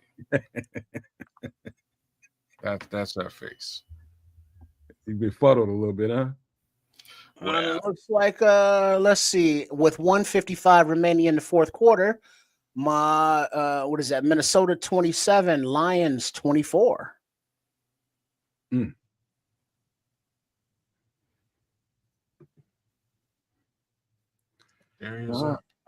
did touch him, man. It's just the rules, mayhem. No, I ain't saying he didn't touch him, but like, when did he touch him? Well, I guess they're saying he got a fingertip on the shoulder pad as he dove and caught the ball. That's my point. Then he have to establish that it's a catch or not. Was it a catch at that point or not? Well, yeah, I think he had the ball because he was in the air at the time. Oh, some level and you getting jerky again, man. False start number 79. Half the distance to the goal. Second down. Theo did a little wiggle before he was supposed to. All right, 2 timeouts remaining for the Bengals. 2:35 on the clock. 41 Bears, 27 Bengals. So what is that? 14-point lead. I'm gonna do math. That was like a 97-yard pick six. Yeah, it was, but it wasn't. Handoff on 2nd 11 to Britton Brown. He gets maybe a yard. Timeout Bengals. That's their second. 2 minutes, 30 seconds on the clock. Let's go, boys. Let's go. Oh, yeah. Caleb Williams to Roma Dunze. 85-yard touchdown.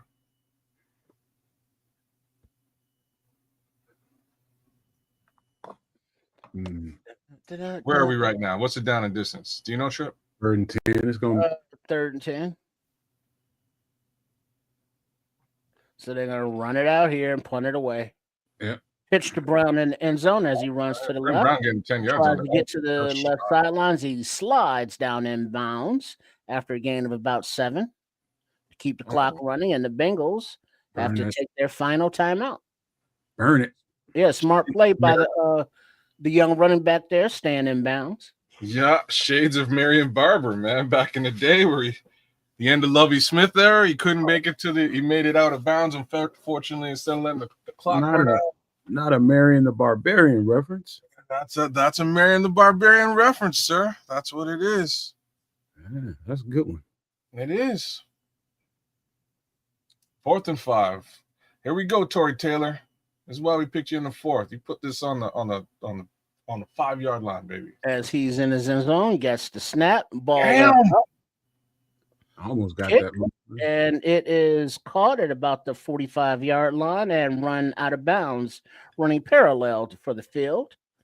So 2:15 on the clock, 14-point lead, Bengals ball. Well, Bears 14-point lead, Bengals ball. Tyrique wasn't having him over there on the bench. He spun that boy around.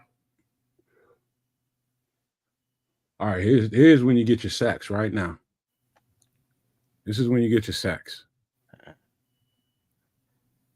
All right. And Flacco in the shotgun passes away to the left side, complete to Jamar Chase, about a yard past the sticks. Down to the First 2-minute down, gain of about 11, and that will take us to the 2-minute warning. Starkey Love, he probably had his brain in Rio de Janeiro. You know what I'm saying? That's probably where his brain was on that play. And let's see, the Vikings get a big first down on 3rd down as the time is winding down there in the toilet.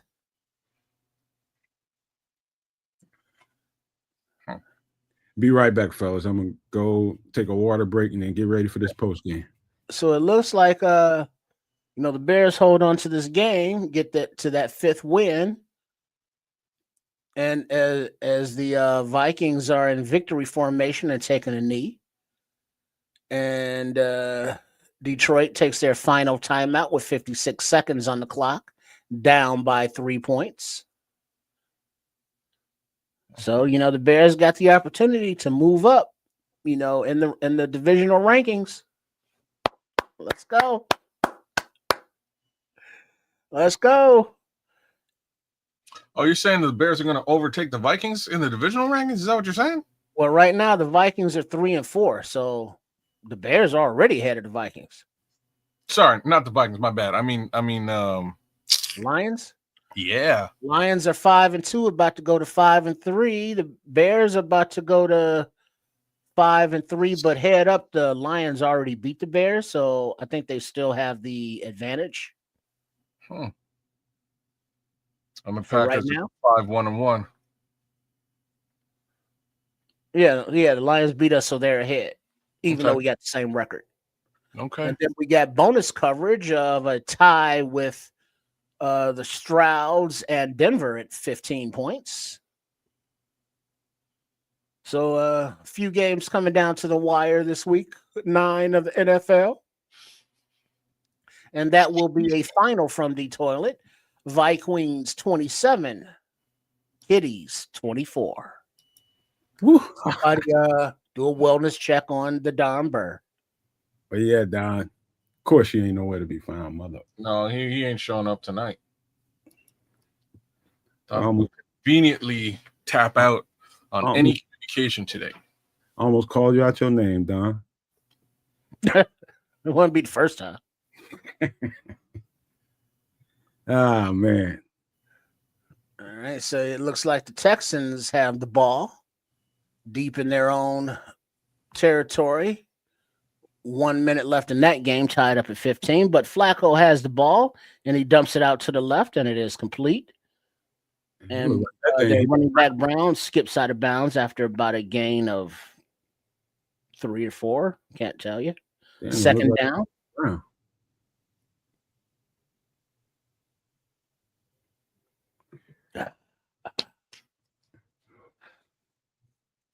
Man, that would make a good call. The only thing missing from the stat sheet was a Monangai tutty, but that's all good. All right, Flacco in the shotgun, back to his left, back to pass. Ball is out. Ooh. Oh, Completes to Yosivas. Pass a diving defender, and he runs out of bounds at about the 23-yard line for a first down. Pick up 19. Rico almost took that motherfucker away. Yeah, he tried to break on that ball. It was just short. Oh, yeah. Monangai is definitely getting the game ball. Without a shadow of a doubt. Right, tutty or no tutty. You're going to be in the locker room dancing in a minute. All right, Flacco back to pass. Ball is out down the right side and caught. End zone, touchdown. No offense. No offense. Would you believe it? Completely no. Good pressure by what was that? That was single Daniel target Hardy. on game. Daniel Hardy. That's one beating pressure and coverage. This fucking he just went right up the seam and he didn't do nothing special. Come on, Jaquan. So the Bengals are going for 2. He ain't coming, Renish. All right, you got Flacco in the shotgun, back to pass. Ball is away to the right side. Ooh, right into the hands of T. Higgins for the 2-point conversion. The Bengals now have 35. The Bears have 41. 1:43 remaining in the game. And it looks like the Bengals are out of timeouts. Bears have 2 remaining.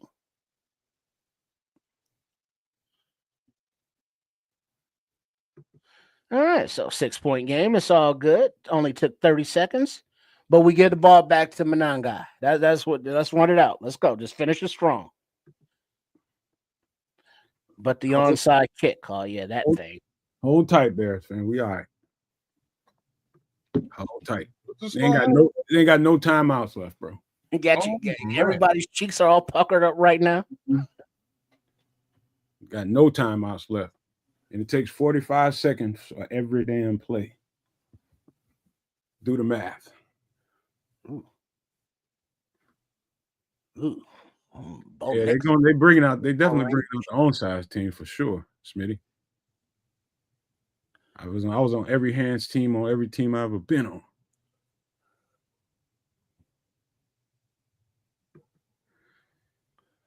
Get this ball, get down. Get the ball, get down. That's the rule. Don't try to play no hero, get the ball and trying to run it back on no shit like that. Get your ass down. All right, they're lined up for the kick. Don't know which side it's going to. Possibly the left side. That's where most of the players are. It goes. Oh, what are you doing? And it bounces. Oh, they got it. Oh, my God. It didn't go 10 yards, though. I don't think it did either. Unless it hit a bear. It did. but it did not go 10 yards. And the players are all piled up, so There's no flag on this thing. they still don't know who has the actual ball yet, as the pile is moving like a. Seen those snake orgy balls? That's the way that pile is moving. I don't know. I didn't get the reference. I don't. You didn't see Anaconda or Anaconda 4? One of those. I seen snakes on a plane. Or it was the one where they were in the jungle and then they was looking for some flower orchid, blood orchid, I think. So it looks like the ball hit Daniel Hardy's foot. And so it wasn't 10 yards, but it touched his foot. Yeah. But doesn't it have to be 10 yards in order for this? No, not if a bear touches it. And so that's a live ball. Oh, for fuck's sake. Yeah, the ball didn't go 10 yards and it was just rolling on the ground. He couldn't do nothing about it. He's blocking and it just hits him in the toe and Bengals recover it. So they have the ball 1st and 10 from the 43-yard line. And the ball is away to a wide open dump off and he incomplete. He dropped it, I guess. Yeah, incomplete because he was wide open. 2nd and 10. 1:37 on the clock in this fucking game. I tell you, I swear. Yeah, it's incomplete pass there. 1:39 on the clock. Bears lead by 6. Oh, 2nd man. and 10, Bengals. Flacco in the shotgun takes a snap. Ball is out.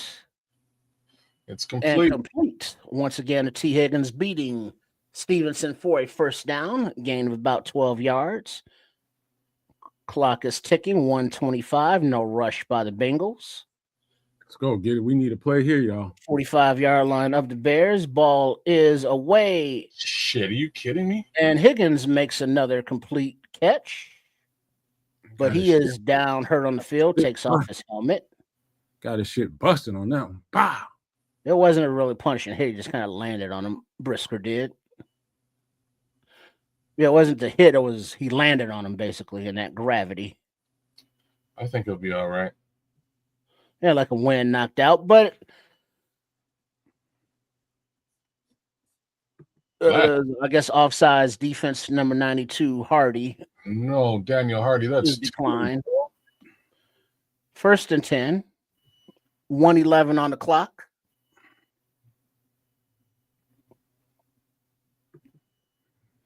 Yeah, Higgins is walking off. Why Daniel Hardy on a field right now? Dio's hurt. So you go to Daniel Hardy instead of Austin Booker? He might be able to give you a speedball pass rush, man. He might also It's all right. be offsides.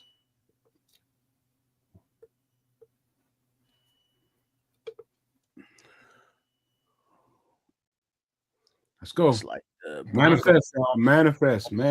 Come on, y'all. Let's get this dub, Bears. Let's go, D.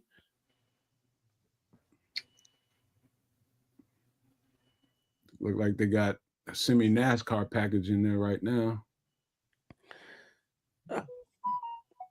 Yeah, this is a whole lot of time. So, Why is the clock not ticking? Oh, there we go. Well, because now they just set it ready. All right, Flacco is flanked on both sides in the shotgun.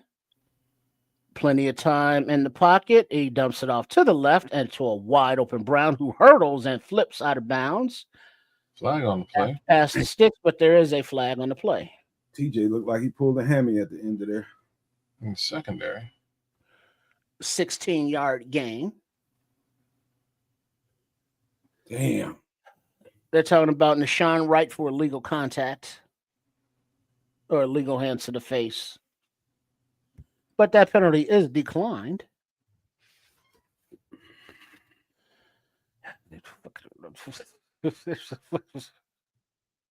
I just fucking Remember that thing I was saying about blowouts?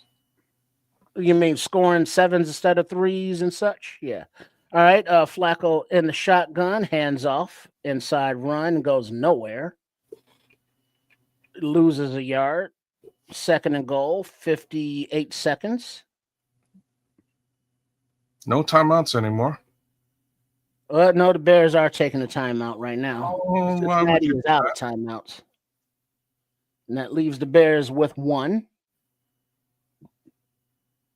Oh, shit. I'd say it's a good timeout. Make sure you got It, the right. it might be a good timeout in case they do get in the end zone here. You might want to have time to do something. Make sure they got the right play call on. Shit. Oh, man. Well, I don't know. Mr. Mamie said I shouldn't have said 5 and 3. We was counting the money before we cashed the check. You got to know when to hold them. When to hold up. Know when to fold them. Know when to walk away. Know when to run.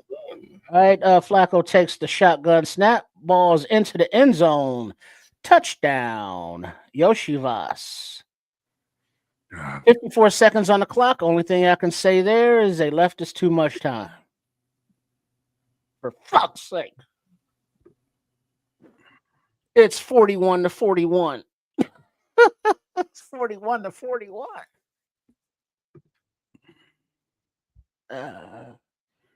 We all right, man.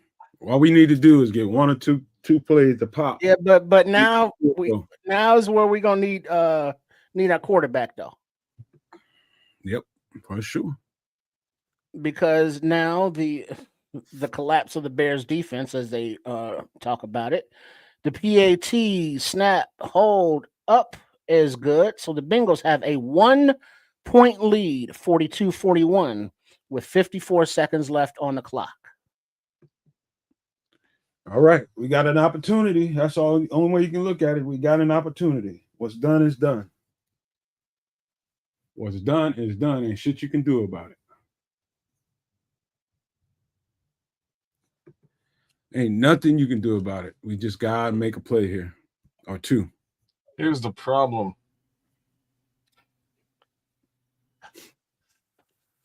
You know what? I ain't even going to say nothing. Probably shouldn't. I'm not going to say nothing. Oh, man. Come on, Bears, man. Come on, Caleb. 457 yards, 44 attempts with a shot before the game. Shit. Joe Flacco, 436 yards passing today. 436 yards passing. Trips, that gotta be I'm hurting laugh. Yeah, it is. It sounded painful. I'm hurting like a It motherfucker. was. All right. It's all good because here we go. First number 1 pick, Caleb Williams. The ball is yours. You got a timeout, 54 seconds to work with. All you need is a field goal. Now, Cairo Santos, we need. We can use a hell of a return here. All right. The ball is caught at the 5-yard line. And Blackwell returns it to about the Britton 28. Brown. All right, 50 seconds on the clock, a timeout in his pocket. Let's go. We got this. Let's go. You know, you want to be legendary, win a game. Doggone right. Now, if you're Cincinnati, what are you doing? Are you blitzing? Are you playing back? You're playing back. Don't stare down wrong. You're rushing 4. All right, Williams in the shotgun, 3 receivers to the left, Munungai in the backfield, 1 receiver shifts to the right, Rome.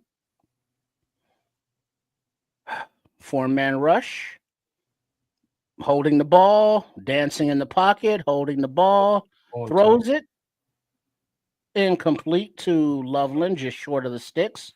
42 seconds on the clock, 2nd down. Might have been one of them times you wanted to run. 35 yards to get into Santos's range. Probably should have ran it, Caleb. Well, there's been a lot of that today. We need a shot, man. All right, Williams in the shotgun all by his lonesome. Find DJ Moore, son. Roman motion to the left. Snap. Time in the pocket. Time in the pocket. Time in the pocket. Throws, and his arm is batted down and complete. 3rd and 10.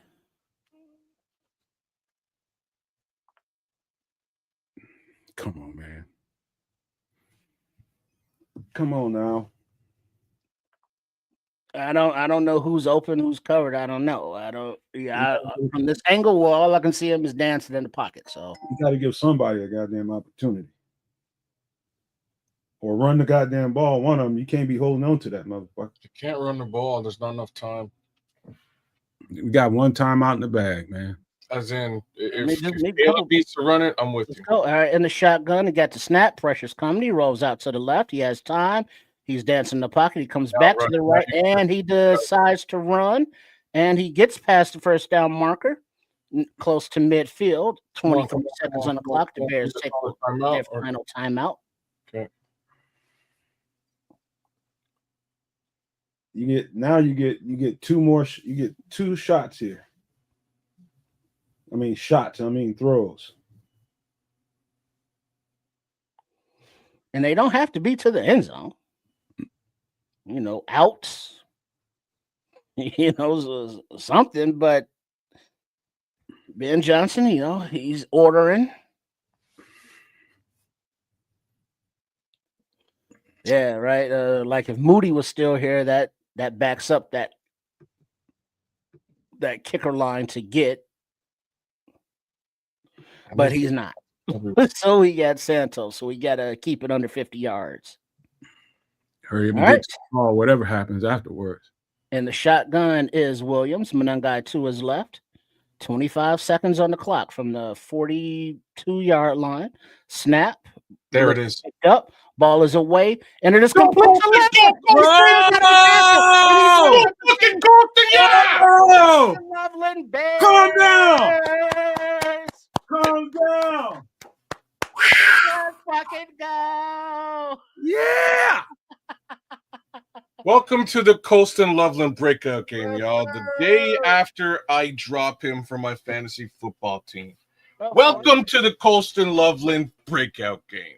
Hey, Mr. Kedro. Yes. Shame on you, sir. I feel no shame. I generally don't. Seconds on the clock. Bears regain a lead by 5 points. I generally don't. Woo! Did you see the kid stand in the pocket, drive the ball down? Beautiful play. And Bengals fans are broken. It's fucking over. Nice throw, Caleb Williams. Been giving you shit all day because you've been shitting all day. But you hit your fellow rookie or hit the rookie tight end right there. Love to see it. He drove that motherfucker right there. And they put it right on. And then athleticism by Loveland. I would have been happy with the first damn down. Me too. Shit. All right, now the Bears are going for 2. Rightfully so. Make it a 7-point game. Rightfully 17 seconds. Under center. Williams play action. Time to pass. Throw to the back of the end zone. Oh, now you like Colston now. Nobody. Now you like Colston. All right. So 17. So they're showing a replay of the game. Yeah, one ping pong Loveland did off a guy. I said keep Santos' ass on the pine. You're damn straight, man. That's what I was worried about. I was worried about damn Cairo. Love to love him, baby. Snatch that lady. Loveland, baby. All prevent defense from here on out, Starkey. I will not miss tackles. Right at 100 times. I guess he will miss tackles, and so will his friend. All right. Tackles. That's a lot of points in this game. As Santos is lined up to kick. Now, special teams, don't be fucking around. Let's go. Now the ball goes deep into the end zone, and it is downed. We'll take that. Whew. I think that was Santos back there kicking it. I'm not sure because the ball went deep in the end zone. Well, you know what I'm saying. I know that's why I'm laughing. I ain't even got a comment on it. I'll just leave it there for the people. I missed that whole thing. I was too busy looking at the chat. Don't you worry, man. Don't you worry. All right. The Bengals are coming out. No timeouts on the clock, down by 5 points. They're at the 35-yard line with 17 seconds on the clock. Flacco is in the shotgun all by himself. He takes a snap. Looks like a 3-man rush. Holy shit. Ball is going out deep down the left side, but it is in the hands of Nashawn Wright, but he was out of bounds when he caught it. Incomplete, second down, 10 seconds on the clock.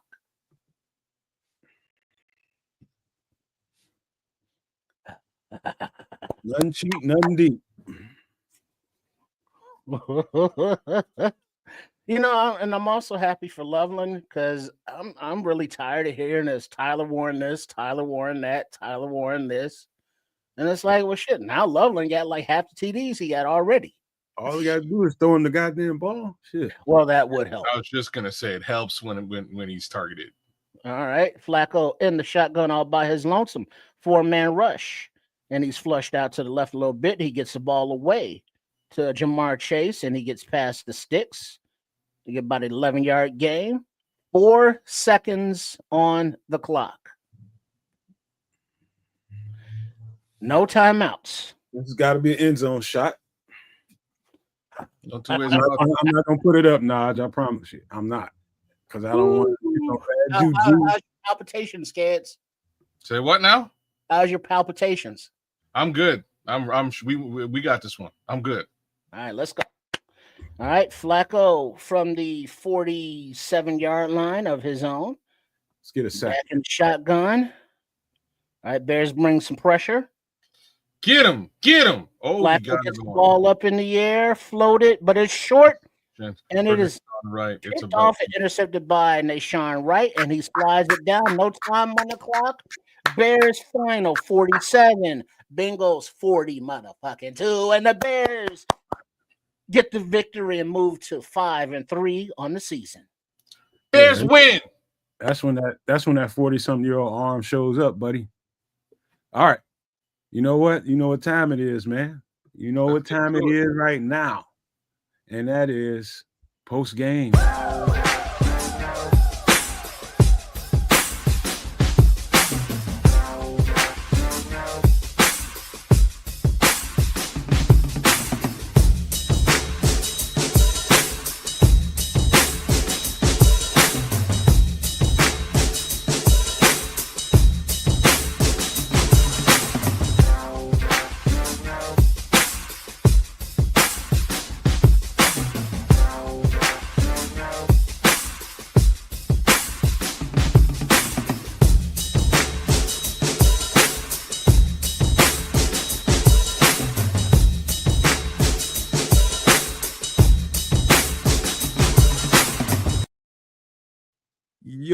Yo, welcome to the post game. And man, was that interesting, to say the least. And that's a light way of putting it. Very, very, very interesting into this game. You know, if there was you talk about, there was all kinds of ways that we could have screwed that up, but we did not. We held it together, made plays we needed to, man, and ended this thing. And I'm not going to take up too much air in the building. I'm going to pass it on to the Canuck, and then we're going to go from there. Bears win. I'm an idiot, clearly. Ghost and Loveland got like 40 points today in fantasy football, and I literally put them hours ago. Kids, can you hear me? I can. Brace yourself. Loveland had 6 catches, 118 yards, 2 tutties. Go ahead. Gut punch. That would have pulled out my fantasy football week for sure. Right now, this particular week of mine in fantasy football is very much in question. But what's not in question is the Bears won today. They pulled out another game. I'm glad to see. here are things that I'm hoping happen today. I'm hoping that Caleb Williams recognized that he's got a target in Colston Loveland that for the better part of this football game, and I know he noticed it at least once, has been wide open. Right? I know he noticed it, and he went off to the sideline shaking his head going, man, I saw Colston that time, and I should have hit Colston. And towards the end of the game, he hit him a couple more times, and it started to become a thing. So if you're a defense facing the Chicago Bears, which is how this is supposed to be, at some point, a defense facing the Chicago Bears needs to go, who do we double team? Colston Loveland? DJ Moore? Rome Odunze? It should be a question. Thus far, it's been clearly Rome Odunze, right? Ben Johnson went out of his way to scheme in the left side of the field today, scheming in Olamide Zaccheaus, scheming in DJ Moore, which is a beautiful thing. It keeps defenses guessing as opposed to, we're just going to double team number 15. Straight up and down, number 15 was blanked today on the tail of the tape. They wrote him out of the script intentionally. He was not a part of the game today. He did see a couple of targets earlier on. Unfortunately, they weren't pulled in, but went to everybody else. Long story short, that's sort of the tail of the tape with regards to the passing game. I think we found, well, if I was DeAndre Swift, I don't know what I would say. I don't know what I'd be saying today on a day like this, because a young 7th round rookie did what? What did he do? 26 carries, 176 yards on the ground. Plus, he had a couple receptions with some yak. Here's the bigger piece to all this, though. The bigger piece to all this was his average per play, 6.8 yards per play. That's huge, y'all. That's big shit. I don't know what else to tell you. That's big, right? DeAndre, unfortunately, for the better part of the last few years, has been averaging in and around 3 to 4.5 yards per carry. That's huge for Kyle. If he can keep up on that pace, it's a big deal. Hopefully, if I'm DeAndre Swift, I feel super healthy right now. I feel real good for next week. Right. You know what I mean? You want to get back on the field and show what you can do, because now that there's a running game and the offensive line is making some moves, it's a different deal. But Paul Rodriguez, you nailed it. There's two things to be said about the other side of this game. Man, that special team situation leaves a lot to be desired. Again, I'm going to give them the fact that the better part of the special teams regulars were hurt today, so I'll give them that. The other side to this is, even with CJGJ, that secondary ain't awesome anymore. There's some questions in that secondary. When this man can come out, when a 40-year-old man can come out and put up 400 plus yards on you passing. Man. Well, that's not just the secondary, though. That's the D-line not getting to him. D-line doesn't help the situation either. The D-line ain't helping the situation. I am happy that that Austin Booker was able to go out there, get at least one major pressure and get to the quarterback. Big ups to our guy, Marco Sweat, for doing the same. But I think once they start to work those two in together a bit more frequently, we might see a little bit more from this defensive line. Let me get a quick shout out to Sierra Collins, though, real quick, because he was at the game. He said, "Nomad, the Bears took over Bengals Stadium." Nice. Every shot. I was just gonna real quick, because you all pretty much covered everything. Just a couple game balls. You gotta give one to the rookie Monangai, then one to the other rookie Loveland. So a couple rooks today with game balls, and the Bears take the victory. And this defense, we want to talk trading deadline. I think running back is not a priority as we once we're projecting, but the secondary and D-line, and if there are scheme fits from other teams, young guys who maybe don't fit those schemes anymore where they were drafted or fell out of favor for whatever reason, bring those guys in. But right now, this defense is like, ooh, like, whoa. So yeah. It's so much to say. I got like a jumbled up word salad going on in my head right now, and I need to just speak clearly. A win is a win. Number one, we got a dub. Be happy about that. Clearly, but in post game analysis, you have to point out some things, and too much topsy turvy. We had some holes going on special teams, of course. We also had some letdowns on defense, and we also had some missed opportunities by the offense. And so winning ugly is winning ugly. But I think the conversation must go to, if we are going to make a move at the trade deadline, where do you see the biggest deficiency right now? In my opinion, just in my opinion, we might need to do something. We might need to get a corner from somewhere. I know you too well. Tyrique Woolen might need to do that. I believe the opposite.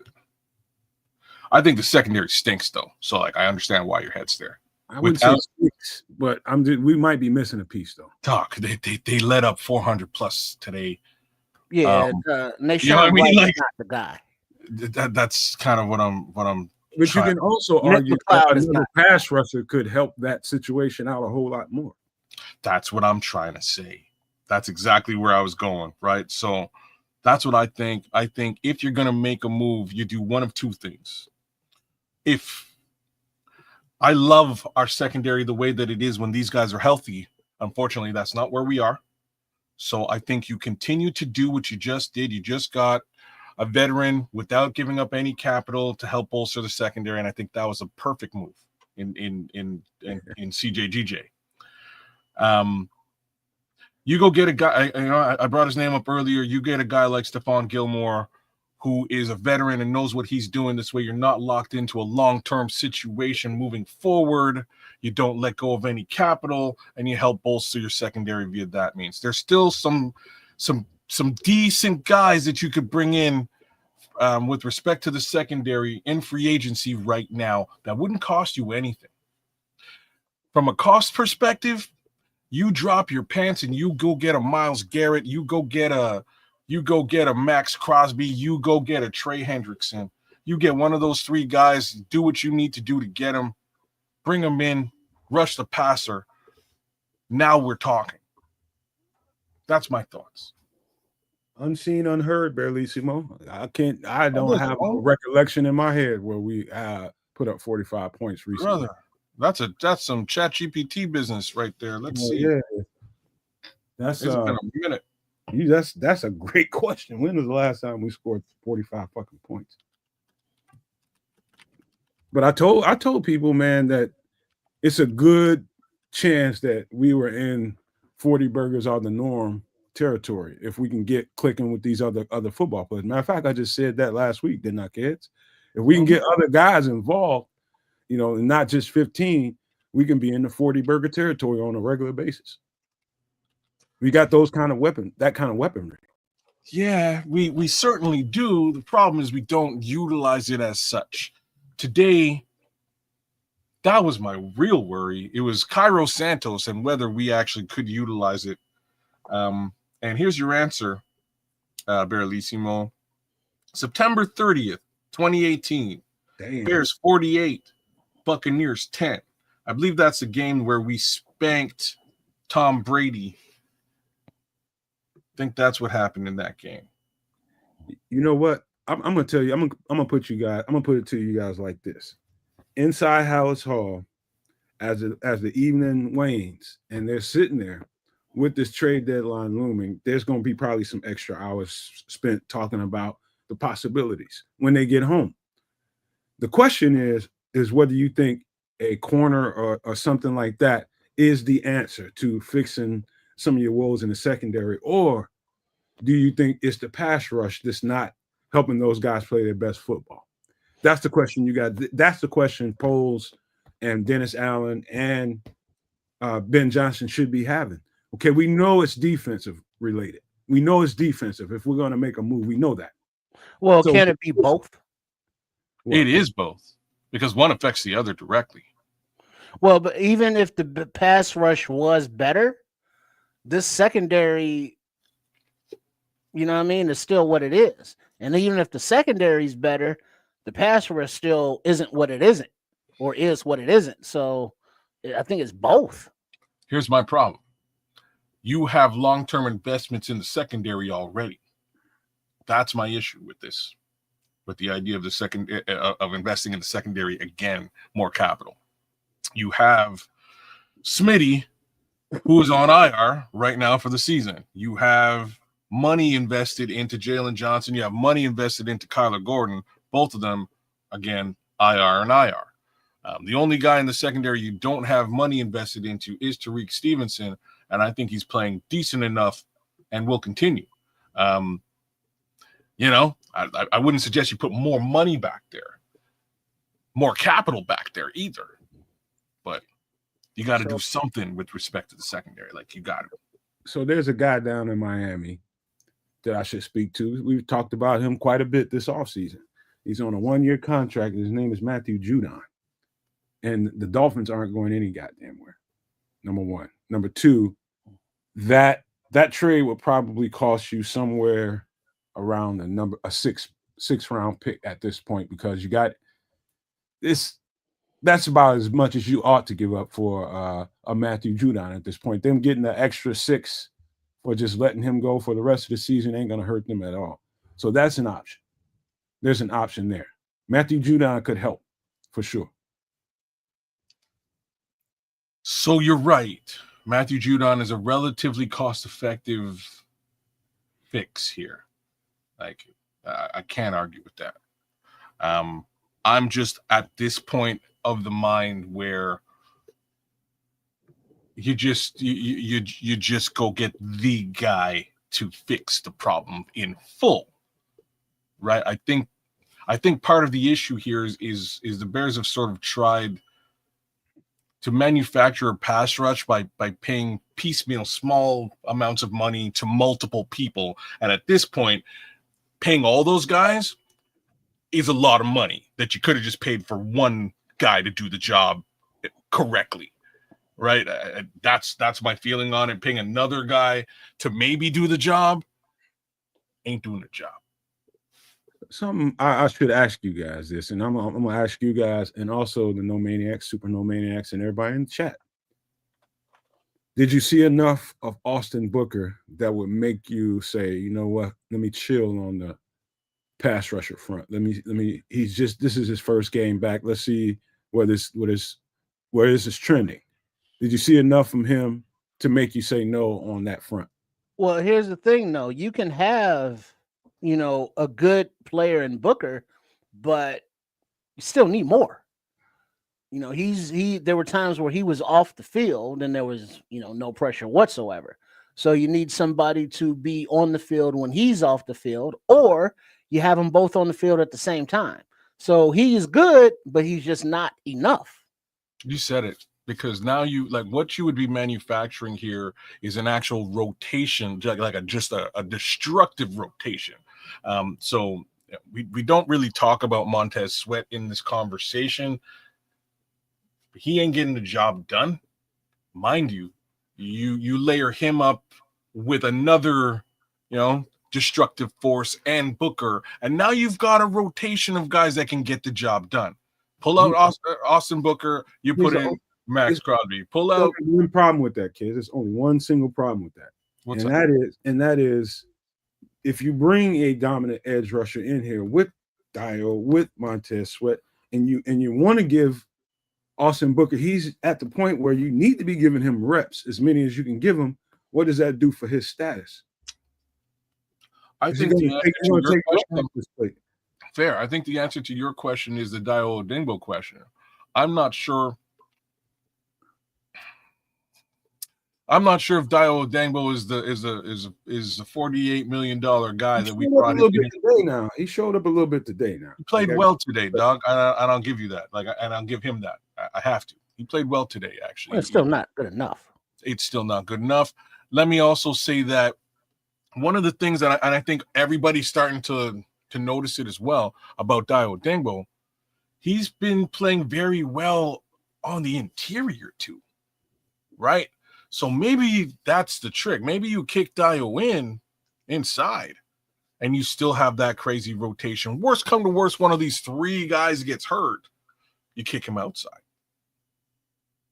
I don't know how you balance all that. But at this point, really, the real question from a balancing perspective to me is in salaries. I don't know how you balance that. You got to do Howie Roseman type things and do what you need to do when you feel like you got a winner. So I'm at the point. But do you really? I mean, and I know that they won the game today, but is this really a roster or right now that you go, yeah, Judon, is that guy that's going to get us over the hump? Yeah. Do you believe that though? I do. I think you get another more consistent pass rusher that can really, really affect the quarterback. See, to understand what I mean is understanding how pass rush marries and meets with the coverage on the backside. And so the less they're having to cover on critical downs, the better. If you got somebody that's proven that can get to the quarterback on a regular basis on certain down and distances, that makes the secondary be it's going to be a whole lot better looking when you got a guy that you got to deal with on one of those edges. You got Montez, when he got his one-on-ones, he was crushing it today. Absolutely crushing it. Mm-hmm. You put another guy on the other side of that can consistently win one-on-ones every single time, you got you something there. And that team, this roster, in my opinion, the only problem I have with the roster is, and this is just me seeing Caleb's flaws right now, that I know that he can overcome. Right now, he's not consistently seeing the field as well, but I know that's going to come. He's going to get there. And I don't know when that's going to happen. I believe it's going to happen at some point this season. That's why I think we could be a 40-burger on a regular basis kind of team. And when you got a team that can do that, and if all you do is give the defense a little bit of help, a little bit of added insurance to make sure that secondary don't look as bad, because they got overworked today. There just wasn't enough pressure going on, and they look badder than they should have looked. That's the problem right now. It's just not enough pressure, and it's stretching out the second half of the defense. That's what it is. Yup. Yeah, that's how she looks like, man. That's where we are. So again, do you go for the secondary? Do you go for the pass rush? I have to say one more time, you go for the pass rush, and you go, in my opinion, you go all the way. You don't go piecemeal, for lack of a better thing to say. You go all the way. Get the guy, spend the first round pick if you got to do it. Spend the first rounder, get your guy, and don't look back. As far as the secondary is concerned, as stated, I would go look for Stephon Gilmore. I would go look for one of these viable free agents and see what they can bring to the table to bolster this secondary. Because at the same time, like, if this is a playoff caliber team, and it might be, we still got a couple more games to really figure that out, in my opinion. We're still in the hunt. If this is a playoff caliber team, we might be seeing Kyler Gordon back for playoffs. We might be seeing Jalen Johnson back for playoffs. I just don't want to. I don't want the Bears front office, after what I've seen and they've seen, we've all seen, to go at this trade deadline and be timid, because you might have to overpay for something like what you're talking about, kids. You're definitely gonna have to overpay. For what? What do you mean? For the fence and try to go get Max Crosby or something. Okay, yeah. You go do something like that. The one thing you're going to be sure of, you're going to get a dominant edge rusher. Number one, we know that. Everybody knows that.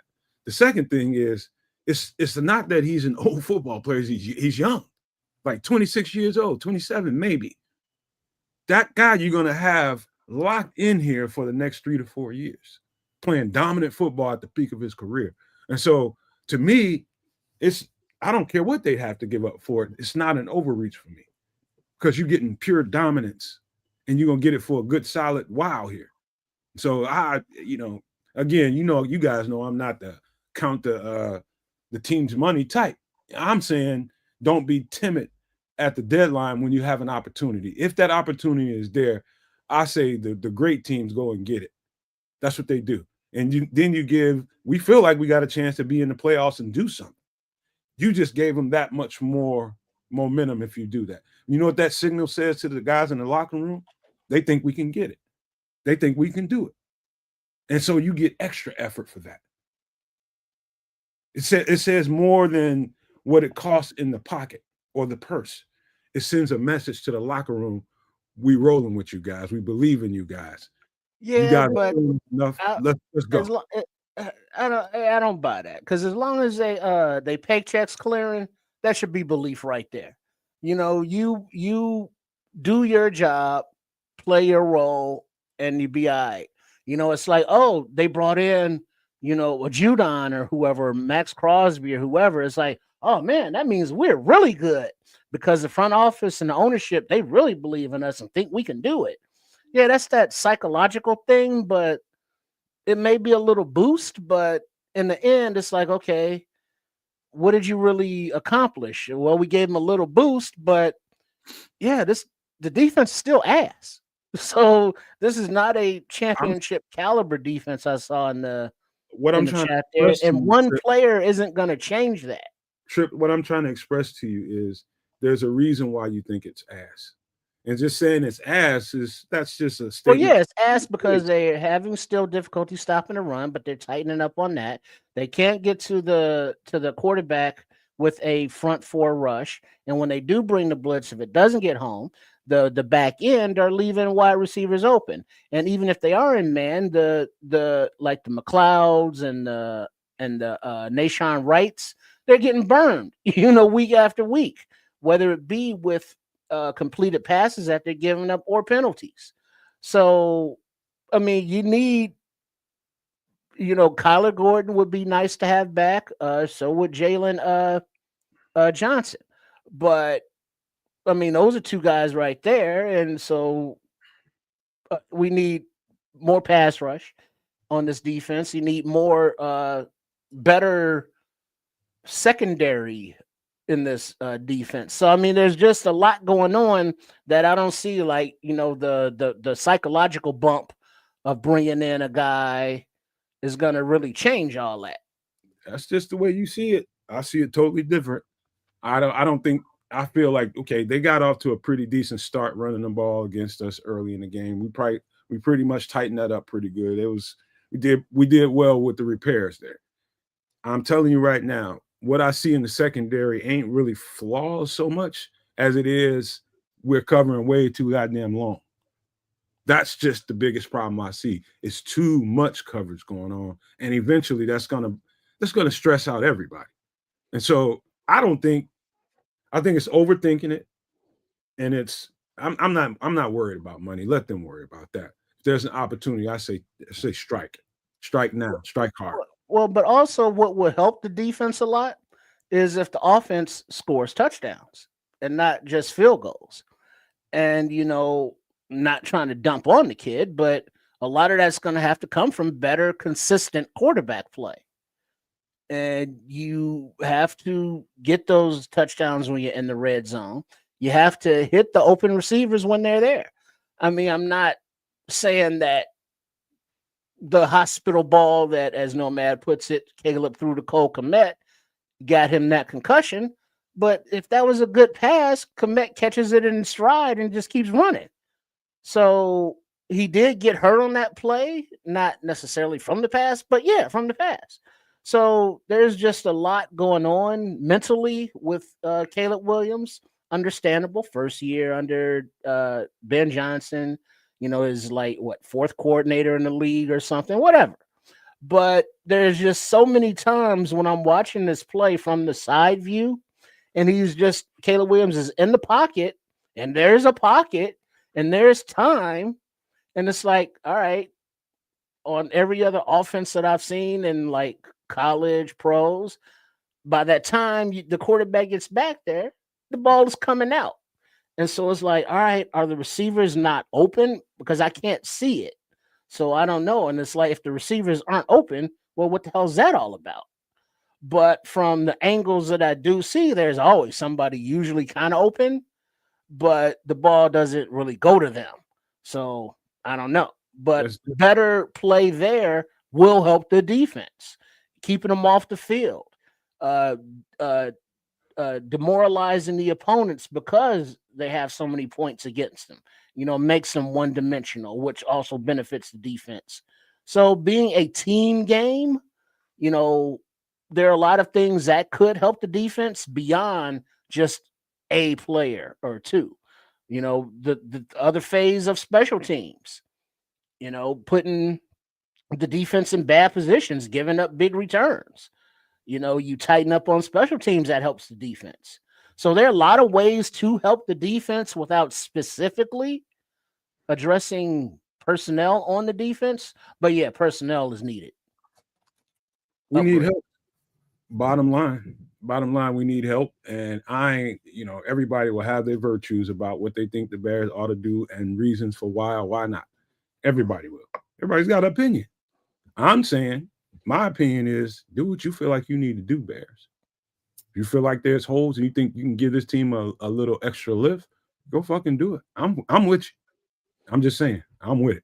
Because like the guy you mentioned, the cornerback, Tyrique Woolen, I'm not sure if he'd be like 1 year rental, but he's younger and somebody who could be, on this team going forward beyond this year. Whereas like Junon is just basically a half-season rental. And I don't mind adding players, especially like if you're one player away, add that one player. But we ain't one player away on this Bears. Why you got a problem with them renting a player for a year to give us a boost? Because what good does that do? Well, you got the draft coming after that, and you got so what was the point? Off season, you got a lot. So if you can get somebody in to give you a boost now, and it's just a 1 year rental, and you feel like the team is doing well and they poised to do something and make a run in the playoffs, why not? So when you say 1 year rental, what are you really saying? Like, what is it? He's under contract for a year. You have to decide after this remainder of this year. Hold on, that part I understand, but I mean, are you giving up capital to bring this rental in? Are you giving up? Is it just strictly dollars? Probably like 6 or 7. Probably a 6th or a 7th. Yeah. Well, you know what? I can respect a 6th and a 7th round pick. Like I can respect that. If you're talking about anything beyond that, I would have much less interest in a move like this, But if you're talking about like a secondary piece for a 6th and a 7th to bring him over, I think that's viable. I think we kind of needed this game to get a real assessment on what Kamananga can bring to the table as a single back, for this offense after the shifting on the offensive line. I think he brought a lot to the table. We don't have as big a gap with respect to the run game as I think any of us had suspected. I think we still do need a north-south back, like a dedicated bruiser. Maybe that's Britton Brown. I wasn't all that impressed by Britton Brown in the preseason, but he played well today. And again, it might have had more to do with the offensive line's inability to create holes during that preseason for Britton Brown. So maybe that's a good thing too. So I'm still of the mind where unless you truly feel like you can make a Super Bowl run, unless that is your modus operandi, you stand pat. That's my thoughts. If you believe that you can make a Super Bowl run, you go hard at the defensive line. That's what you do. Either way, from a secondary perspective, the secondary is decimated. You may still want to go and make some sort of low wallet share move, 6 or 7, for somebody in the secondary, or again, just grab an available free agent again to help bolster the secondary. That's how I would look at free agency deadline, which is 4 p.m. on Tuesday, coming hot and heavy. So that is, glad you brought that up because we're going to go live Tuesday around 1 o'clock or so, maybe just to keep an eye on the situation, see what we do. I'm telling you, I would not be surprised if they got – I do think there's a move to be made, at least one, a move on the defensive side of the ball. We can all just agree on that, can't we? If they do something, it probably should be on the defensive side. What would be, at this point? I think we've completely ruled out a maneuver on the offense. Right. It's not going to be a wide receiver. I doubt that they will do anything again heavy at the running back position after just giving Kyle's go today. If he, 176 yards on the ground says a lot about what you actually have in your running back room. You have two backs who could really serve as a bell cow back and a pass catching back for the most part. What you don't have is a north-south back. Do you go and invest in that heavy? I really wouldn't. You might want to pull a guy off of a practice squad, maybe, if that's what you want to do. There you go. That's probably the direction you want to go in when you go down that road. You know what I'm saying? That's what I would do. I would, if Damian Martinez is sitting on a practice squad somewhere, maybe you grab him or something along those lines. But I wouldn't really put my real investment into the running back room until the offseason. That's just me, whether it's draft or in free agency then. I would think the only two moves that'll really push the needle here is something, to bolster the secondary until you get to the playoffs, or doubling or tripling down on that edge rush position. I'm like Ciaran Collins. He says, "No, man, we need a DB." Wright had little confidence today. He was sitting on the sideline with his head down. Again, Ciaran was at the game, you all. And so body language is important, bro. And I'll be honest with you, and with all fairness to Nahshon Wright, I think he's overperformed given the circumstances. I didn't think he might make the team. Not only did he make the team, he ended up in the starting role because of Jalen Johnson. So we've gotten more than plenty out of him. He's had his good games, man, but he was leaking. Definitely today got too many flags, and confidence could be an issue. And so, yeah, I hear you, sir, and I think that there could be a DB move out there, man, just to shore up that side of the ball. I think it's a viable argument right there.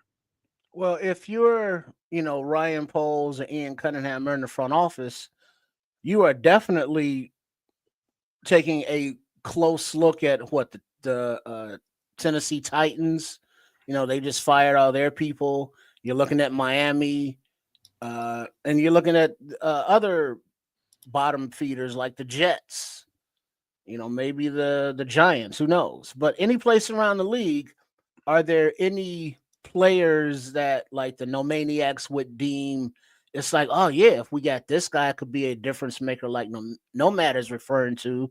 Or are there players that it's like, hey, this young guy is under contract for a few more years and he fits better on the Bears now than he does in his previous situation? I could see building like that, but I don't know. It's just like from what was the second round picks Ryan Poles did throw around pretty easily, but I think he's gotten a little more closer to the vest with those moves. So, I mean, we're 2 days away. It's going to be an interesting time. Very interesting, and rightfully so. It's going to come down to confidence, and I'm talking about confidence in the front office, confidence in the coaching staff, and how they feel about it. I think if you would ask me, if I'm Ryan Poles, I'm sitting there and probably willing to stand pat. But if I get those coaches coming in my office telling me, "Hey, dude, we feel good about this team. We like where we're headed. We think we're getting better week in, week out at different spots. We probably need a lift here. May need a lift there." I think you unfold your hands and you start making phone calls. If the coaches choose, if they think that they can get what they need out of these guys, then there's nothing to talk about. But you can't tell me after watching all this football that we don't have deficiencies on the defensive side of the ball. Can't tell me that. But if they come out of this and stand pat and don't do anything, I'm not going to be one of them complaining ass Bears fans. I'm just going to be like, all right, that's what they decided to do. But in my opinion, I think you unclasp those hands, pick up a phone, and start at least making some conversations happen. Let's see what this shit's going to cost us. If you need this, you need that. Bottom line. Well, like I say, we'll see what they do come Tuesday at 4 p.m. Truly is a question of my in my perspective of what Ryan Poles thinks they can do, Nahshon is just a recipient of somebody else's misfortune. Name one game where he hasn't blown a big play consistently, a risk. You're not wrong there, Minister Charles. I kind of feel what you're saying. Just too much, unfortunately, too much attrition by way of injury in that secondary. Like Nahshon Wright shouldn't be playing at all.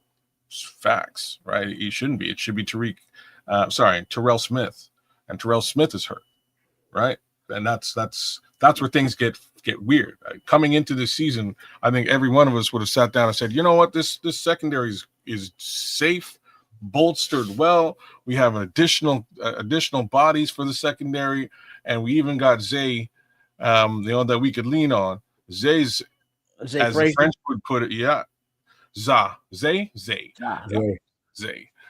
As the French would put it, il disparu. He's disappeared, and that's fine. Such is life. We brought in new bodies to take that situation over, and unfortunately, those bodies haven't really taken things over, in the way that we would have liked. I personally liked Nick McLeod as a slot corner. I thought he did very well in the slot, and then he, with the exception of the Lions game where he had to deal with Amon-Ra St. Brown, who's one of the best slots in the game, if not the best slot in the game. Right. So outside of that, he played very well. Now he's on the outside. That ain't really where he's suited. He hasn't had a lot of luck outside. Worse, it's Nick McLeod, it's Nahshon Wright who's getting the bulk of the targets. And, I think we could use a bit of an upgrade at that CB2 position. I just don't know who that is yet. Well, I think something else needs to be said, towards the end when we get ready to close this thing out, man. But this needs to be said too. I don't know exactly where we are so far as injuries go. And that might kind of force your hand, depending on how serious those injuries are, because I kept monitoring how much Tyrique was playing, how much he was in, how much he was out. He was definitely in and he was definitely out at times. Nick McLeod was in there on several series for him. And so you're already down Jalen Johnson. You're down Kyler Gordon for I don't know how long that's going to take.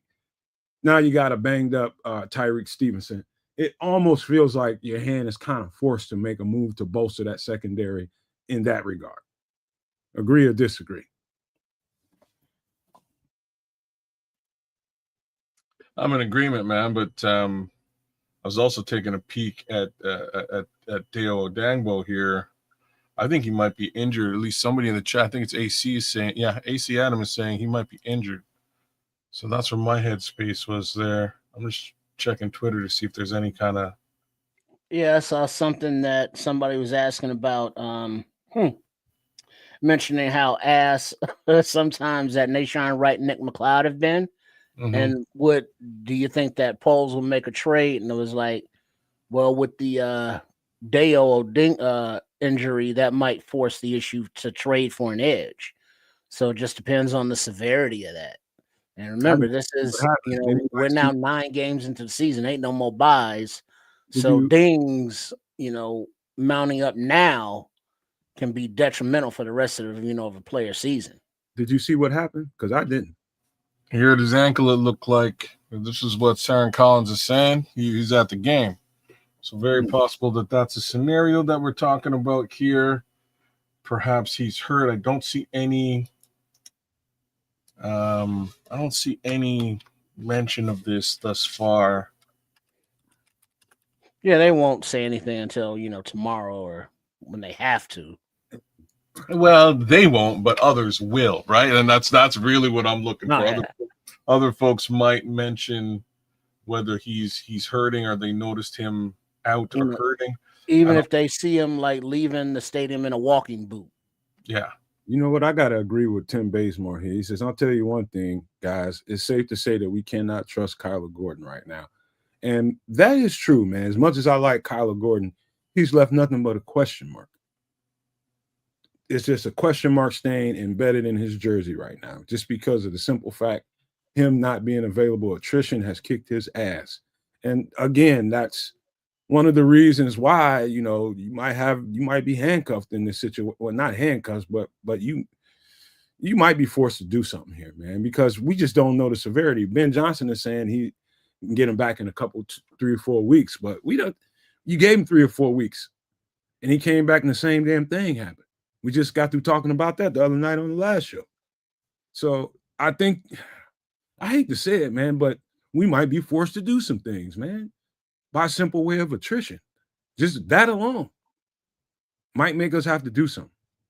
And I also did not see, for the last 2 series, I did not see, guess who was at the slot position? Who? Nick Cloud, because CJ was out. I don't know if that was a wind issue or I don't know why, but he wasn't in the game the last couple of series. So keep an eye on that too. Yeah, that's why I was concerned. Maybe more of that is just a conditioning thing, because he Might be. hasn't, played or practiced all season, right? Hasn't he been off of a team?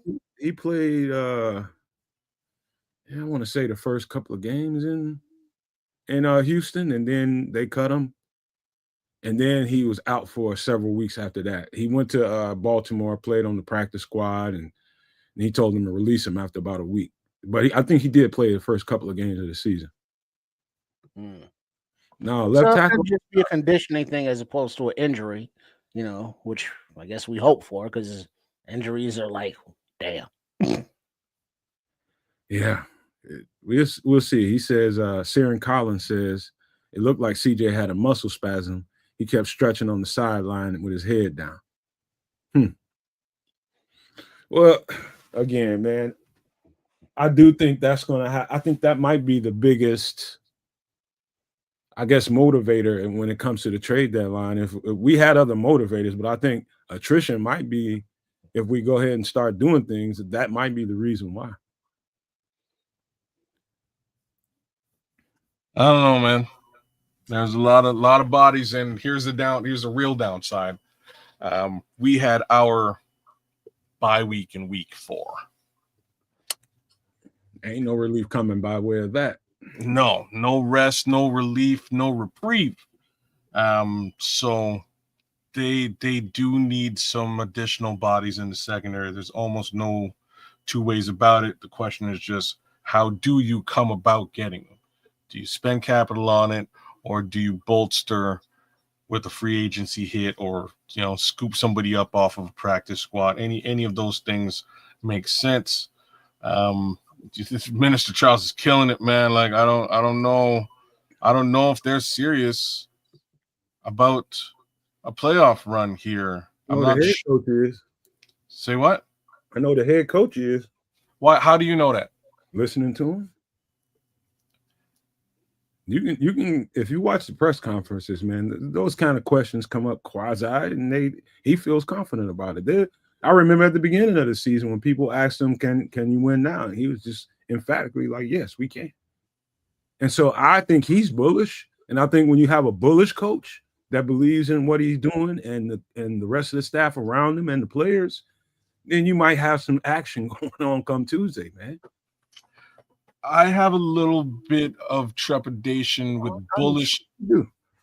Feel me out now. With bullishness from a first-time head coach,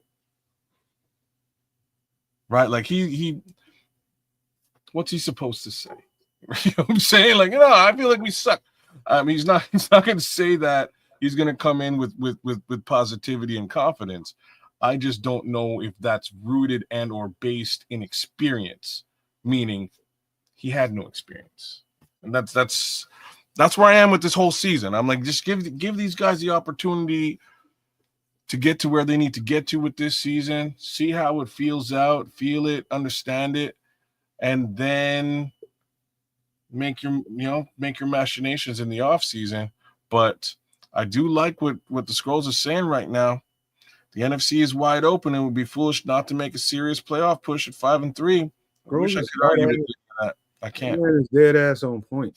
Can't argue with it. You got to take advantage of the opportunity. Every every single season is the time is now. That's got to be the mindset. We've been in the rebuilding and building phase for a long ass time, man. We got talent on this team. We can play some football. We can beat teams. You just got to believe in them. That's it. That's it. As fans, I can't tell anybody how to think. I can't tell nobody how to believe. But I could tell you this. Listen to that coach, man. That guy is bullish about this team. He is. And so come trade deadline, come Tuesday at somewhere around 12, 1 o'clock, we'll go live and we'll get everybody's thoughts about it then, man. But, you know, I'm with them whether they decide. I just can't see them not doing something, especially when we start talking about the injuries and attrition. I don't think you can't. There's no way you're going to get through this without making some kind of move of some kind. Well, we'll see. And I'm going to ask you both of y'all an important question. And you said, you know, we can beat teams. Can we beat good teams, you think? Well, they've been struggling with bad teams, so you know, and the good teams, you know, they've lost to. So I mean, they lost to those good teams early. Also, a good team with a backup quarterback and virtually no defense. I got another question for you. Are you the same team at game 1 or 2 that you are at game 8 or 9? No, you're not. All Now right. back to my question. Can they beat good teams? I think they can. Who do you think is a good team that they can beat? And we start looking in the north. That's where you want to start. I would have went elsewhere. Well, so far, you know, they've been anywhere else. Pick those teams. These two teams in the north are pretty damn good. Hell, man. But there's 2 more games against kind of like I would say cake competition, so to speak, even though today's cake competition scored like damn near 50 points. You know, so I think the next real litmus test against a playoff caliber team would be Black Friday against the Eagles, right? Is there another team before the Eagles that are playoff? See, that would have well said, Trip. I think first of all, who we got next week? Let me tell you. Hold on. I know we at home. I can tell you. Hold on. We got the Giants. Okay, Yeah. Well, yeah. Okay. So I think you nailed a good team that I think we might actually be able to beat. Trip. I think we could potentially beat the Super Bowl. You know, the Super Bowl champs in the Philadelphia Eagles. I think we can. I think we're gonna have a hell of a time getting out of the division with the other 2 teams in the division. I think those 2 teams are a step above us. I really hate saying that with all my heart, but man, after watching Green Bay versus the Steelers the other day,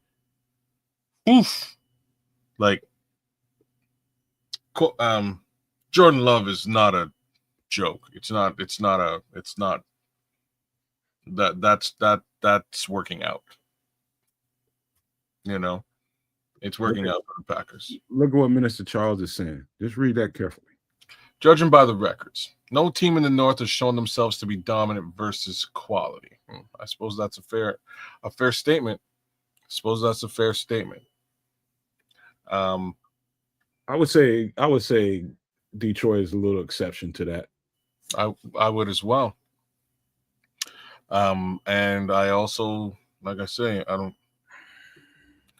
don't know, man. Green Bay they have something good going on in Green Bay, man. Tim Bazemore asks, he says, no matter who can we really get, teams are not giving up talented players. They are GM situations that like Miami is one team I would circle and really circle like 3 or 4 times, like really pay attention to what they do moving forward. They've already gotten rid of the GM. Trade deadline is right around the corner. The coach is probably walking dead to the end of the season. And, you know, they got an assistant there that's going to start thinking about the future. And they built that whole thing around, and I'm just giving you some of the detail that goes through my head when thinking about a team that probably needs to rebuild. They got some fairly expensive pieces on the defensive side of the ball, young players. What's his name? Bradley Chubb. You got that guy. You got think Matthew Judon's down. There's guys out there. And so, I'm gonna receive some phone calls for some of those guys. If I'm down there, I'm gonna receive any phone call I get, because at this point, you need to start thinking about the future. The setup that you had did not work. And so you're trying to get draft capital. That's what you're trying to do. So just because you're talking about Miami, how hard would it be for moves to be made with Miami, since they just fired their GM the other day? They've got who are you calling? They've got people inside. Chip Kelly. They've got people. A former front office Bears guy. That Chip Kelly, not the coach Chip Kelly, but he took over as like the interim GM down there, didn't he? Okay, so they do have an interim GM in place. Okay, Champ's down there. He's right. Champ Kelly. Yeah. Okay. Champ Kelly, my bad. Yeah. Well, we do know Champ. He is somebody who's familiar with the organization. Perhaps and he may also absolutely hate Ryan Poles, because I'm pretty sure Ryan Poles pushed him out of his job. That's a wild nuance I didn't even think about, man. I'm gonna say. Anyhow, they should be cleaning house. There's moves to be made there. Let's also recognize that their defense ain't any good at all, really. So I'm not sure what you want over there. There's a couple other teams out there that's a little bit overextended with extra, like the Giants. Like the team we just played. Does a Thibodeau move the needle for you? Oh, definitely. Yeah, I was just gonna say, I forgot the Giants are in a bit of turmoil since the Cam Scatterwoo injury. That might make things a little bit different with respect to them letting a couple of players go. That's interesting. Opportunities in Cleveland. And I ain't talking about Myles Garrett. That's a big ass bite of the goddamn pie right there. Big, huge one. But all things being considered, sure, it's got to be at least on the table. Don't mean you're gonna select it, but they've got other guys like Malik Harrison. You know what? If I was like the NFL, I wouldn't trade anyone or anything to them ever, with the exception of Myles Garrett alone.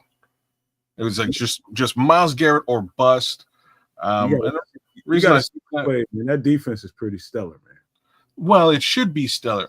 Everything, for all intents and purposes, should be stellar in Cleveland. They've been picking in the top 10 for as long as I can remember. I couldn't tell you when they haven't had one, if not two, top 10 picks in the draft, followed by one, if not two, picks in the second round. Like they've got capital, and or traditionally have had capital for days. So yeah, that team should be stacked ultimately, and it's just the shit just hasn't manifested in dubs. Yeah, that team drafts well. When I say defensively, they are chock loaded full of studs. And I'm telling you right now, a guy like Malik Harrison, defensive tackle, if you want to go down that road, something like that. It all depends, man. So I'm telling you, fellas, this is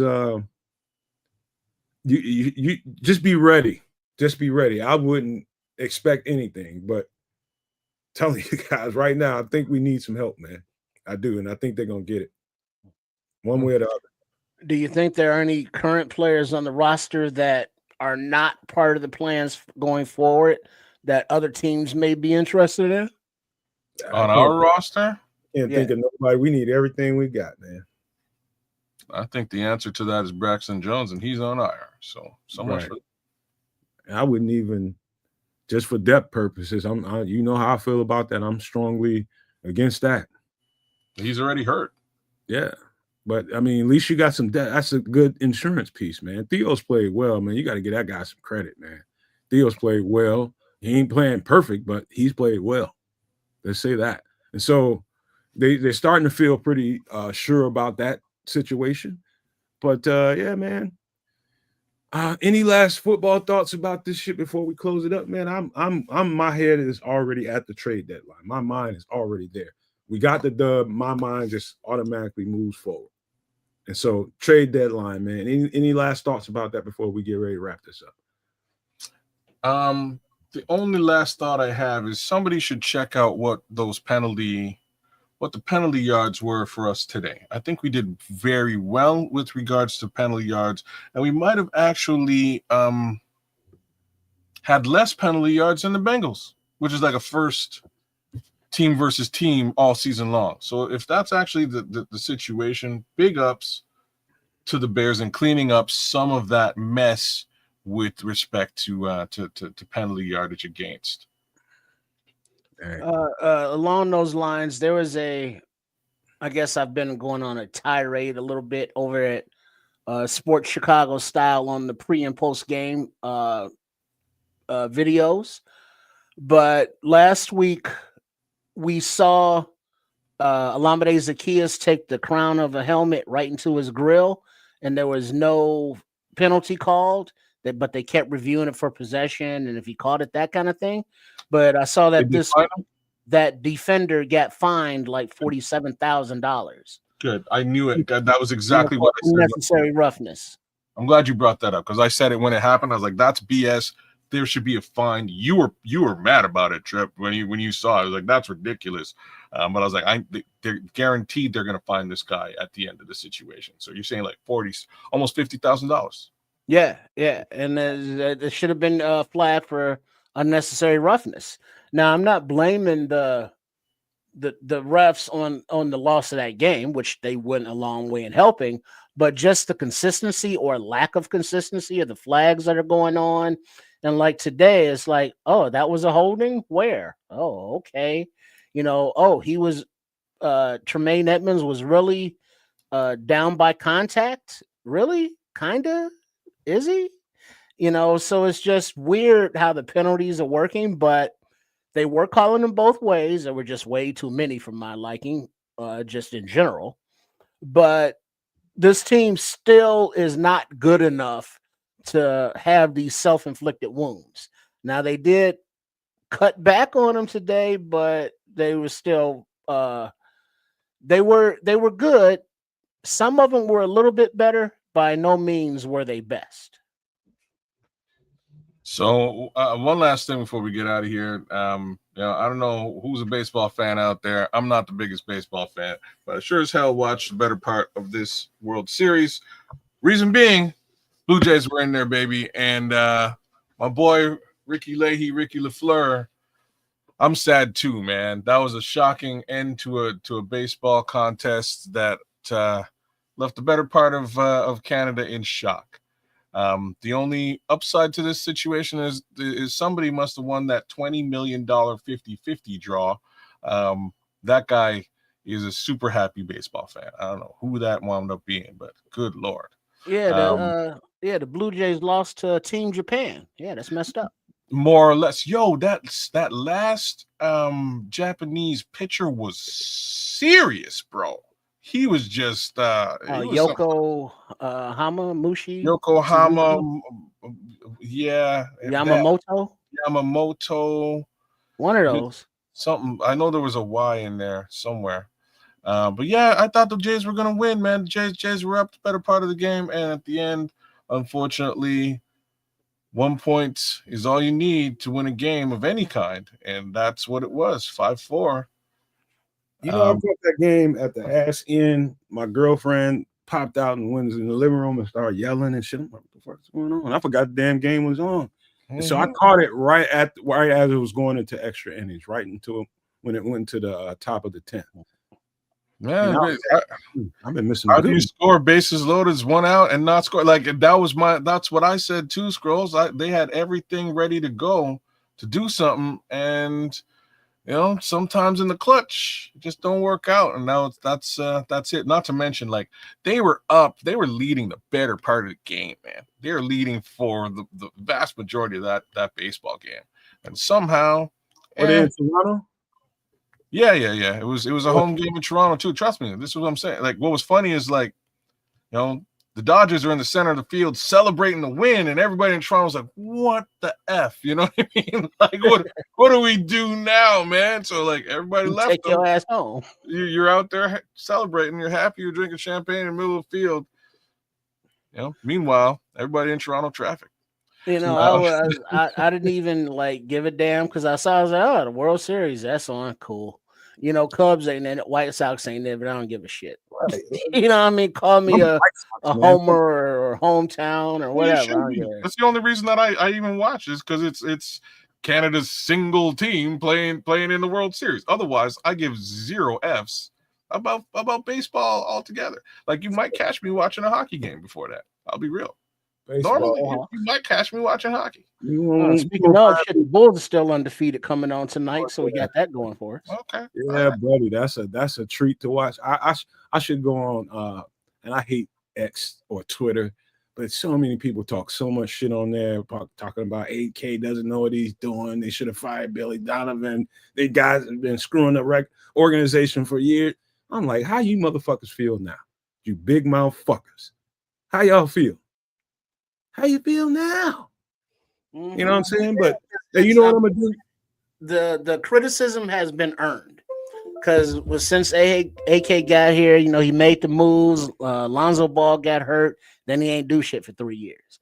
So now they got this reiteration of, all right, well, we're not gonna go young, but we're gonna go young with experience.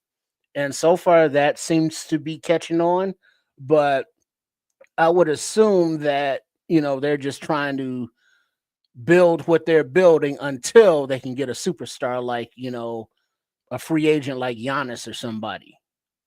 Sorry to bring it back to baseball, but I gotta ask you guys a question. Huh. Either one of y'all ever met anybody named Mookie? Yeah, I got a cousin. We call her Mookie. You play baseball? Yeah. No, it's a she. It's a she. Yeah, Mookie is like a nickname, but you know, not a God-given name. But I've known a dude named Mookie. Well, I'm just checking. It's like Mookie Betts. I'm like, that's like the most baseball name you could be born with on the planet Earth. Well, you know how he got that name, right? Because he played baseball. Well, no. When he was young, he couldn't pronounce milk. Hey, kids. So by the way, some mook. Give me some mook, and they Some call him mook. Mookie. Scrolls is kind of telling you, man. Hell yeah, kids. He's like, that's a very common name, especially in the black community. Every neighborhood has a mook. A lot of families, man, is a mook. Huh. It's just it's just an American thing, black family. All right, I'm asking y'all Americans. I got to check with y'all to see if this is something y'all. If y'all met Mookies, y'all know Mookies. Cool, man. Because you get nicknames as a baby, you know, like Stinkum, because you always stunk as a child. So that now you a grown ass person, they still call you Stinkum. They probably still call your ass that right now. Mm-hmm. Hey. So Mookie is like, you want some mook? Yeah, I want some white mook or some chocolate mook. I'm fighting everybody call me Stinkum. Like we're not friends. These schools telling you, every neighborhood, man, has a Mookie in Chicago. Okay. I'm just trying to feel this out and figure it out because the only Mookies I've ever heard of on the planet all swing a bat. That's it. That's what you're about. You might own a glove as well. Mookie equals baseball player in my definition. But you're telling me there's outside Mookies. There's female Mookies even. Oh yeah. Mm-hmm. Go figure. Yeah, it's Mookie's it's like Mookie, Pookie, all that is baby names and shit. They just grow up with. Fluky. Yep. See, Quato just came to jump in, man. He's saying he can't wait for Wednesday, man. Right on for Quato. Quato's with us. We got you covered. Wednesday for some extra sauce. Yeah, get my ass tomorrow. Y'all gonna get a double header. Y'all gonna get a Tuesday and a Wednesday show, man. It's gonna be great. Trade deadline on Tuesday at what was it? 3 p.m. Central, 4 p.m. Eastern. Scroll shipping Mookies up to Canada. Hey, dog, you have no idea how common that is, kids. You'll be crazy. Wait, now wasn't that Spike Lee's name in Do the Right Thing? Wasn't he Mookie as well? Mookie, yeah, that was Mookie. But that's because he was a baseball fan, though. He was like a big baseball fan. But he wasn't a player because he was too little. All right, fair enough. All right, just Mookie, Malcolm, Mookie, Pookie, Pooh. It's a lot of Martin. It's a lot of Poohs.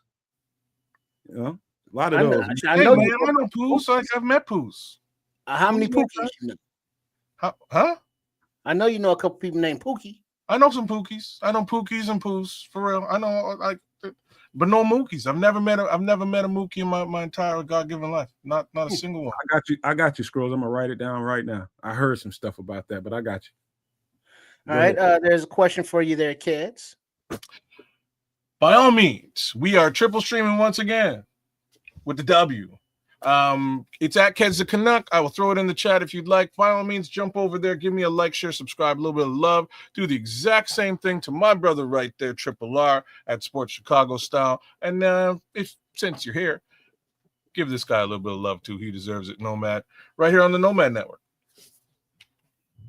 I got you, Scrolls. I've been hearing stuff about that shit too myself. We'll see. Let's see where it goes. Do some homework on that. You might want to give out some pleasantries before we get ready to bounce out. Woo! Well, we'll keep pleasantries somewhat short and sweet today because Bears effing win, and that's really all that matters. It's the only thing that's important. Criticisms aside, Bears win. Big ups to all y'all for joining us today. It's this neighbor. You know what I'm saying? That is not surprising. I bet you he's a baseball fan. Or he played baseball as a youngster. Anyhow, big ups to all y'all for joining with us, all the Super No Maniacs and No Maniacs. Shout out to the Scrolls and Minister Charles and AC Adam and Paul Rodriguez and Mr. Mayhem, all the regulars that were in here for sure. Big ups to all you guys. Shout out to Kwatu, who will be with us likely on Wednesday night because he's always in for the extra sauce. Does he like smell the BO since he's always like under the shirt right there? So close to the armpits of his host. I was just gonna say that's probably the last thing he's worried about. He might be worried about when he go dookie. You know what I'm saying? You're right there. You got the fumes coming up.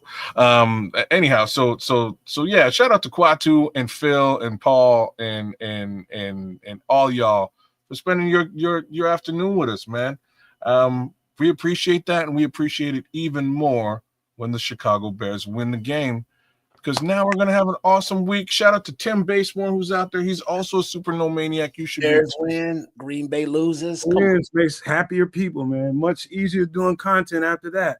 It's a beautiful week after that, man. I will go to the office, which is where I am, and I will have awesome fun and prospect and make mad money with a smile for the rest of the week. Nice.